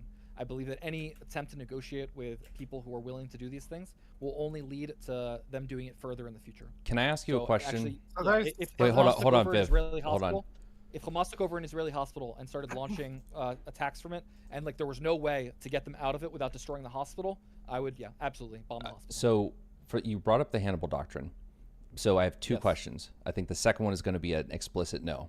But my first one is, do you know what the Hannibal Doctrine was replaced with? And the second one would be, since it's forbidden for you to speak on it, so I assume the answer is no, and I assume you still live in Israel, is would you say what it is? No and no. Okay. Go ahead, Viv. I mean, I was just getting them to clarify that, Those people who were taken hostage on October 7th, like the moment they're taken hostage, like you might as well. Yeah, I don't. consider them dead. I think it's a tragedy. It's horrible. But the blame lays at Hamas. I believe that when someone is taken hostage, for all intents and purposes, you should consider them dead. If you can rescue them, do it. You should. I would dedicate significant military force to trying to rescue people. I never do. I think that it is a good idea to negotiate and to engage in dealings with the people taking hostages. You just end up putting bounties on the heads of your citizens. Yeah, just to give a bit of sort of academic backing to that. That's pretty well founded in the literature. It doesn't work. Is one of the big things. It doesn't become a deterrent. The overall long-term casualties seem to remain broadly consistent, if not higher. It's very difficult to do calculations like that between different conflicts, but we can sort of extrapolate them over time. I want to go back to something earlier you said that apparently you get pushback on, of kind of Jews versus Arabs in the region. So I said this during university when this came up, which is the calculation in some respects is pretty simple. If this was reversed, if we were in a reverse situation, we wouldn't have time to have the conversation. That's the reality. Yes. I usually put it this way. Sorry to interrupt. I usually put it this way. As a thought experiment, what would happen if Israel used our civilians as human shields? That's usually the question. Yeah, sure. Yeah. So I was pointing more to the fact of, okay, so just to that point, because I think that needs clarification. It's pretty obvious that they'd shoot through, whereas there is hesitation, and this is the same thing as American soldiers having to learn in Iraq and Afghanistan, that if a child runs out in front of a military convoy, you have to drive through the child, because they kept stopping and then getting blown up. It's a really difficult one. I think my wider point is the fact that the countries surrounding them, particularly Iran, are very, very extreme. Though that not just Iran, but yes, Iranian politics are very, very extreme. They are not just a threat to Israel either; they're an existential threat to multiple other nations. And it's very difficult to prosecute normative politics or military theory or action in a region like this, with how unstable it is. In the same way, it's very difficult to hold. We don't do this with African nations. We don't hold African nations to kind of the standards of the rest of the international community. There's two reasons for that. Firstly, we don't talk about it, and B, because it's very politically difficult for us to do so without being accused of racism, especially as a Commonwealth country. But I think that part of the problem as well is that when Israel gets viewed, its internal politics are not just one-sided. Benji's been unpopular for a long time. I've got quite a lot of Israeli friends who think he's a lunatic, who are very, very pro. Yeah, Bibi is an absolute shithead. I'll say that for the record. And this seems to be like the constant thing. It's always really interesting when you hear people point to Hamas and things, and I think the region generally does not have a good one-to-one relationship of their leaders' reputations to their population. With the that you get exceptions like Gaddafi, who was very, very popular, but generally speaking, most people hate their leaders, and their leaders don't care because their leaders use oppressive military force. I think I do have a concern with Benji in the fact that he does seem to be prepared to use military force and state force against his own populace. I think that's one of the things that we could push back on. Sorry, wait, can you clarify? You're talking about Bibi, right? Like Benjamin Netanyahu. Yeah. I'm sorry, I just used to call him Benji. But... Yeah, you believe he's prepared to use military force against Israeli civilians? No, not in like the shooting them away, but I think if there's dissension within Israel, I think because we've seen like shutdowns of protests against the government recently, and Israel has been not politically. I would say it's a normative. It's a very normative thing during a time of war that things that affect the war effort negatively are pretty highly controlled by the government. We have a lot of protests still currently against the government all over the place. I would be really hesitant to make that accusation because I'm not sure if you're aware of like the tumultuous last few years for Bibi. There have been pretty much permanent protests outside of his house for like 8 years at this point. He's a deeply unpopular figure among quite a lot of Israelis, and he has not enacted any force against any of those people. So I would be really hesitant to say that he's prepared to Okay, use so force to let me to can I put can I down can I dissent. clarify then? Sure, Because yeah. I wouldn't say like in the long term he's shown efforts to do that. I agree with you that those Okay. protests have taken place. I'm not disputing that. My concern lies in the fact that he's now in a position where I think Israel seems to be going further in a more unpopular state than it has done previously in conflicts. That's partly because of the way the international. Sorry, can you repeat that? Israel seems to be going. Sorry, I'm trying to find the right phrasing for this because I know it's important. Yeah, it's okay. Israel Take your seems time. to be at a point where previously they have undertaken military operations in a climate which has been much more sympathetic to them in the international community, particularly amongst the European and the West generally. That doesn't seem to be the case at the moment, but Israel is still prepared to enact quite harsh, or like I don't want to use the word harsh. It's not as Can I optically briefly, careful. is it okay if we engage with that first point quickly? Just, Yeah, sure. I'm not sure how closely you followed in the past the Israeli-Palestinian conflict. You did say that you study counterterrorism. Yeah. So I'm assuming a decent amount. But I hope you understand that pretty much perennially, every conflict we've ever had, we faced steep opposition from the international community. Every ground by the way, people make there's been a lot of mistakes I've seen that people are calling the previous operations in Gaza wars. They were not, right? This is the first time that we've declared war since Lebanon. Yeah. So this is an actual war. Those were operations. But in each of those operations in the past, we faced immense pushback from the international community that prevented us from going any further. During Lebanon, we faced such immense opposition from the international community that we effectively had to hand over a victory to Hezbollah, and the UN resolution which called for us to leave and for them to disarm, we left and they never disarmed, right? And we now have 150 to 180,000 rockets pointed at our heads from southern Lebanon. So Yeah, I think this is it's a little bit incorrect to say that this has been. I would say this is probably. Yeah, this is why I'm trying to be careful with my language, Yeah. because it's really difficult, because I think there's a difference between what we see behind closed doors with Western politicians and their actions towards Israel versus what we see publicly in things like the UN. The UN has, it openly condemns, and there's like this is well, the the thing UN is a where- bit of a joke, right? Like I believe it's 163 resolutions about Israel and like 60 something about the rest of the world combined. Yeah, of course. And a lot of this is tied into wider politics with oil nations, in the case of Britain, or particular internal politics. And in America is kind of like the veto stand, basically. So the reason I'm kind of trying to find a way to word this, it feels like Netanyahu's been deeply unpopular for multiple years now. If I don't know what the situation is with whether he'll last. He's gone. I'll just say like pretty confidently, based on like recent polling and Bibi will not be in power after the end of this conflict. He'll likely stay in power through the conflict. It would be very problematic, I would say, to have like a massive change of leadership in the middle of a war.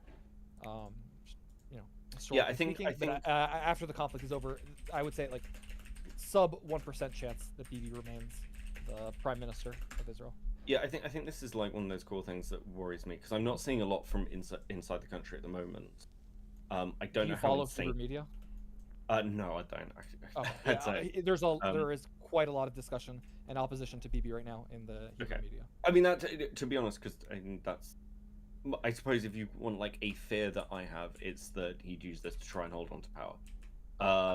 Bibi, look, this is what I'll say. I despise. And I'm happy to be wrong on that. I want. Bibi is a worm, but he is not fascist. Like he does believe in the democratic process. I mean, you can even see it in the way that he's tried to maintain power. That it's been I don't want to make a comparison to the U.S., right? But Donald Trump made attempts in the U.S. to remain in power, like democratically. He attempted to subvert the democratic process to remain in power. Bibi, each time he has faced difficulties, he has only relied on the democratic process to remain in power. I think that he is very concerned with his own position in the world, and that's why I really dislike him. I think he prioritizes occasionally himself above the states, but I believe that he has enough moral character that he would not do that. I think it would be very hard for me to believe, like, to envision a scenario where BB like enacts martial law and prevents himself from being ousted. Yes, And I just don't think he could. The IDF, I'm not sure how familiar you are with the internal politics, but the IDF is actually significantly left of the broad society. Like the IDF in terms of its leadership is very left when compared to the average Israeli. There is just zero chance that the military would follow I'm along probably, this kind of a coup. yeah, I'm probably tainted by my experience with China, in that I've got a fair amount of friends who are, right. Well, when I was studying, I lived with quite a few people, and I've lived with people over the years who've been party members. Of the Chinese different- Communist Party, you mean? Yeah, and like I mean like not just in the normal sense of you're Chinese. I mean actual party members. Right, right. Who were very... They drank the Kool-Aid. They're in. Yeah, absolutely. Like fully drank the Kool-Aid, and then didn't really know what to do when their current leader became president for life, kind of thing, and finally enacted that, and that was vastly controversial, but managed to do it. And it's those kind of things that worry me. Right. But I'm probably tainted by that sort of international outlook. I suppose the wider thing I wanted to get to with sort of the Arab-Jewish conflict, because I think it's really pertinent when we're talking about the question of what happens next, is let's say you get like a total victory. Let's say hypothetically you end up with a total victory. What do you think the region then looks like in its response to Israel? Because right now, the rest of the region can't go to war with Israel. It wouldn't, like, Israel would still win that conflict. I mean, it would be a Pyrrhic, right? That's how you say it in English. Pyrrhic. Pyrrhic. Yeah. Pyrrhic. Pyrrhic It victory. would be a very Pyrrhic victory. I mean, if there was a broad conflict across the Middle East, very sadly, right? I think the majority of the Israeli population would be killed. Like I think we would see like in the millions of casualties. Can I ask why you think that? Simply, there's the issue that we rely very heavily on air defense systems, and Sure. our air defense systems, unfortunately, right, all air defense systems can be overwhelmed by volume, and we have several armed forces in our vicinity that, for that exact reason, have been stockpiling missiles for decades at this point. Do you think Israel would ever take a nuclear option in the region? Yeah, that's also why I would say it would be millions, right? I think Israel would, facing that, might take the nuclear option. Not confirming or denying any presence of nukes, but if we were to have nukes, we might use them. And I think that's right. The impression I have is that while Iran may not have reached fully functional nuclear weapons yet, they do have quite enough ballistic missiles to cause unbelievably serious damage in Israel. I mean, we talk about nukes as the most dangerous of all weapons, right? But you can destroy a city with a variety of munitions. You can flatten kill millions of something people rather than without blast nukes. it. Sure. Yeah. Absolutely. I think the thing is that when looking at the region's stability and like questions over like Egypt, it doesn't seem like Egypt is overly willing to involve itself in a conflict with Israel. Iran, No, I don't think they would. Yeah, it would be the Iranian axis that would do this. Yeah, and at the moment, Iran has other internal issues and external issues. It's not like, again, I've heard people say things like, well, the Muslim world is completely united without any understanding of sort of like, for instance, Saudi Arabia's relationship with Iran, which is... But even, let's that. get, if we get a little more nuance, right? I agree, it would be the Iranian axis that would start it. But here's the issue. If the rest of the Arab nations believe that there was a very real chance of Israel being wiped off the map, right, and of the entire land being reclaimed in Muslim conquest, which is very important, right? If we look at like the Muslim ideology, there's a very big issue with a non-Muslim ruling over land that used to belong to Muslims. This is like fundamentally a problem. Yeah, don't disagree with you. The theology. So if they thought there was a real chance of us being wiped off the map, I do believe that a lot of the states that we might not expect would join in, right? So I don't think Egypt is interested in a fight with Israel. I don't think Jordan is interested in a fight with Israel. I think that they enjoy the security partnerships they have with us currently.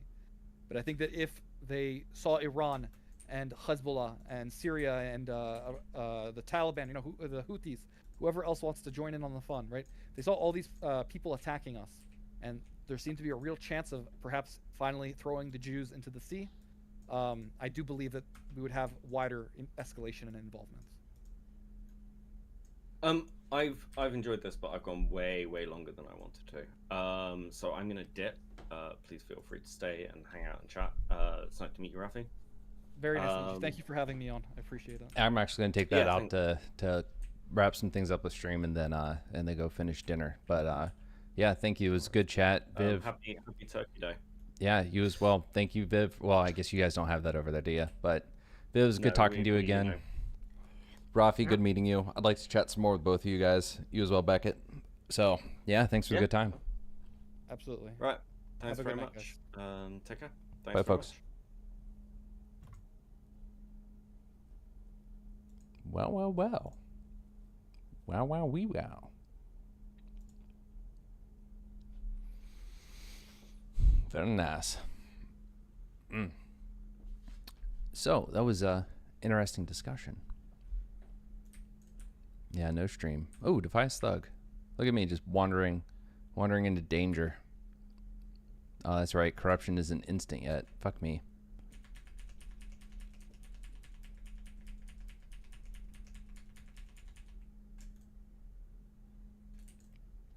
Well, let's get these bandanas, shall we?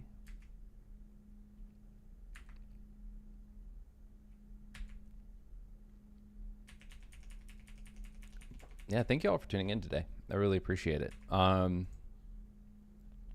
will say one last time. So earlier, I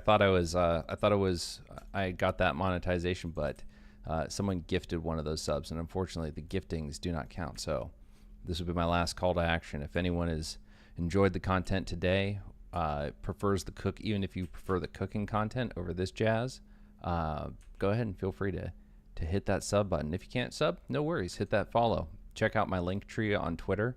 I've got all this cooking content.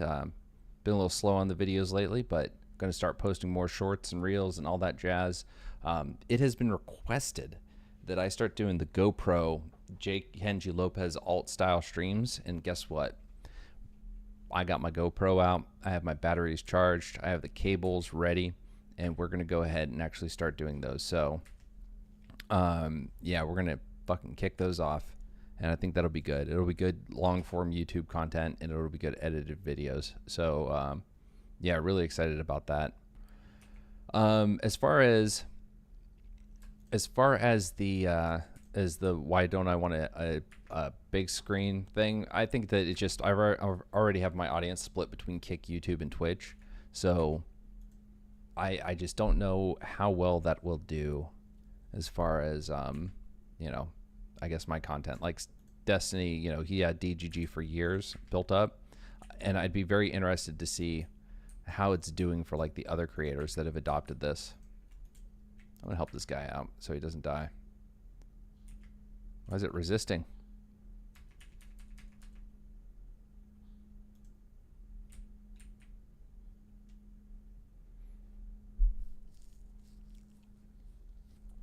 I don't know anything about the Hezbollah talking points, so you've given me something to research, look into. I don't need to eat, but I'm eating just because. So I'll go ahead and take a look at that.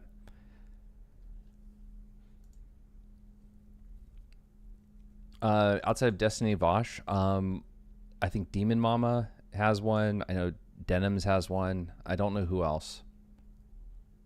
Did Mr. Girl have one? Yeah, he did at one point. I don't know if he still does. But who's live that we can host?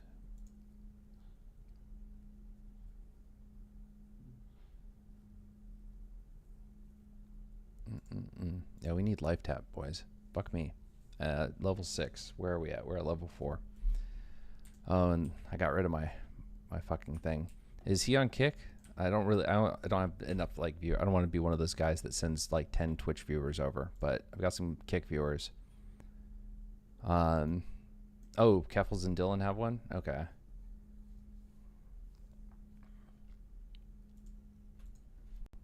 Kick.com. Let's see. Base Trade. All right. My good friend, Base Trade. You guys might remember him from back in the day, but please give him some love. Even if it's just to stop by and say hi. I know he'd appreciate it. So go over there. Please say hi. If you guys remember him from the StarCraft days. Good dude. And he's playing some Rust memes. And I know you guys like some Rust memes. So you guys take it easy. Thank you so much. Again, hit the follows. If you want to, if you missed some of the chat, it's up on YouTube. So check out the YouTube VOD. Get those YouTube watch hours up for me. And yeah, I appreciate it. And we'll chat more tomorrow. See you guys later.